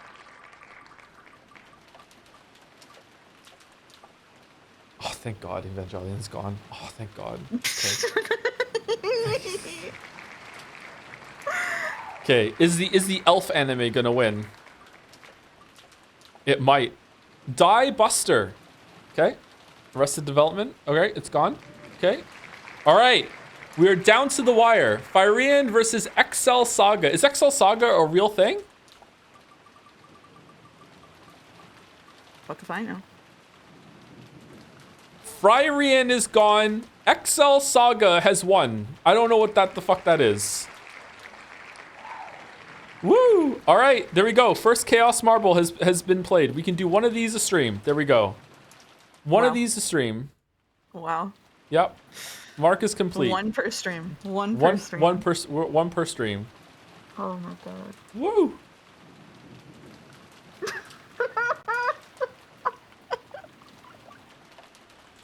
XL Saga. Oh my god. What the fuck is this?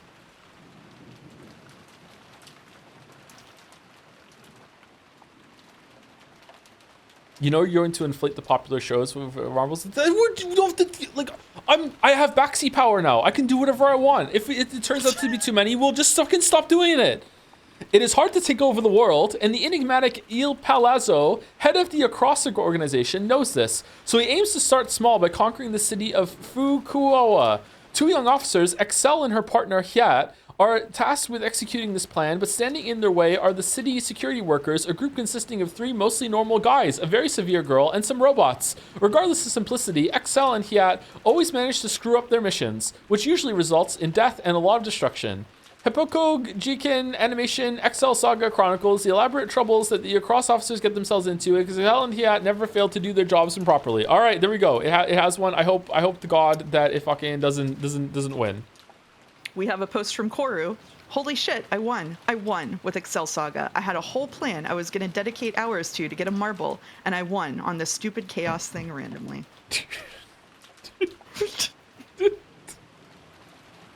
Yep. Yep. All right. Okay. Umineko? I mean, if you want. There's Plenty of other things we can do. You just want to just roll wheel? What can we roll the wheel for? So I put Koro as the name? Yeah, Koro is the name, and just do a note that Buy My Statue is the one that got owned. Yeah. Thank you for being the first one to redeem the Chaos Marble Buy My Statue. I hope it was worth it. Wheel stream. Okay.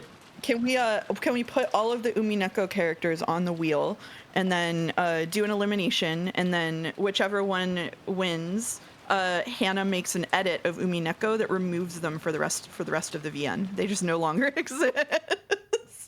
Whatever happens in this story, it's just done. What if Eric wins? Does Eric get added? What if Eric wins? No, then we just stop reading it. They all get removed. This is some high stakes.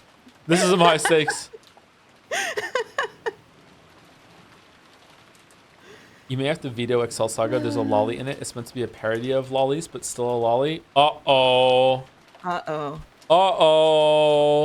Does that mean Fire Iron wins, or is it just a voided marble? Okay, let's actually read it. Here we go. We're good. Locked in. So did you figure out who killed Beatrice?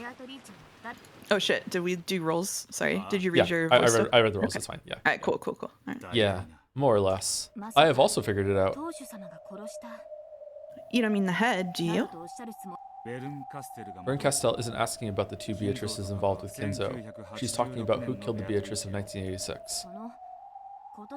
I'm not really sure what you mean by the Beatrice of this year. What's all this about a witch called Beatrice? And then there's what we were just talking about, and that epitaph too. Isn't it about time you explained all this to me? Alright. No point stringing you along. The music? Let's start from the beginning. Who is this witch, Beatrice? Strictly speaking, it isn't a person. It's the concept known as Beatrice, the Golden Witch. You mean the ghost stories themselves? To be more specific, even the ghost stories are only one of the elements that create the concept. That was ominous. You've lost me. Ghost stories are normally told in the second person or third person. However, someone started telling those in the first person. You mean someone started claiming that they were Beatrice? The legend of Rikenjima's evil spirits and the made-up story for keeping kids out of the forest.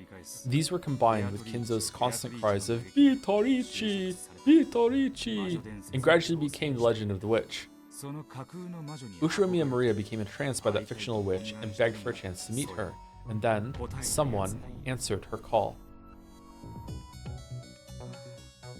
I'm still not following, but I'll just nod and tell you to keep going. What do you mean by answered her call? Because of Ushiromiya Maria's unfortunate childhood history, she became obsessed with the occult. Someone felt sympathy for her, acted the part of Beatrice, and played with her. Maria tends to recognize people by their behavior rather than their physical appearance. Though Rosa is only one person, Maria calls her mother the Black Witch when she gets violent, and at these times, Maria views Rosa as a different person separate from her mother. In other words, Sumari, even when a person visually looks the same, she tends to view them as multiple different people depending on their attitude. I really feel like this episode has been pretty good so far about still not, maybe it's going to spell things out more now, but like the stories that we just saw what happened with the characters, like showing how Maria first met Beatrice, but also showing this difference that you can click on of like I'm guessing that what it is that this is showing a future where Natsui accepted the baby and it was all fine, but then this make-believe version is trying to make you think about, well, what that's different than when she didn't. So how did that cause all those differences, and how did that cause Beatrice to appear, like with the story of the woods and everything too? So my guess is that the servants one of the servants found the baby. Wasn't it Natsui said something about like they found the baby and the baby died, or maybe the baby died later in I can't remember what was said. I don't know if that's a spoiler to clarify that or not, or maybe I'm just making it up now. So can you if you can tell me what was said? And it's safe, will you? I don't remember exactly. Okay, that's fair enough then. I think that the servants found the baby and kept it away from Natsui, who tried to kill the baby, or told her a lie that the baby died in hospital or whatever when the baby was taken off the island.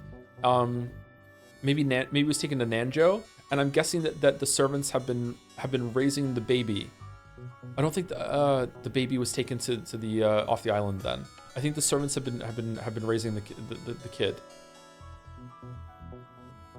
And then the kid, but then why would they let that, let's call that one Leon as well. Why would they like banish Leon and accepted Leon? Why would they let banished Leon take a job at Rikenjima? Is banished, maybe I'm wrong, maybe banished Leon is sent to the orphanage at some point? But then why the story about the witch in the woods? And the servants definitely seem to be in on it. And I feel like that's communicating that the servants were in on it when they were trying to make the witch story come more to life with Jessica in that room. I feel like that's what it's trying to communicate to me. Why would the servants be in on it? Do the servants also hate Kinzo and they're trying to... No, I don't think Genji hates Kinzo. Oh, all the scenes we saw were fake. Shit.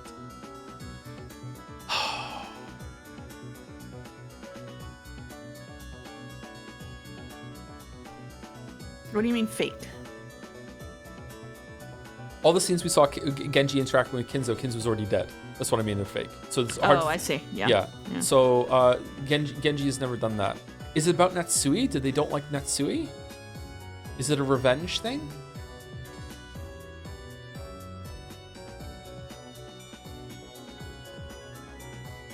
But I very much like how this is presented. This is cool. I wonder if it's gonna spell it out now, but if it does, that's fine too, because it's kind of like it's a good way to make you thoughtfully think about some of the stuff that's happened in the past episodes. Like we're seeing some scenes and we're not being shown the meaning of them right away, but now maybe Will's going to go into it into detail and spell it out, maybe. Okay, anyway, sorry. In other words, even when a person visually looks the same, she tends to view them as multiple different people depending on their attitude. This fact puts the scene where Maria first met Beatrice in a new light. After being chased out of the mansion by the adults, Maria decided to have some tea in the rose garden. At the time, someone probably started talking to Maria. Then, when they heard the occult-loving girl talking happily about how she wanted to meet the witch Beatrice, this person acted as though Beatrice was possessing them.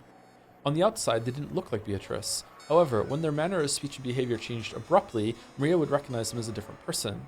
That's why her appearance was so sudden. Oh, I didn't catch that. Okay, that's interesting. We can probably view Maria's love of witches and the occult as a form of escapism. She believed the power of witches could bring about change in her unfulfilling and incomplete life. That's why she wanted to believe that witches exist. She thought that believing could make her happy.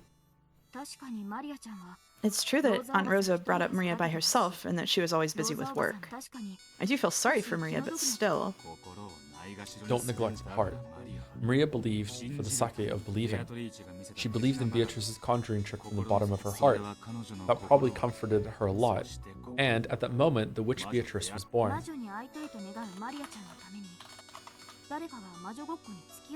Someone saw that Maria-chan wanted to meet a witch, so they decided to play witches with her? That's right.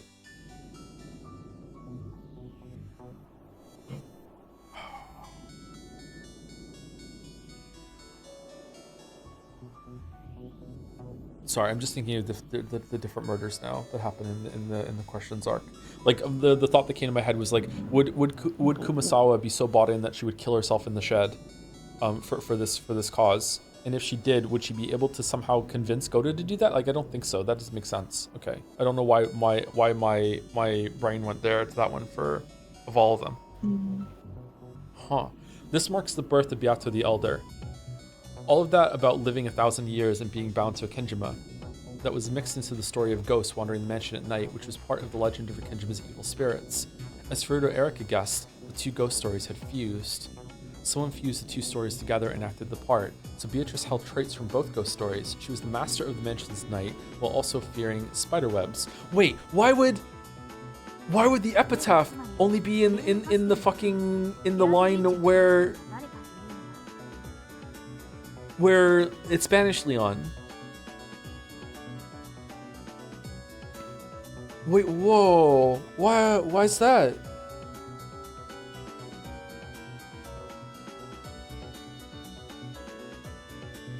Is it because Kinzo's happy with having Leon as a successor?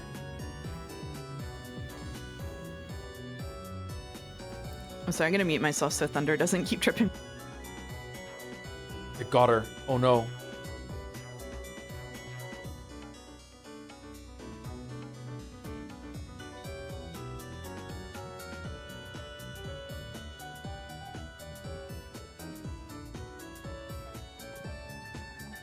Oh, there was the money that was given out too to all of the people. Would the money be enough to go along with it?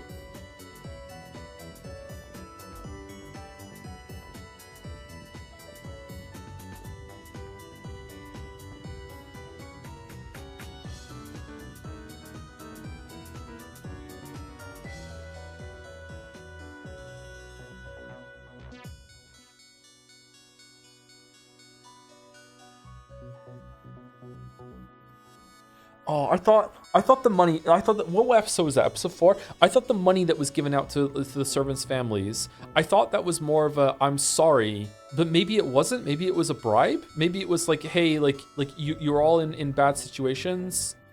Like I want to go along. I want to do this thing on the island. If you go along with it, like to the point that you would kill or even kill yourself for it. Is like paying for a life. How much was it? Was it a lot of money? I can't remember now.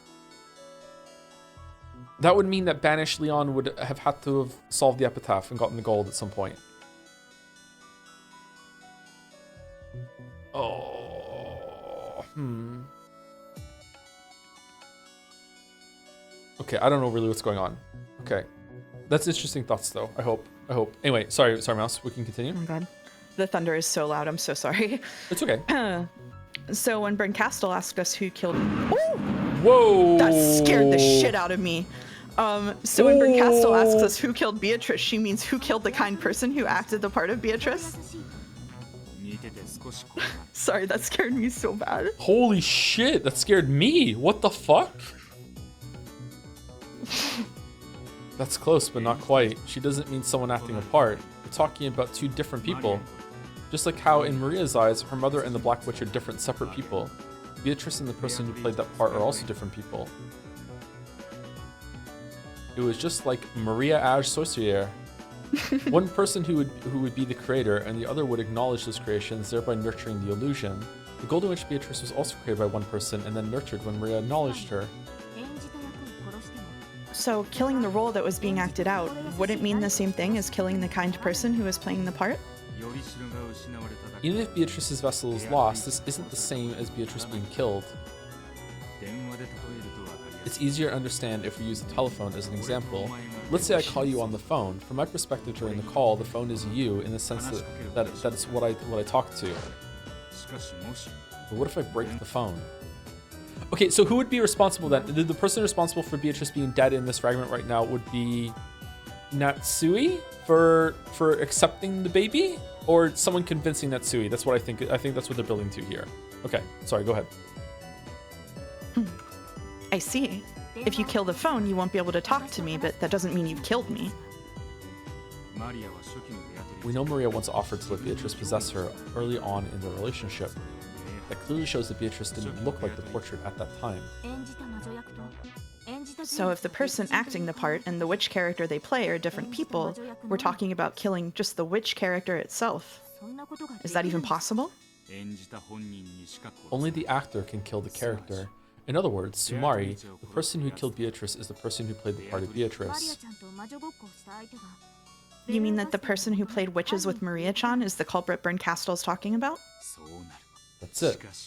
But, as if that wasn't confusing enough, this chapel is now a world inside a cat box. The culprit is the cat. There are now two cats existing at the same time, one alive and one dead. Confusing is right. I'm still lost, but keep going. You're saying that there are two culprits? Right. The human who can create and kill Beatrice, and the human who never gave birth to Beatrice in the first place, who can kill the entire concept of Beatrice.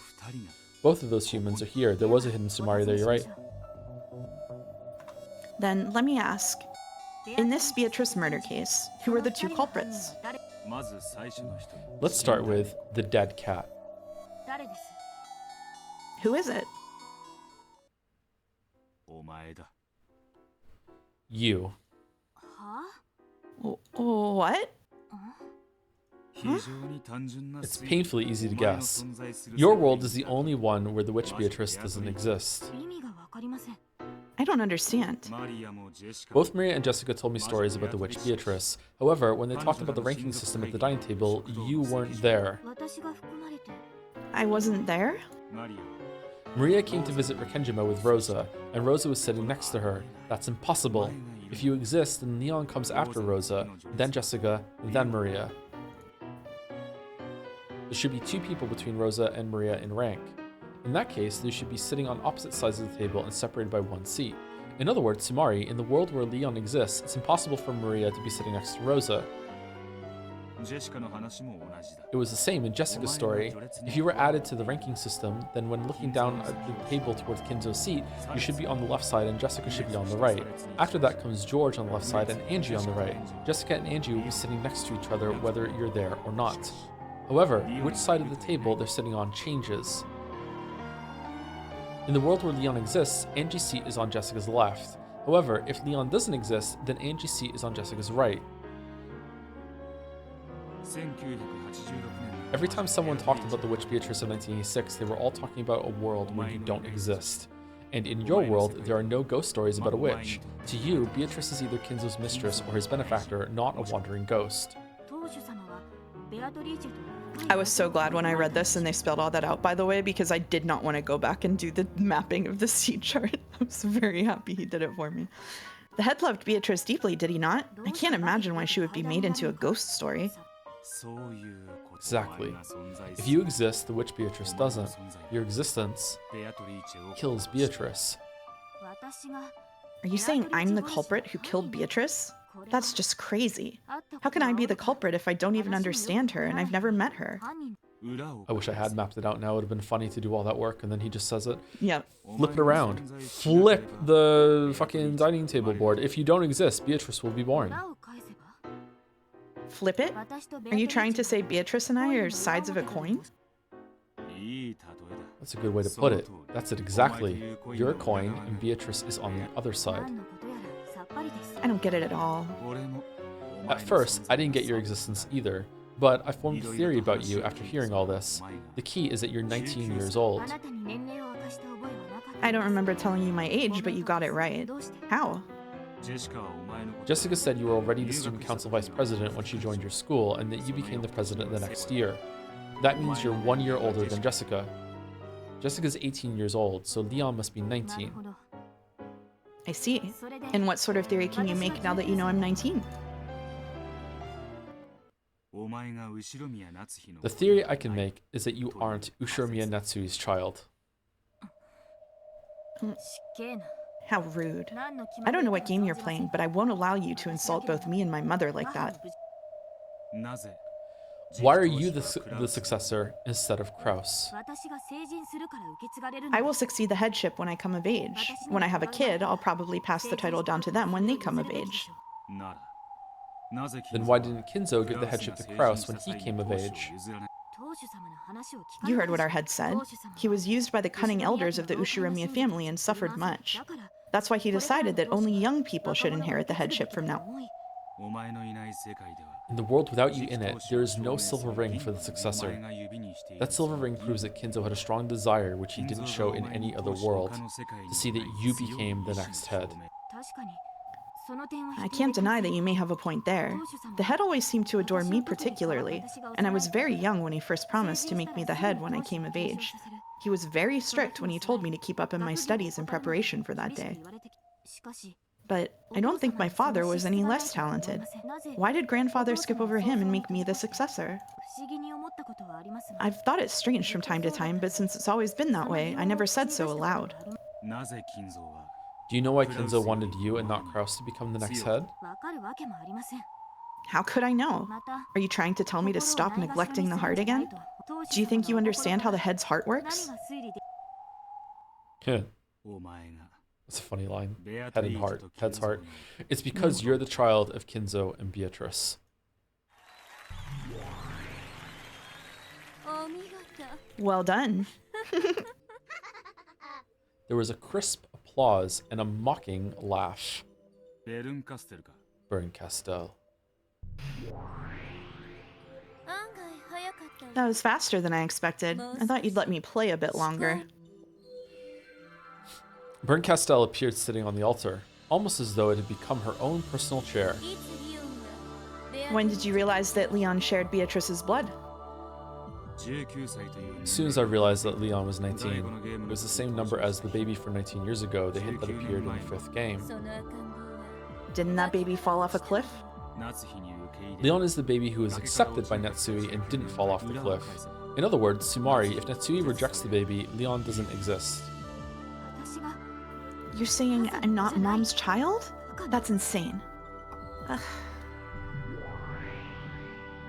You say that, but you don't look so sure. That's right. Ushiromiya Leon is not Natsuhi's child. This is the grown-up version of the baby Kinzo got from somewhere 19 years ago. Just got a baby from the baby store. Yeah, not somewhere. Leon clearly shares Beatrice's blood. The proof is in the silver ring, which is only ever given to Leon across all the many worlds. Why does the ring prove that I share Beatrice's blood? In all of the many worlds, you are the only one who receives it. That means that in all worlds, you are the most important person to Kinzo, second only to Beatrice. And his love for you is clearly greater than it is for his son, Kraus, or his granddaughter, Jessica. And you are 19 years old. In other words, Sumari, if we look back to see what happened 19 years ago, it can lead to a certain theory, and that is like shit is all fucked up and Kinzo is fucking awful, fucking hell, oh my god. 19 years ago? What's supposed to have happened at the time I was born? You heard it too, didn't you? You even heard it today. And Will was with you, right? You don't mean Aunt Rosa's story? That's right. Rosa's story came out in the 3rd game, and when the age of the baby in the 5th game matched that date, a certain theory became possible. The fact that Kinzo brought a baby from somewhere and tried to add it to his family proves that the baby was somehow important to him. And I'm the child of the Kuadorian Beatrice. The Kuadorian Beatrice was the daughter of the Beatrice who arrived in that submarine. But Kinzo didn't think of her as a daughter. He believed she was the same person, Beatrice reborn. When that reborn Beatrice reached the same age as the first Beatrice and truly looked like Beatrice's double, Kinzo made a terrible mistake. I don't want to hear it. That's how it is. Kinzo got Beatrice pregnant with Beatrice, and then he got that Beatrice pregnant with you. So you're both Kinzo's child and Beatrice's grandchild. Oh my god, they're just saying it. Holy shit.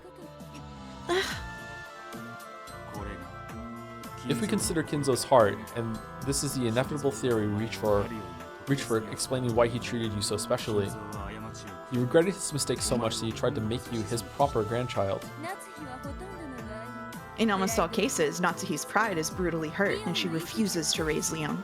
Because of that, you almost always fall from the cliff and disappear.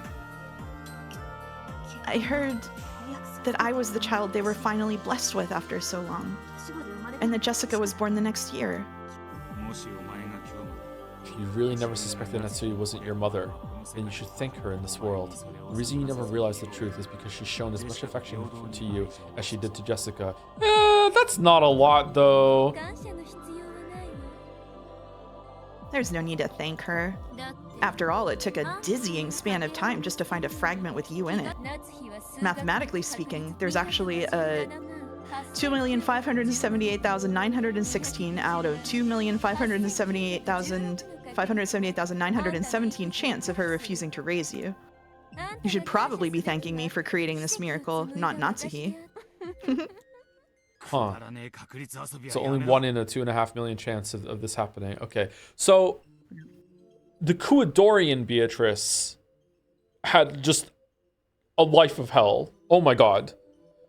The Kuadorian Beatrice's child, the Beatrice that we see interacting with Battler a lot, remains to be seen, but seems to be spared Kinzo's. I thought that baby was a replacement and it was his third try at it, but it seems like no, that's not the case.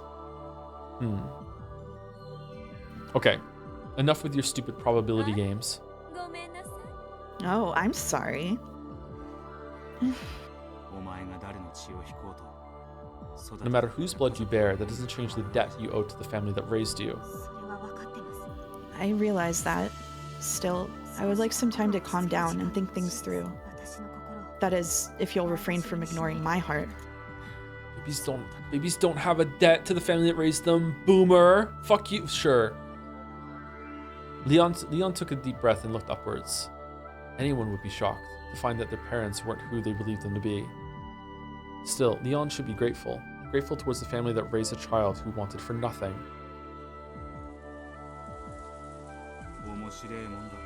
It is pretty interesting.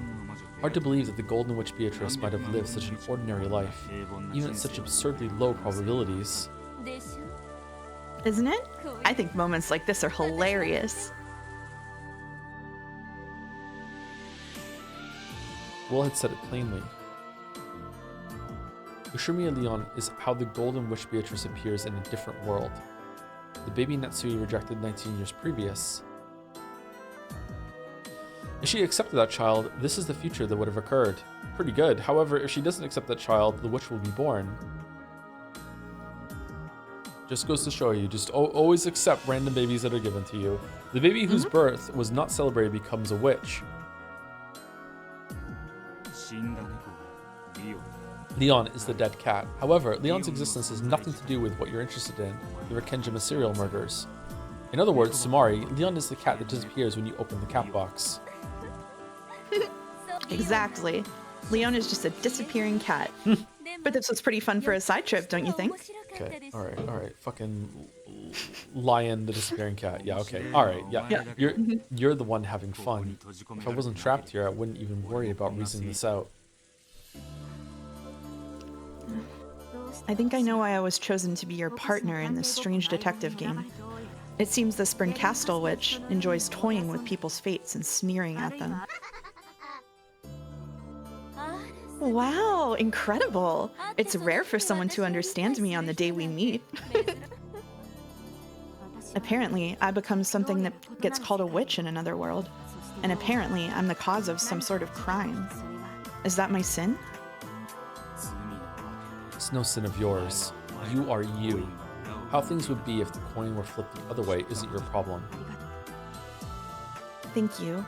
Even so, I don't think anyone would be pleased to hear that they caused some sort of trouble in a world of different fate.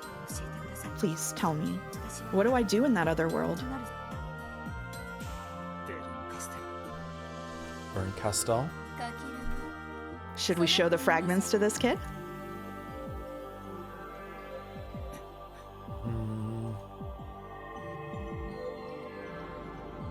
Will opened his hand, and something that looked like a pale blue, glowing shard of a crystal appeared there. It was a memory, no, a game record of all the games so far. Touch this. You'll be able to see your fate in other worlds. Your face is telling me that I'd be happier if I didn't touch it. Of course. You've probably guessed, but the story here isn't a happy one. Even so, even if it is another world, it's still about me. You have both the right to know and the right not to know. If you can convince yourself that the one similar to yet different from you is a separate person, then touch it. The one similar to yet different. What? Okay, I think it makes sense. I don't like it though. Okay. Don't you want to know? About the fate you might have reached? I ask this as your partner. Would you show that to me? As your partner, I'd say, look. But as a friend, I'd say, don't. Unfortunately, I'm not your friend. Then, as a partner, I have one last question. What? Are you a boy or a girl? Well, that was abrupt. I could see you as a fairly slender boy, but then again, I could also see you as a no-nonsense sort of girl. Even Bryn Castle has been intentionally keeping it a secret. She made Jessica call you our successor Sama all the time instead of Nisan or Nasan. You are quick. People often ask me about my gender, so I always give the same irritated response. Which do I look like to you? In the 5th game, you're supposed to be a boy, but in many other games, you're thought of as a girl. In the 6th game, when Ushumiya Battler was the master, 2 demons of different sexes appeared, but we didn't know which was which. In fact, strictly speaking, it started all the way back in the very first game. Your gender is one of the hidden mysteries that exists outside the games themselves. I'd hate to give you an answer so easily, so I won't. We're partners, right? Does it really matter if I'm not the gender you'd prefer? You're right. If we're working together on this, I don't care what your gender is. Thank you. I've developed a bit of a complex about it, so I'm glad to hear you say that. I'm all for gender equality. If someone's a waste of space, I'll smack them no matter who they are. And of course, I'll pinch rude people no matter which gender they are.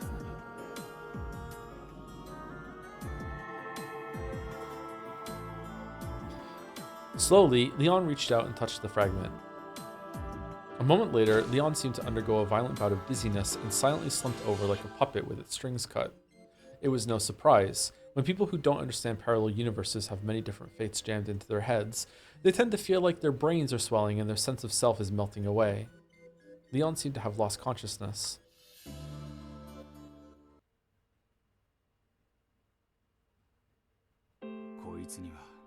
So, Leon had what it took to learn everything. A perfect piece to be your partner, wouldn't you say? I'll continue my reasoning. I've talked about the dead cat. Very true. Next up is the living cat. The only one who can kill the Beatrice of 1986 is the one who created her. There are tons of hints. If you think about it, they've been coming since back when Beatrice was running the games. That's true. In the 4th game between Beatrice and Battler, Beatrice's origin became clear, and at that point I learned who Beatrice was and about that person's heart. What do you mean by heart?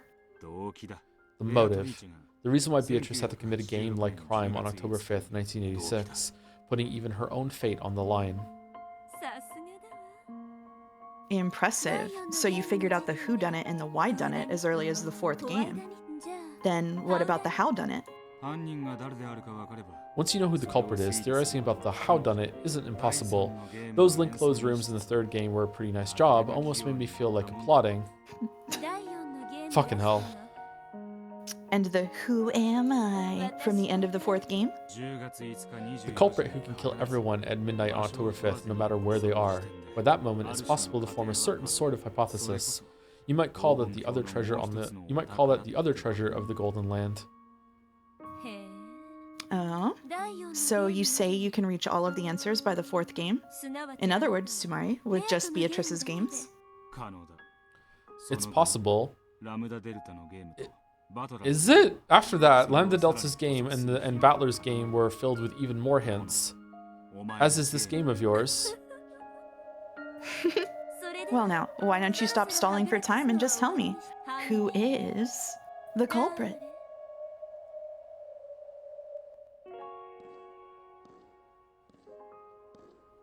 I mean, you did? I haven't figured out how she kills Battler at midnight when the island's empty.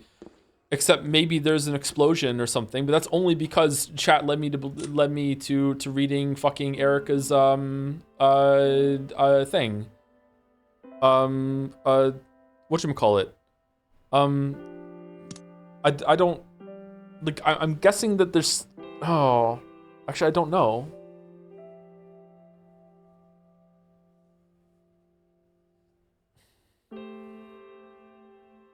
That breaks Nox's whatever for sure.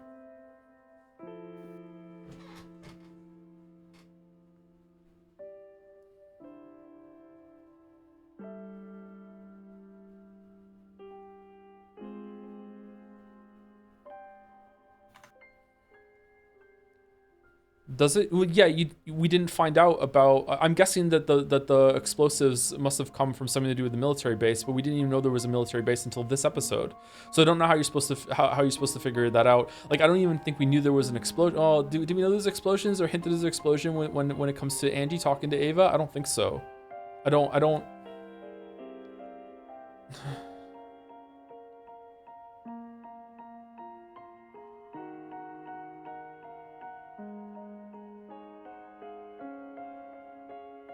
Doesn't matter, let's keep going. At that moment, though there hadn't been anyone but them in the chapel, small footsteps rang out. That silhouette slowly walked up to Willenburn Castle and gave a small bow.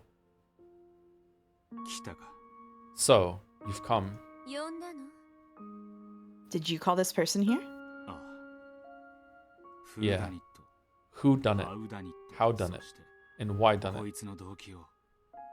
I've understood this person's motive. And are you going to give up just because he's found out your motive? There's no concrete evidence, right? You could make a flashy fight of it with red and blue. That's not what this person wants anymore. They nodded slightly. Oh, their wish was about to be noticed. Once that happened, they had no need for trivial excuses or pointless word games. I believe that I understood your motive, your heart. I'm going to describe it now. I called you here to listen and correct me in your own words if I've gotten anything wrong. The two of them nodded to each other once more. In your 4 games, I found your message. And in the 3 games with different masters, I was able to picture the strange sort of fate that must have toyed with your life. It left me speechless. In every game, you die without revealing that truth to anyone. Having this person confess in this empty chapel might be pointless. However, even so, I believe it will give her some sort of salvation. People are only saved when someone understands them. No one understood this pitiful witch, even after her death, even years later, and including the man she wanted to understand her most. It's about time someone forgave her. At the end of the 5th game, Battler finally understood. However, it took him so long, and he didn't make it in time. So even though she's alive here and now, Battler cannot save her. So Battler isn't here at Beatrice's funeral. He won't come. He won't make it in time. This is Beatrice's funeral. You will confess, the Divine Master will hear, and I will forgive you. That's supposed to be Battler's job, but he didn't make it in time. So you'll have to settle for me. And Beato gave Battler so many hints, too. Lambda also gave that idiot a ton of hints. I even got a good laugh in at Battler's game of repentance for missing so much. But I won't make anyone laugh. I'll just dispassionately carry out your funeral. No more talking from you. That's my job. If you're ready, let's begin. No one will rush you. Bernkastel has closed off time for eternity until your funeral ends. You have as much time as you need to prepare yourself emotionally. The silhouette slowly shook its head. It had come here because it was already prepared. Will nodded to show he understood.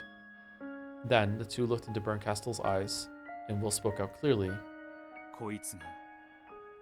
This is the culprit.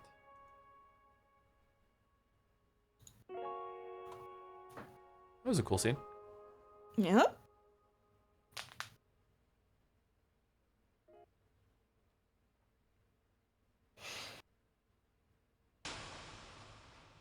Really? Sorry, Really? I just read the voice assignments. Really? Really. Okay.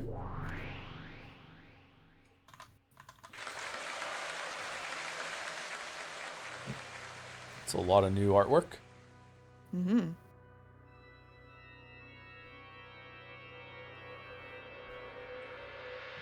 For fuck's sake, stop adding new characters. All right, 1 second. Let me say thank you to some people.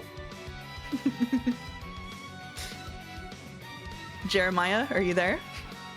Sit up. Thank you, Henry White, for the bits. I love it when I doze off and then waking up at a fuck off. I don't know when I said that. Thank you, Crazy Fist, for the resub. Can I redeem an unmarble to eliminate other people's marbles at random? No, like, it would be fun, but, like, I feel like people might be upset because 1,000,000 coins is actually difficult to get. If it was a lot cheaper, then yeah, I would do that, but not this time, at least. Sorry. Thank you for the resub. Thank you, Sir Kikek, for the resub. Has Joe finally lost his marbles? Yep, for sure. I might suspend the Chaos Marble until a month before the races, and it'll just be an event leading up to it to add some more marbles to it, maybe. Thank you to Ver for the resub. I really wanted to buy Umineko anime marble at some point because it'd be really funny, and also because I feel like it'd make you read it for real, as it did to me. Well, way back in the day when we first started it, Umineko. I don't know if I'll ever watch the anime. It might be interesting to see how it is so bad. A lot of people hate it, I think. Thank you to Kever Kalung for the bits. Is this Beatrice's roulette? Oh, this is when we were spinning with Eric on it? Yeah. And Dominic for some bits too. Suppose hypothetically I were to offer the marble that I already have redeemed as a free Chaos Marble. What do you think, everyone? Ooh. Oh. Ooh. Thank you, Makes Morts, for the new sub as well. Thank you very much, Makes Morts. And thank you, Terraflop, for giving out 20 subs right now. And somehow I didn't see that come up in the feed as I was saying thank you. Scroll up. Where was it?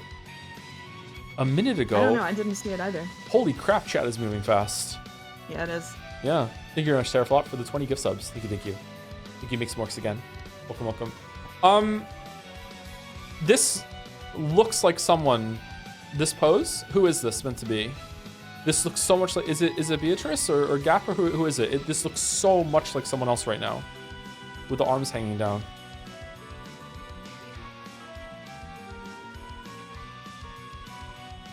I think it's Beatrice. I'm not answering that.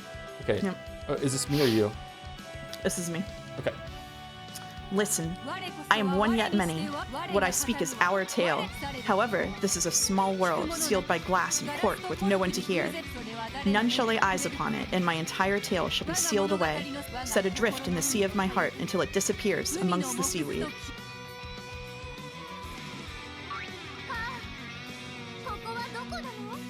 Ah, where is this place? And who am I? Then let me ask, where do you want it to be? Who do you want to be? Any place, as long as it will wrap itself around me gently. Anyone, so long as I am treated kindly. Yes, for us. For us. Where and who we are hardly matter. Correct. For us, it's such a trivial matter, at least until that day comes to pass. Why must we be thrown in the path of a new fate? Fate's pronouncement was sudden and abrupt. That wasn't the fate I'd wished for. But it did make your heart pound. Where will the new fate take me? It doesn't matter where. So long as that place is kind to us. When we were brought to the temporary dwelling where sad, parentless children gather, was that a sign of God's salvation, or lure into the demon's game where the new fate would torment us? We have no way of knowing. And yet, we want to believe. We want to believe it was God's salvation sent to us, a sign of the good news, the gospel. But why me? I have no religion. Then it wasn't the gospel, but a demon's lure. And yet we cannot go against fate. Oh, I am one, yet many. I pray that the new fate brings us blessings. The time is 1976 AD, in April, at a time still too cool to be called spring. In a strange new land, we were tormented by the same stale air and drafts.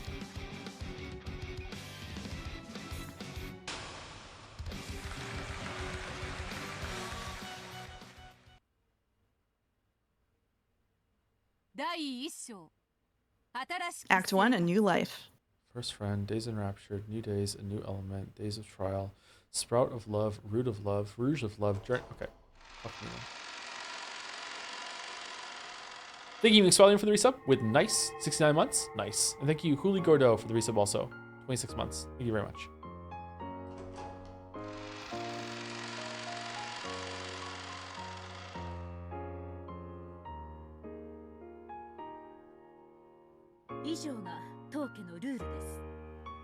Those are the family rules. They may be strict, but I believe that the discipline you learn in this house will serve you well in the future. Oh, the maids are you, by the way. Yes. Yes, madam. The servants who would start working this April all called out in unison. I think I'm narration this time. You are. I'm sorry. I just realized that. The rules of the Ushiromiya family are no more or less strict than those of the Fukuen house. However, we get paid a lot of money here. They also give us a lot of help in finding our next job. We work for the Ushiromiya family, store up money, use their influence to get a job at a good company, and start on a new, happy life. That was the dream, and it was a very realistic one, held by all of us at the Fukuen house. However, not everyone can become an Ushiromiya family servant. Only kids with a record of exemplary conduct and good grades are recommended. So all of the kids who want to be sure of leaving the Fukuen house to live a happy life are feverishly devoted to their studies. That's enough for today. Tomorrow you start early. Make sure the lights are all out at the appropriate time.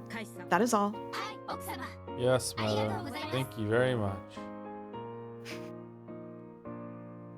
After bowing until Natsuhi was no longer in sight, the new servants all followed the lead of one of the more experienced servants and raised their heads. Oh, fucking hell. Okay, we're done for the day. Starting tomorrow, you'll be following your shift schedule. The madam is very strict about time. If any of you sleep in, it'll be my responsibility. So if you do, I'll kick you awake. Got it? Of course, this experienced servant was one of the older girls from the Fukuen house. She's been here for 2 years, apparently. That's probably why all the other new servants who are older than me seem to know her well. That madam looks so strict. Dang, I'm tired. Giggle, giggle. Sorry, that was you. It's okay. By the way, who exactly is this kid? Why were you chosen to be a servant? The older servant pointed at me and asked for the room at large, a dubious look on her face. It's no surprise, really. Most of us become servants when we graduate middle school or high school, but I'm just starting elementary school. The others will be working as servants every day of the week according to their standard shift schedule. However, on weekdays, I was going to go to the elementary school on Nijima with Milady, only working on weekends and when I had free time. It was an exception among exceptions, something that had never happened before. It was clear at a glance that the others who had obtained their positions after a rigorous selection process didn't like the fact that I was here too. I wonder if this is the servant that's going to go tumbling down the stairs because we trip her up or something. Both Madam and Genji-sama have told me that you are to put your studies first, but you're still getting paid. Doesn't make any sense. If you're going to talk behind someone's back, at least do it behind them. She didn't even try to hide her discontent. Is this kid really that smart? A child prodigy or something? I never heard anything about that. Well, that kind of kid supposedly gets sick easily and is kept isolated most of the time, total outsider to the rest of us, even back at the house. Now that you're here, you're part of the collective responsibility system. If you screw up, it's the same as everyone from the Fukuen house screwing up. Make sure you don't, okay? Because we don't want to violate the Geneva Convention. Okay, yeah, yeah, okay. I nodded weakly. I'd never been threatened by someone this much older than me, and I was very frightened. Don't worry, I'll be there with you. Let's give it our all together, okay? Shannon smiled at me as she spoke.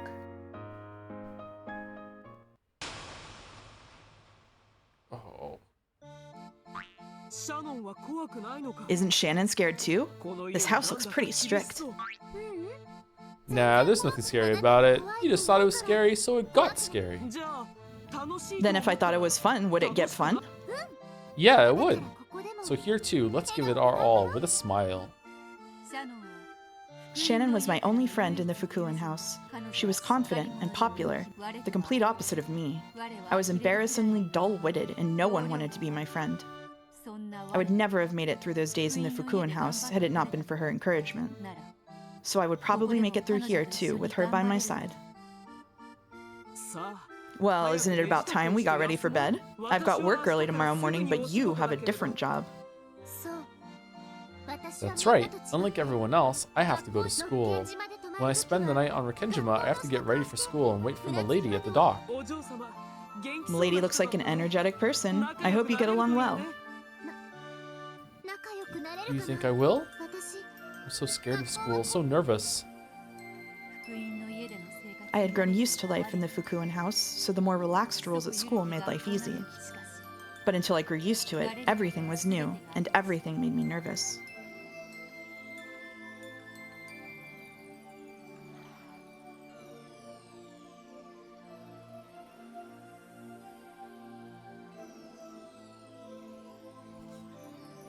My new life on Rikenjima probably deserves an explanation. It was completely different from the comfortable yet stagnant life I'd lived at the Fukuen house. In addition to the time I spent as a servant to the Ushiromiya family on Rikenjima, I also traveled to the elementary school in Nijima on school days. It was the start of a time that was both rushed and busy, with hardly a moment to relax. Unlike the time I spent at the Fukuen house, I didn't get to sleep in the same bed every day. Half of the week, I slept in the servant waiting room in the Rikenjima mansion. I would return from school with Milady, go to the mansion, and work there as a servant. I would then stay the night and go to school with Milady again the next day. Oh, wait, elementary school? Yes. When I didn't have work, I would return to the dormitory on Nijima, where I could have some time to myself in the room I was assigned to. There was an adult dorm mother who strictly controlled mealtimes and lights out. But I was already used to that sort of life, so it wasn't hard for me. The rooms were slightly larger than average and housed 3 people each. However, either because of the number of people or some lucky chance, I was not given a 3-person room. Looks like we'll share a dorm room too. With Shannon by my side, I felt like I'd be able to manage well enough.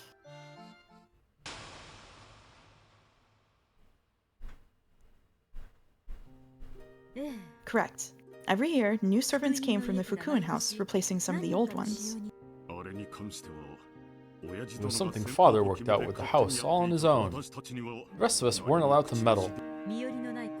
And after all, our family would strictly discipline these children without families and support them on their path to adulthood, which I always viewed as the rich Ushiromiya family fulfilling its obligations to society. What sort of kids came to serve the Ushiromiya family? I'm sure they were serious, cute kids of irreproachable conduct. It seemed to me that there were a lot of glaring hyenas among them. Let's say they had high ambitions. As high as the moon, they were pitiable children without families.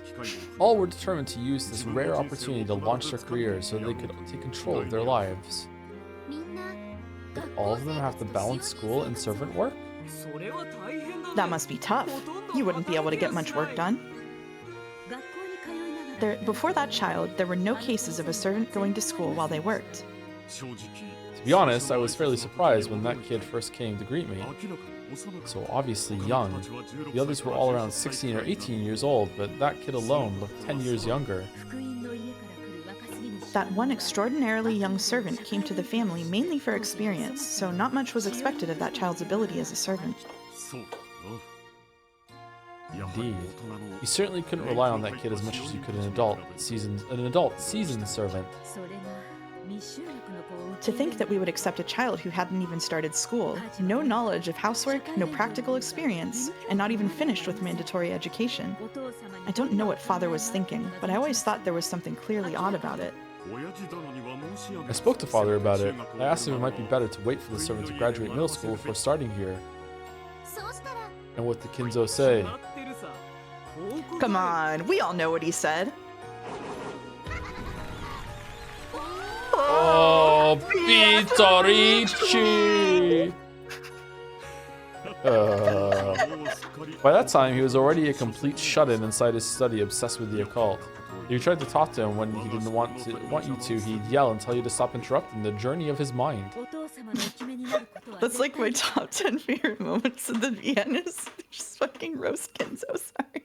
And father's decisions are absolute. However, the case of this particular child just didn't make sense. I even asked the Fukuin house about it. They said to ask Genji-san. I then asked Genji-san. He said to ask the master. And then you asked the master, and he said, Beatrice! No one knows the truth. I don't know who we're fighting. Jessica was the only child on the island. The servants would often play with my daughter, but she wanted a friend of her own age, someone she could play with at home as well as at school. I began to think that father employed this servant out of pity for Jessica. But if that were the case, why wouldn't he talk to us about it beforehand? We should be the ones to decide which friends are suitable for our daughter. Scary. Natsuhi must have really hated taking her kid out in public. Natsui catching strays? Wow. We should probably view this as an arrangement planned by Genji. Yeah, I was thinking that too. Yeah. Probably. Genji-san knew that the me in this world carried grandfather's blood, so he probably arranged for that me to be summoned to Rikkenjima. Are you feeling okay now? It was a really big shock, that's all. I just feel a bit dizzy now. In this world, you're the successor. What if we move to a different world, you're a servant, or maybe a witch? You do have a troubled fate. No kidding. I don't regret learning about it, but if I could forget it now, I would. Isn't it interesting? Even though you're a servant, you're actually an illegitimate child of the head. Isn't that romantic? Like some fairy tale? Romantic? Considering how mom must have felt, I'm not sure what to think. Sorry, the chinchillas are really bad this stream. True. In Natsuhi's eyes, the lion of this world is nothing more than the baby she hated and was forced to raise. And in this world, she rejected that child. Natsuhi must adore her natural child Jessica a bunch more. A baby that doesn't share your blood is nothing more than a dirty, lukewarm sack of filth. Holy shit, Castle. It's fine about the chinchillas, don't worry. Have some decency. Next time, I'll be the one pinching your butt. Thank you, Will. I think I understand more or less, and that's exactly why I need to be grateful to my mother. She's raised me fairly all these years. Though at a probability so low it'd take a miracle to happen, animals are always brutal toward children that don't carry their blood. Lions do that too, don't they? You can probably sketch out Genji's line of thinking. The Leon of this world is a true, blood-related member of the Ushiromiya family. He must have wanted to let that child live on Rikkenjima somehow. However, it wasn't as though he could just suddenly show up in Leon and tell everyone who this was. Yeah. Maybe he wanted me to live on the island until I was used to it, and then reveal everything when the chance presented itself. However, the Leon of this world was not given special treatment. The silver ring doesn't actually exist. I wonder if that means grandfather never heard about me. That might mean that Genji never found a good opportunity to reveal the truth.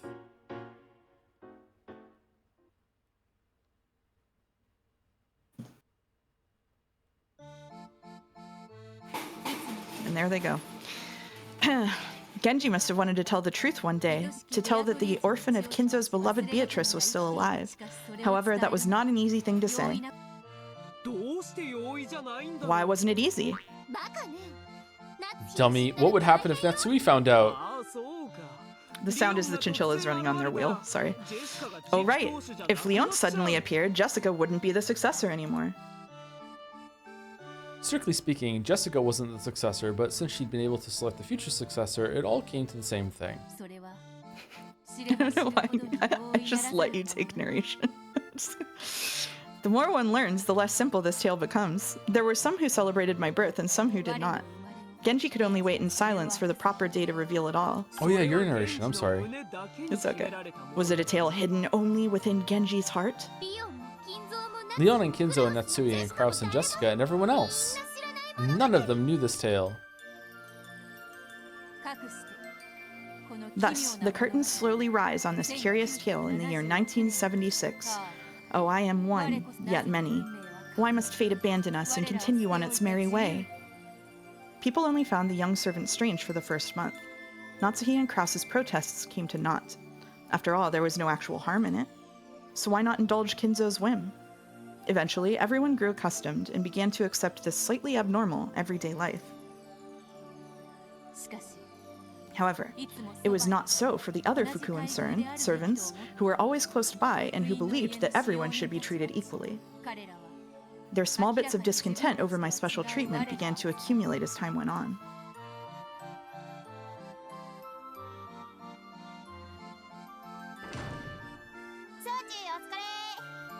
Nice work, Sawachi. How'd it go today? Madam was really pissed off. She was like running her fingers across the windowsills.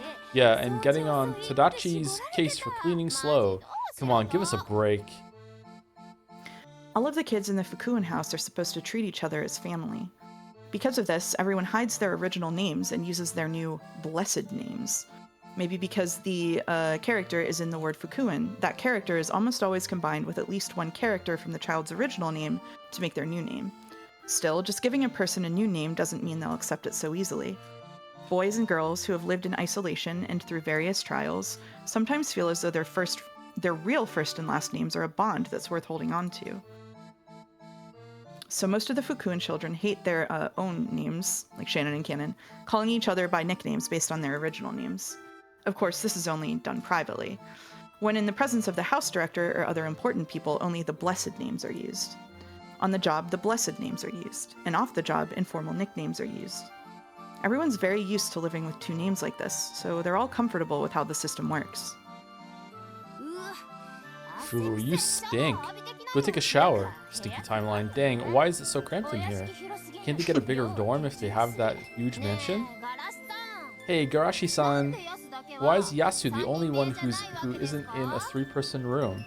Oh, is this the guest house before it was redone to modern standard? Good question, actually. Because that's a cool detail if that's the case. Yasu, okay. By Yasu, they probably mean me. I can't remember my parents at all since they were gone as far back as my memory goes, but I was given the last name Yasuda. And apparently my nickname comes from that.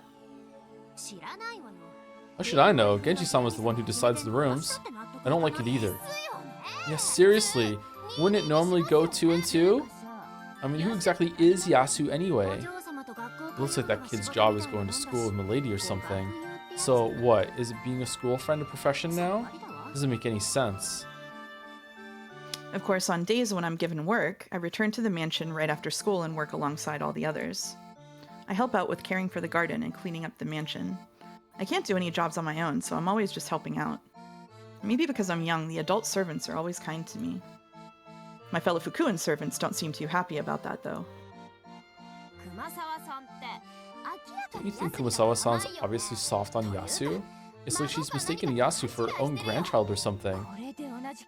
And why on earth does that kid get paid the same as the rest of us? I don't get it.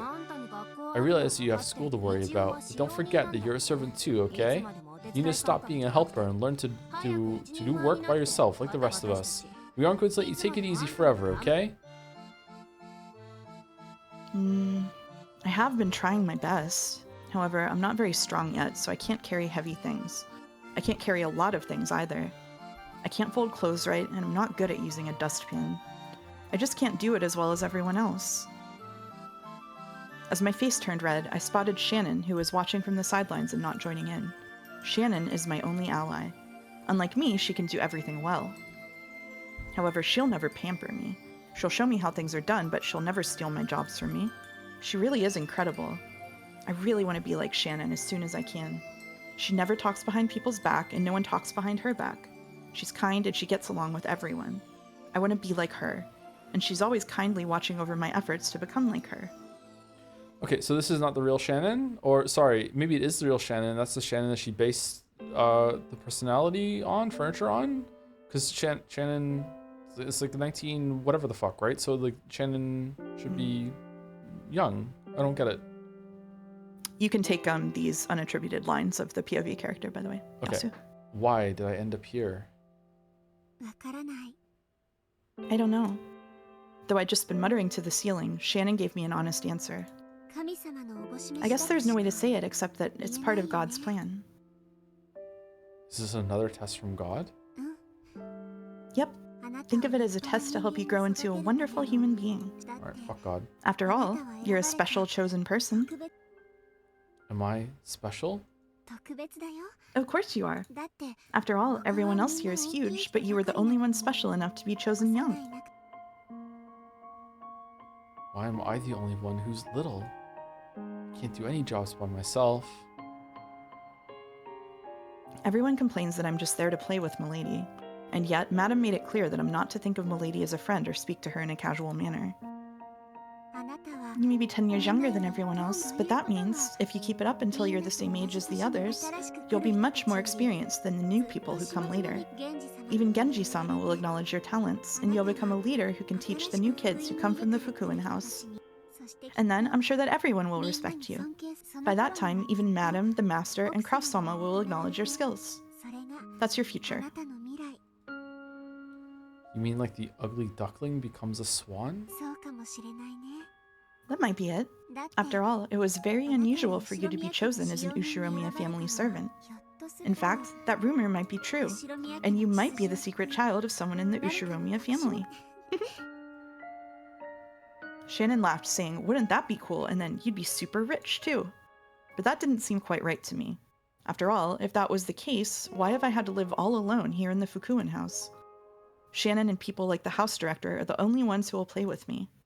I don't have any other friends to play with, and I've spent all my time by myself in my isolated room. Maybe it's because I'm frail and always sleep a lot, but it has been lonely.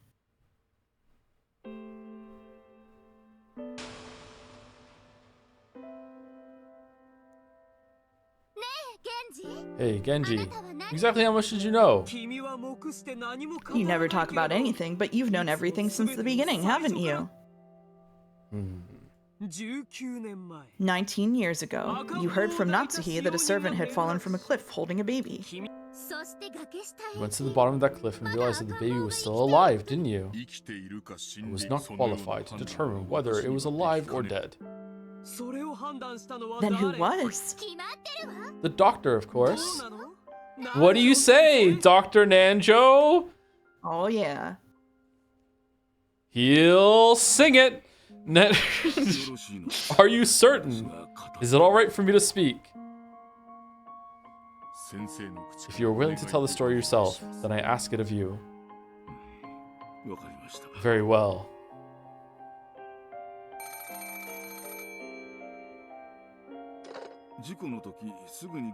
I was contacted by Genji-san immediately after the accident and asked to conduct an examination in secrecy.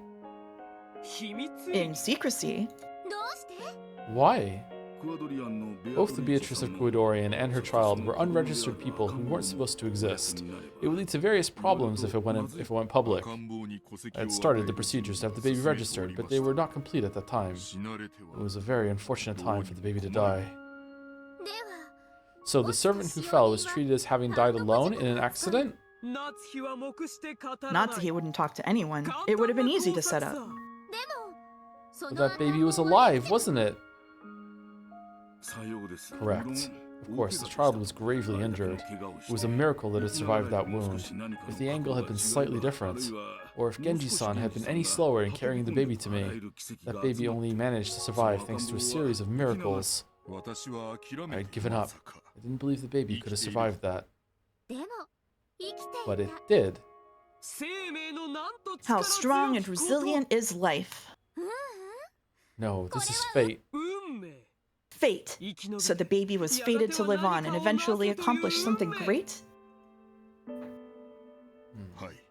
Yes, I did think it was fate. I thought the blood of the Kuwadorian Beatrice-sama, whose life ended on Rokkenjima, must have imparted something onto this child to make it survive. However, Genji did not tell his master Kinzo that the child had survived. He simply said it had fallen to its death in an unfortunate accident. Kinzo mourned, but his mourning was one more of madness than of sorrow. Oh, Beatrice, why have you run away from me once more? Why? Even though I swore I'd never make the same mistake again, why? There was one matter in which Genji did not trust the master he so respected.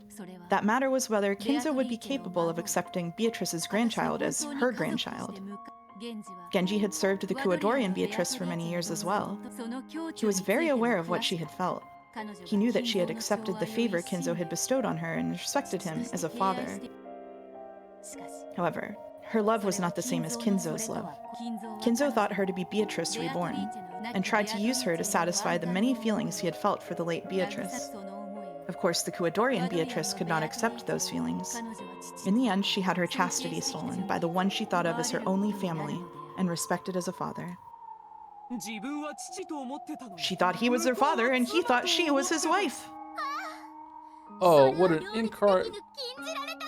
irreconcilable forbidden love. There we go, sorry. Air it out there. This is not to say that I was incapable of understanding how Kinzo-sama felt. At the moment of her birth, even he did not plan on taking advantage of her, due to her resemblance to the late Beatrice-sama. They are so fucking, like, charitable. The Kinzo, man, he even spoke to me about it a few times when we were drinking. I always thought he was just joking. Was he surprised to find out that the daughter grew to look more and more like the mother? As the daughter grew, did he suffer from a forbidden emotion he couldn't suppress? I thought that he might commit the same mistake again. That was my view. Very, very smart of you, actually. Very smart. Fucking base Genji. Little late? Little late, but you know, I maybe locked in at that point, couldn't stop it. But holy shit, like at least you know, good that you did this time. Beatrice-sama suffered much, and yet she never truly considered the difference between her feelings and Kinzo's. Beatrice-sama consulted me many times, laying bare her deepest feelings. However, I was unable to tell her. That would be hard to say. Imagine telling her that the one she respects as a father wants to use her as a replacement for her dead mother. Let me say this for the sake of Kinzo-san's honor. No, don't. Just don't. Under no circumstances do you need to hand it to Kinzo. Actually. He also suffered greatly. It pained him when he found that he could no longer think of his daughter as a daughter. I told him to love her as a father. I think Kinzo-san followed his logic and his conscience and fought for quite some time. Kinzo loved her. He poured his affection onto the daughter that Beatrice had left behind. He did so as a father. And yet, if so, why did he give the daughter the same name as the mother? Yes, Kinzo's sin started from the moment she received life. She was born and Beatrice died. He passed the name down from mother to daughter. From the moment of her birth, Kinzo had already decided that she was Beatrice reborn.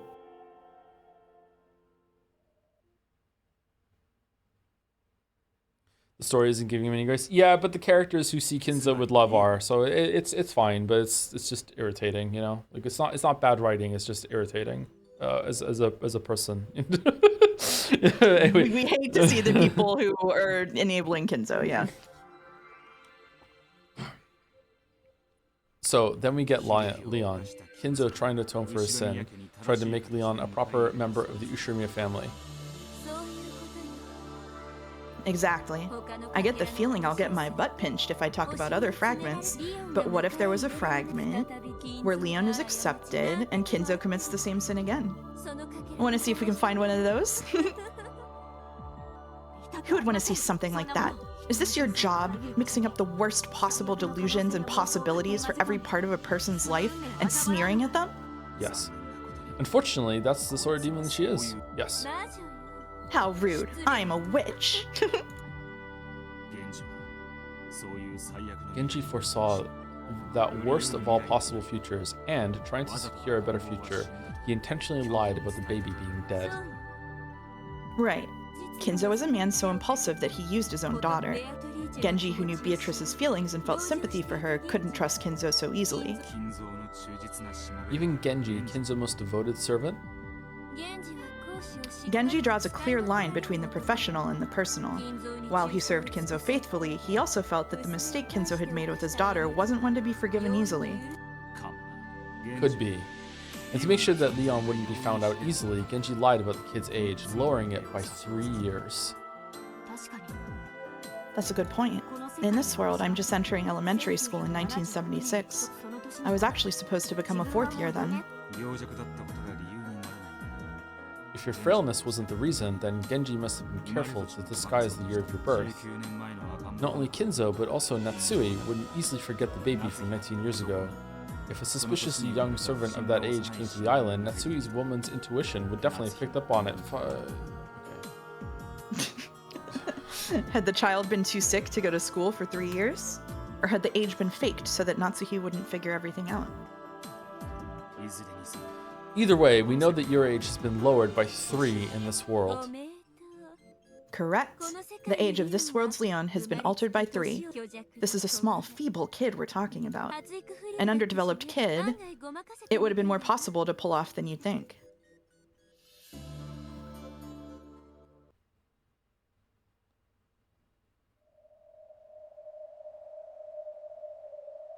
Genji decided to wait and see.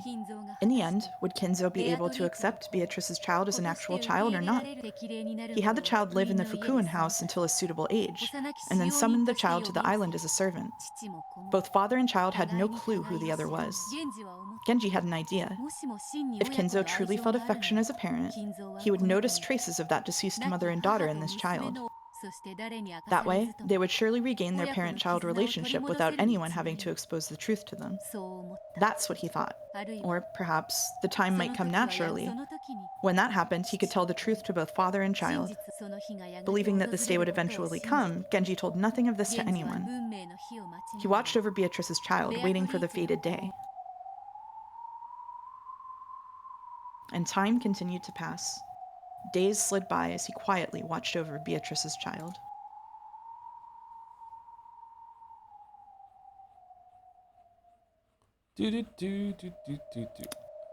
There's another chapter we can read that's short, but it's up to you. I know it's already 7, so. How short? Less than half an hour. Sure, we can do it. Okay. Are you okay to do it? Mm-hmm. The day that was revived Journey to the Golden Land. Thank you, Mr. Bat13 for the resub with the dancing jobs. And thank you, Scarlol, for the new sub as well. Welcome, Scarlol. Thank you very much. Clawfist. I'm clawfisting right now. I'm not sure why. Okay, let's lock in. All right. So I am narration, maids. Okay. I'll try to remember. Yasu. What you do with the small broom? Didn't you use it to clean the window frames? The small broom is a little thin broom that looks like a large paintbrush. We use it to clear out the dust in small corners like window frames. It's one of the cleaning tools I was put in charge of. Come on, that's your responsibility. What have you been doing, idiot? Quickly, go and find it. You have to do it before Madam finds out. What's up? Yasu lost the small broom again. The kid must be some sort of genius at losing things. That's why I'm always telling you, never give things to Yasu. Yasu's always careless in losing things. Don't say that. Can't you see that this kid's working hard? Go on, hurry and find it. I'll wait for you. Okay. Not wanting to hear my fellow servants complain even more, I spun around and headed off. If you lose a tool, you get in trouble. So true. If no one knows who did it, we all get yelled at. So one of them will probably tell Madam that it was my fault. Still, it really is my fault that I lost it in the first place. I wonder when I lost it. We cleaned out the entire chapel today. The chapel is a large building behind the mansion. However, no one ever goes near it normally. Even so, we are ordered to clean it a few times each year. Kinzo calls it a sacred building, so Natsui is very strict about it. We cleaned every little nook and cranny from top to bottom. It had taken all day. I had been in charge of cleaning the window frames, but I'd also been given many smaller tasks. While those small jobs were keeping me busy, I completely forgot about the small broom, and I must have left it lying around somewhere. I began to hate myself for it. This isn't the first time this has happened. It happens all the time. Every time I set something down, it always disappears. It goes somewhere else, vanishes. I thought it was probably the witch Beatrice pranking me.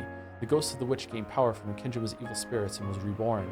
Until Kumasawa-san told me, I never knew the meaning of the shrine on the rocks by the sea. Kumasawa told an old tale passed down among the local fishermen.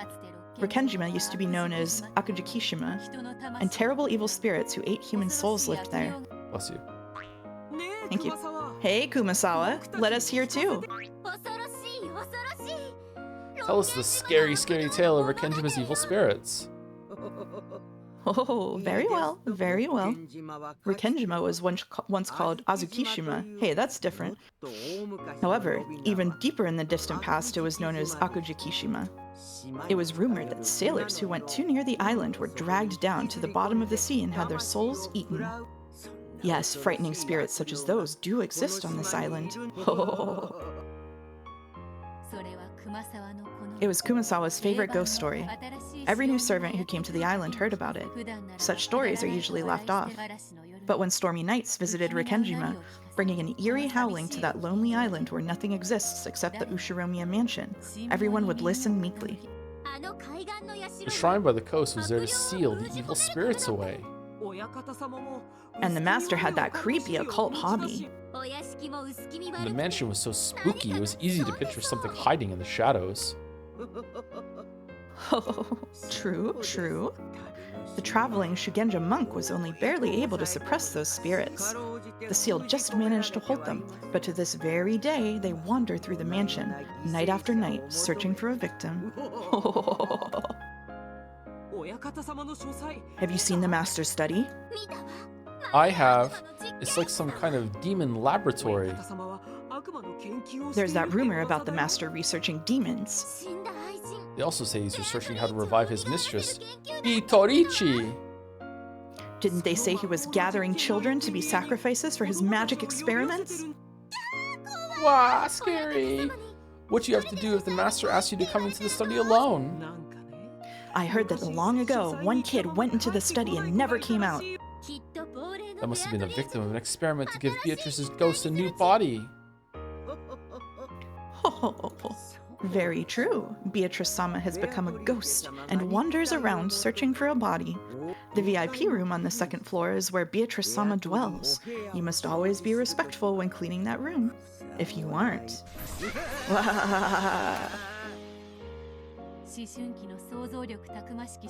In the eyes of teenage boys and girls with their powerful imaginations, the ghost story was both terrifying and fascinating. It gave them a sense of solidarity, since they all got to experience the same tale. Then that sharing became an obligation, and accepting the story became a rite of passage for joining the community. This was something that had been passed on since long ago. That's right. Back when I first started work at Rokkenjima, I heard that story from Kumasawa-san and the older servants. I heard about it too, mostly from Nei-san. I heard it too, from Kumasawa-san mainly. So not only the timid-looking Shannon, but a boy, Kanon, and a big adult, Goda, believed in the ghost story. Well, I didn't really. There are tales of ghost stories and jinxes in all jobs. There were several stories about the sort at the hotel I once worked at.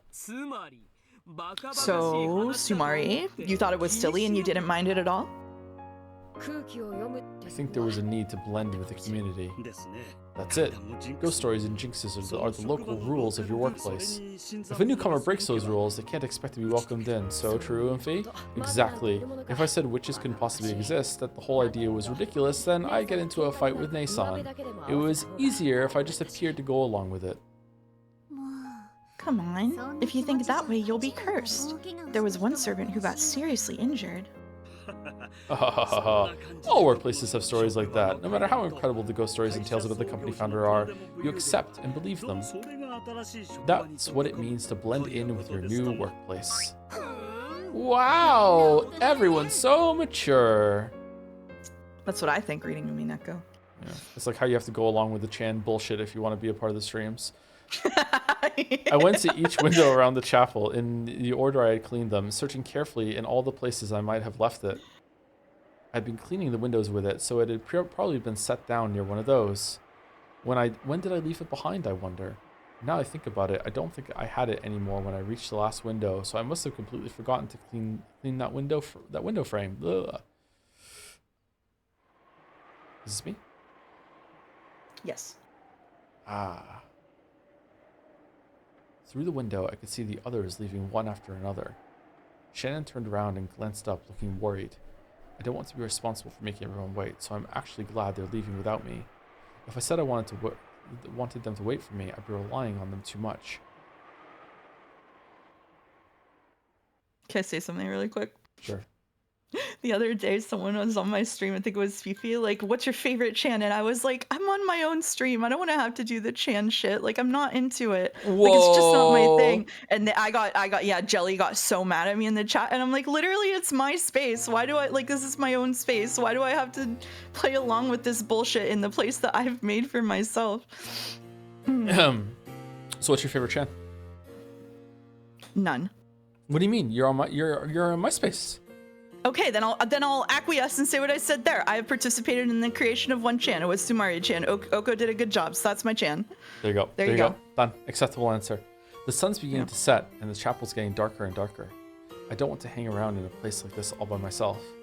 I better find the small broom fast. No, that's not all.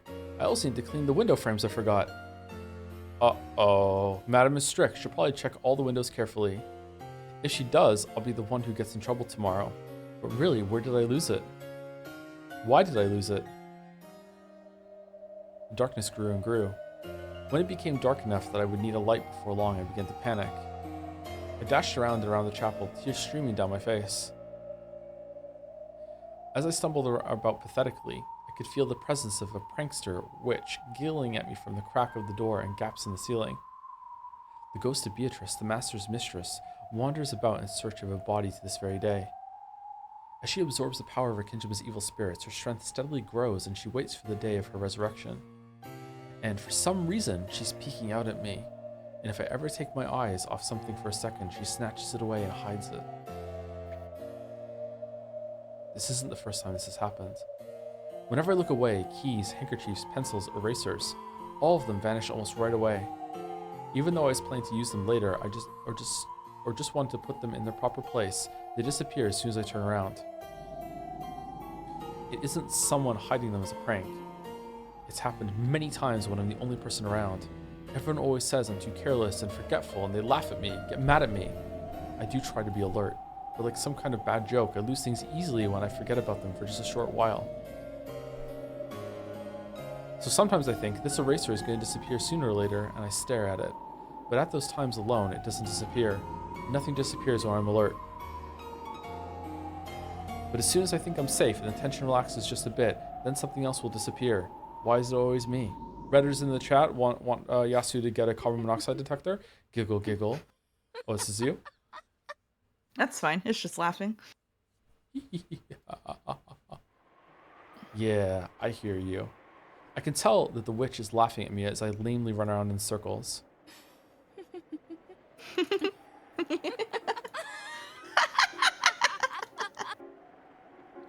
Listening to that voiceless laugh, I finally slammed my hands against the wall, crying tears of frustration.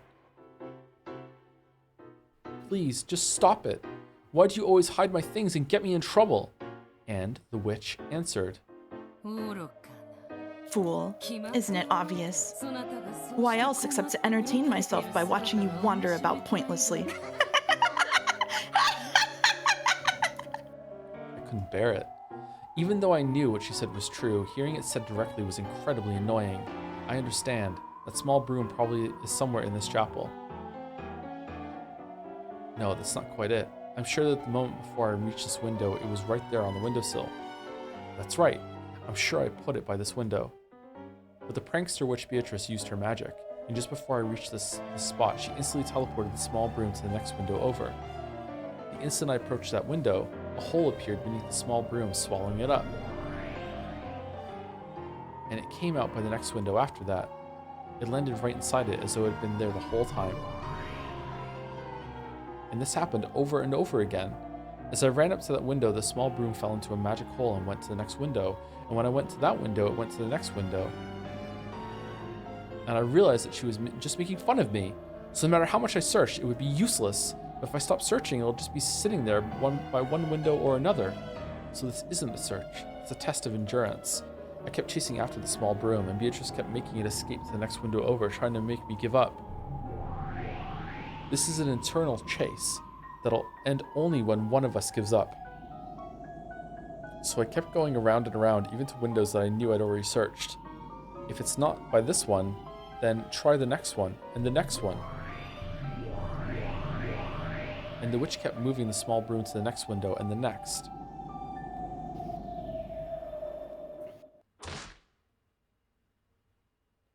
Just give it a rest. How long are you going to make fun of me? This isn't the only time. You always do this.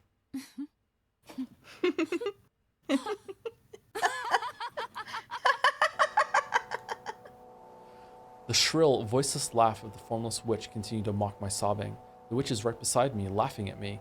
As I dash around the chapel, she's following along with me, taunting me. Then she must be there. She's right behind me, just over my shoulder, still cackling away. I know that turning around won't help me since she has no form. I could try to look, but I mustn't look with my eyes. Once my eyes tell me there's nothing there, I won't be able to see anymore. I learned that from the director of the Fukuin house. You mustn't try to see with your eyes. You must see with the eyes of your heart. Who the fuck is the director of the Fukuin house? That dude that Angie went and saw? The whole world is filled with God's love. In the many blessings of everyday life, one can see God, angels, and the Holy Ghost. If you try to look with your eyes, you won't see them. You won't be able to see them, so you won't be able to feel them or understand them. With the eyes of heart, you will quietly understand. You don't look at their image. You see and draw them with your heart.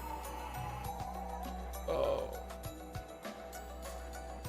In this way, I learned how to recognize things not of this world at the Fukuin house. It doesn't just mean being able to see God. This power lets one see all of those not of this world. Please, stop it now. Stop this prank. Huh. So you can speak to me? I'm clumsy, bad at my job, and I do put things down and forget about them a lot. But I know which things were my fault and which things were because of your pranks. How amusing. Not only can you perceive me in my formless state, but you even understand my little game. It seems you're a more interesting creature than I thought. Yasu. I'm usually called Yasu when one of the older servants is laughing behind my back at some mistake I've made. So when I hear that name, it feels bad. She called me not by the blessed name given to me by the Fukuin house, but by that unblessed name. Upsetting the heart is a classic move that evil beings make. They do it to make it harder for people to notice their presence. To beings like witches, being understood is like showing them out into the light of day. It won't work. In the Fukuin house, I learned how to perceive those not of this world. So, I'm already able to understand you. Very interesting. You've taken me, a being so faint that I'd fly away if you blew on me, and trapped me, perceived me. You're an interesting kid, Yasu. It won't work. I've now understood and perceived you. No matter how many unpleasant things you say, you'll just expose the ugliness of your heart. Without turning around, I slowly let my range of vision fill the entire chapel. It was as though the viewpoint of my soul was floating out from the shell of my head. See? Inch by inch, my range of vision is floating out of my head and drifting upwards. As I look down at myself, standing there with head hanging and eyes tightly shut, my mind's eye very slowly rose up to the ceiling of the chapel. And when I looked down from there, I saw myself standing in the center of the chapel and the witch standing behind me. Apparently, the witch realized that I could see her.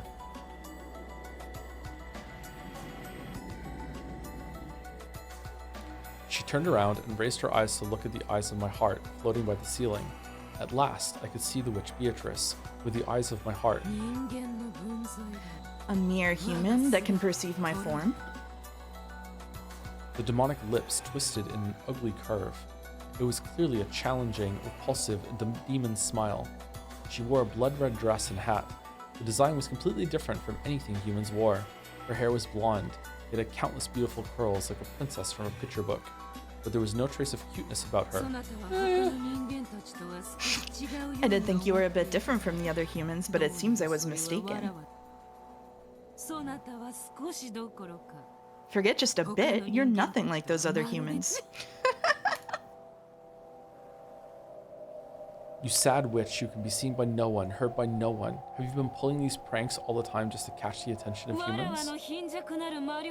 I use what little magic I have to interfere when humans aren't looking, but no matter what I do, none of them think it's magic.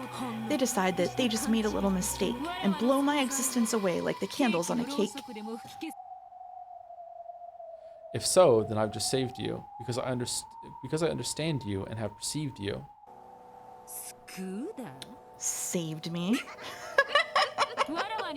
To me, this meeting with you is nothing more than a new way to kill time. It's getting dark. I don't have time to play with you anymore. Oh, my apologies. I was so engrossed that I didn't notice the time. Please give it back, my cleaning tool. Sorry, the chinchillas are just smacking things against each other. That small broom or whatever you call it, it's right there by the next window. But as soon as I get close, you'll move it to the next window over.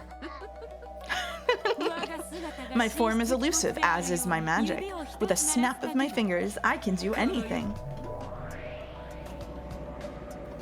The witch snapped her fingers, and various things throughout the chapel were sucked into a black pitfall beneath them, disappearing. No, they didn't disappear. The instant they vanished into the dark holes, other dark holes appeared in completely different parts of the chapel, and the vanished objects fell out of those. Chairs, musical scores, clocks, and vases started appearing and disappearing all across the room. It made it feel as though countless tools were flying about the chapel. I can do things like this, but don't. After all, this would be a bit beyond a mere prank, don't you think? I wonder what the difference between a prank and magic is to a witch. When she snapped her fingers again, all of the loud flying objects returned to their original spots, and silence fell.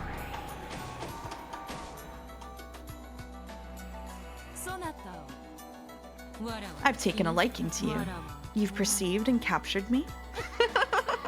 It works the same in reverse. I've perceived and captured you. The Fukuen director told me not to try and see evil beings. If you see them, they will possess you.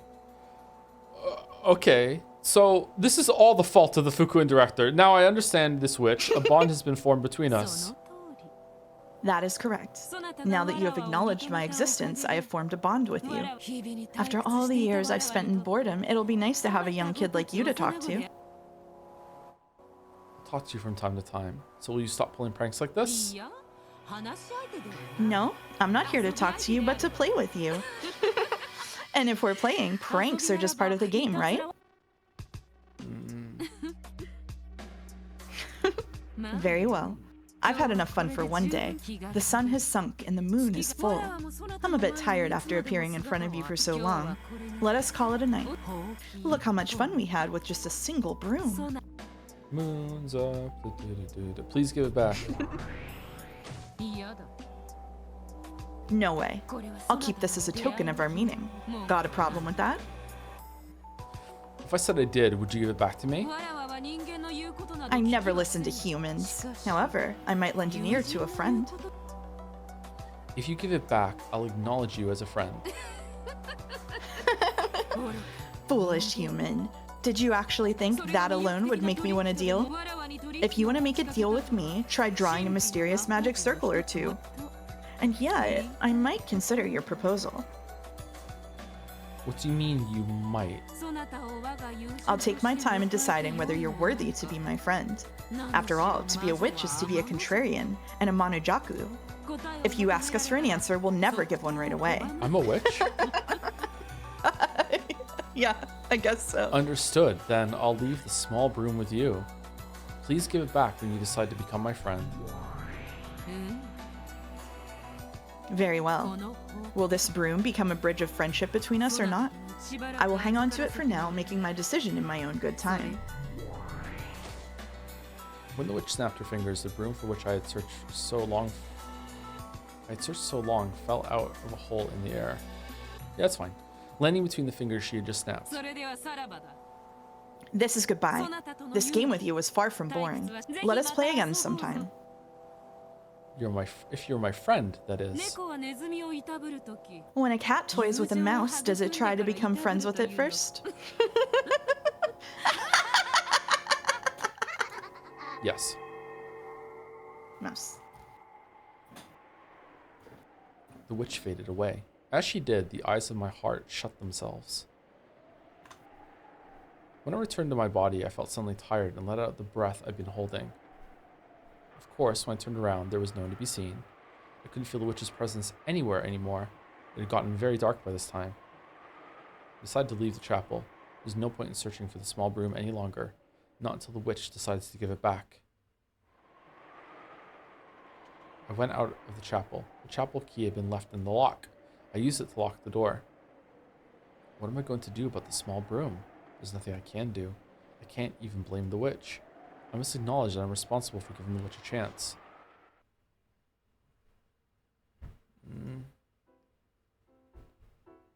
When I happened to glance downwards, I saw a small broom lying there by my feet. I thought it was nighttime. It was the broom I had been searching for all this time. Don't tell me that it'll be swallowed up by a dark hole the instant I bend over to pick it up? No. This is a sign from the witch. A sign that she acknowledges me as a friend. I picked it up. Oh, I am one yet many. The first friend I made after coming to the island was apparently not a human at all. However, when I think back on it, it was only natural. What other sort of friend would you expect to make on a witch's island? This was the first meeting between me and Beatrice. However, as some of you listeners may have noticed, this was not a meeting with the real Beatrice. The witch I then called Beatrice would later be known by another name. However, she was clearly not human, and being bonded with one who is not human means being bonded with their world. I still had no way of knowing the varied fates that waited for me on Rikenjima. Okay, I think this has been well set up by what we saw Maria and Angie go through in a similar way, especially Angie. With all the like the bullying and isolation leading to the creation of furniture.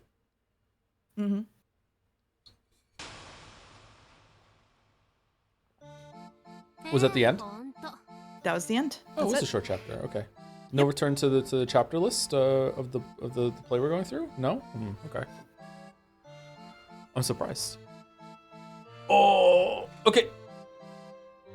Thank you, Hurley Godot, for the bits. What you haven't considered, Joe, is that George's man intuition told him Shannon was actually 3 years older than she said. Therefore... Oh, sorry, I was about to sneeze.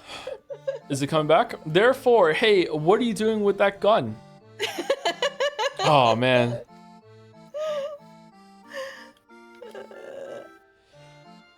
Oh, no, it's going away again. Oh, no, the fucking blue nose. Shit. Oh, fucking hell. I hate it when the sneeze goes away. All right, anyway, we are done. Thank you very much for reading, Mouse. There's a lot today. Yeah, thank you. Yeah. Sorry for defiling the sacred name of Chans on your stream. I'll never do it again. No, it's okay. It's okay. Don't worry about it. Don't worry about it. Yeah. It's all right. All right, Walrus Raid. I don't know if Walrus Raid is doing Umi News, but it might be Umi News. You're glad I survived the thunder. Thank you. Are you streaming Umi on Tuesday? I don't think so, no. I think it's going to be Death Stranding, too. How are you feeling? Like, in general, I'm feeling okay. I'm going to sneeze again. No, it's going away. Oh, no. Oh, no, not one of those. I hate those. I hate those. This is the rest of the night now. God those are the damn worst, it. yeah. God damn it. I'm going to have to go put pepper up my nose. Does that even work? I've never heard of that. Oh, God.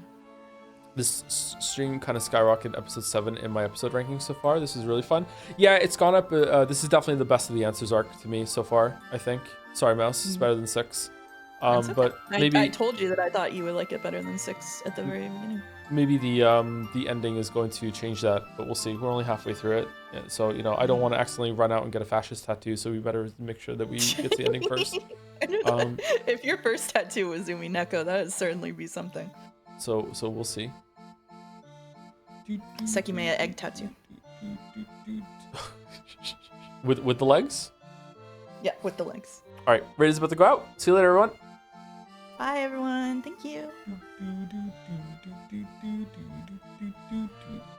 And as always, anyone who's stuck around or is watching on the VOD, or I don't know if these make it into Naja's uploads or anyone else, see you later. Have a good weekend. Sucker Mary Barrels. See you for Sekimeya tomorrow, and more Umineko next Saturday. Death Stranding 2 on Tuesday, Wednesday, Thursday, Friday. Surely we'll finish it this week. See you later. Goodbye, chinchillas. Goodbye, chinchillas.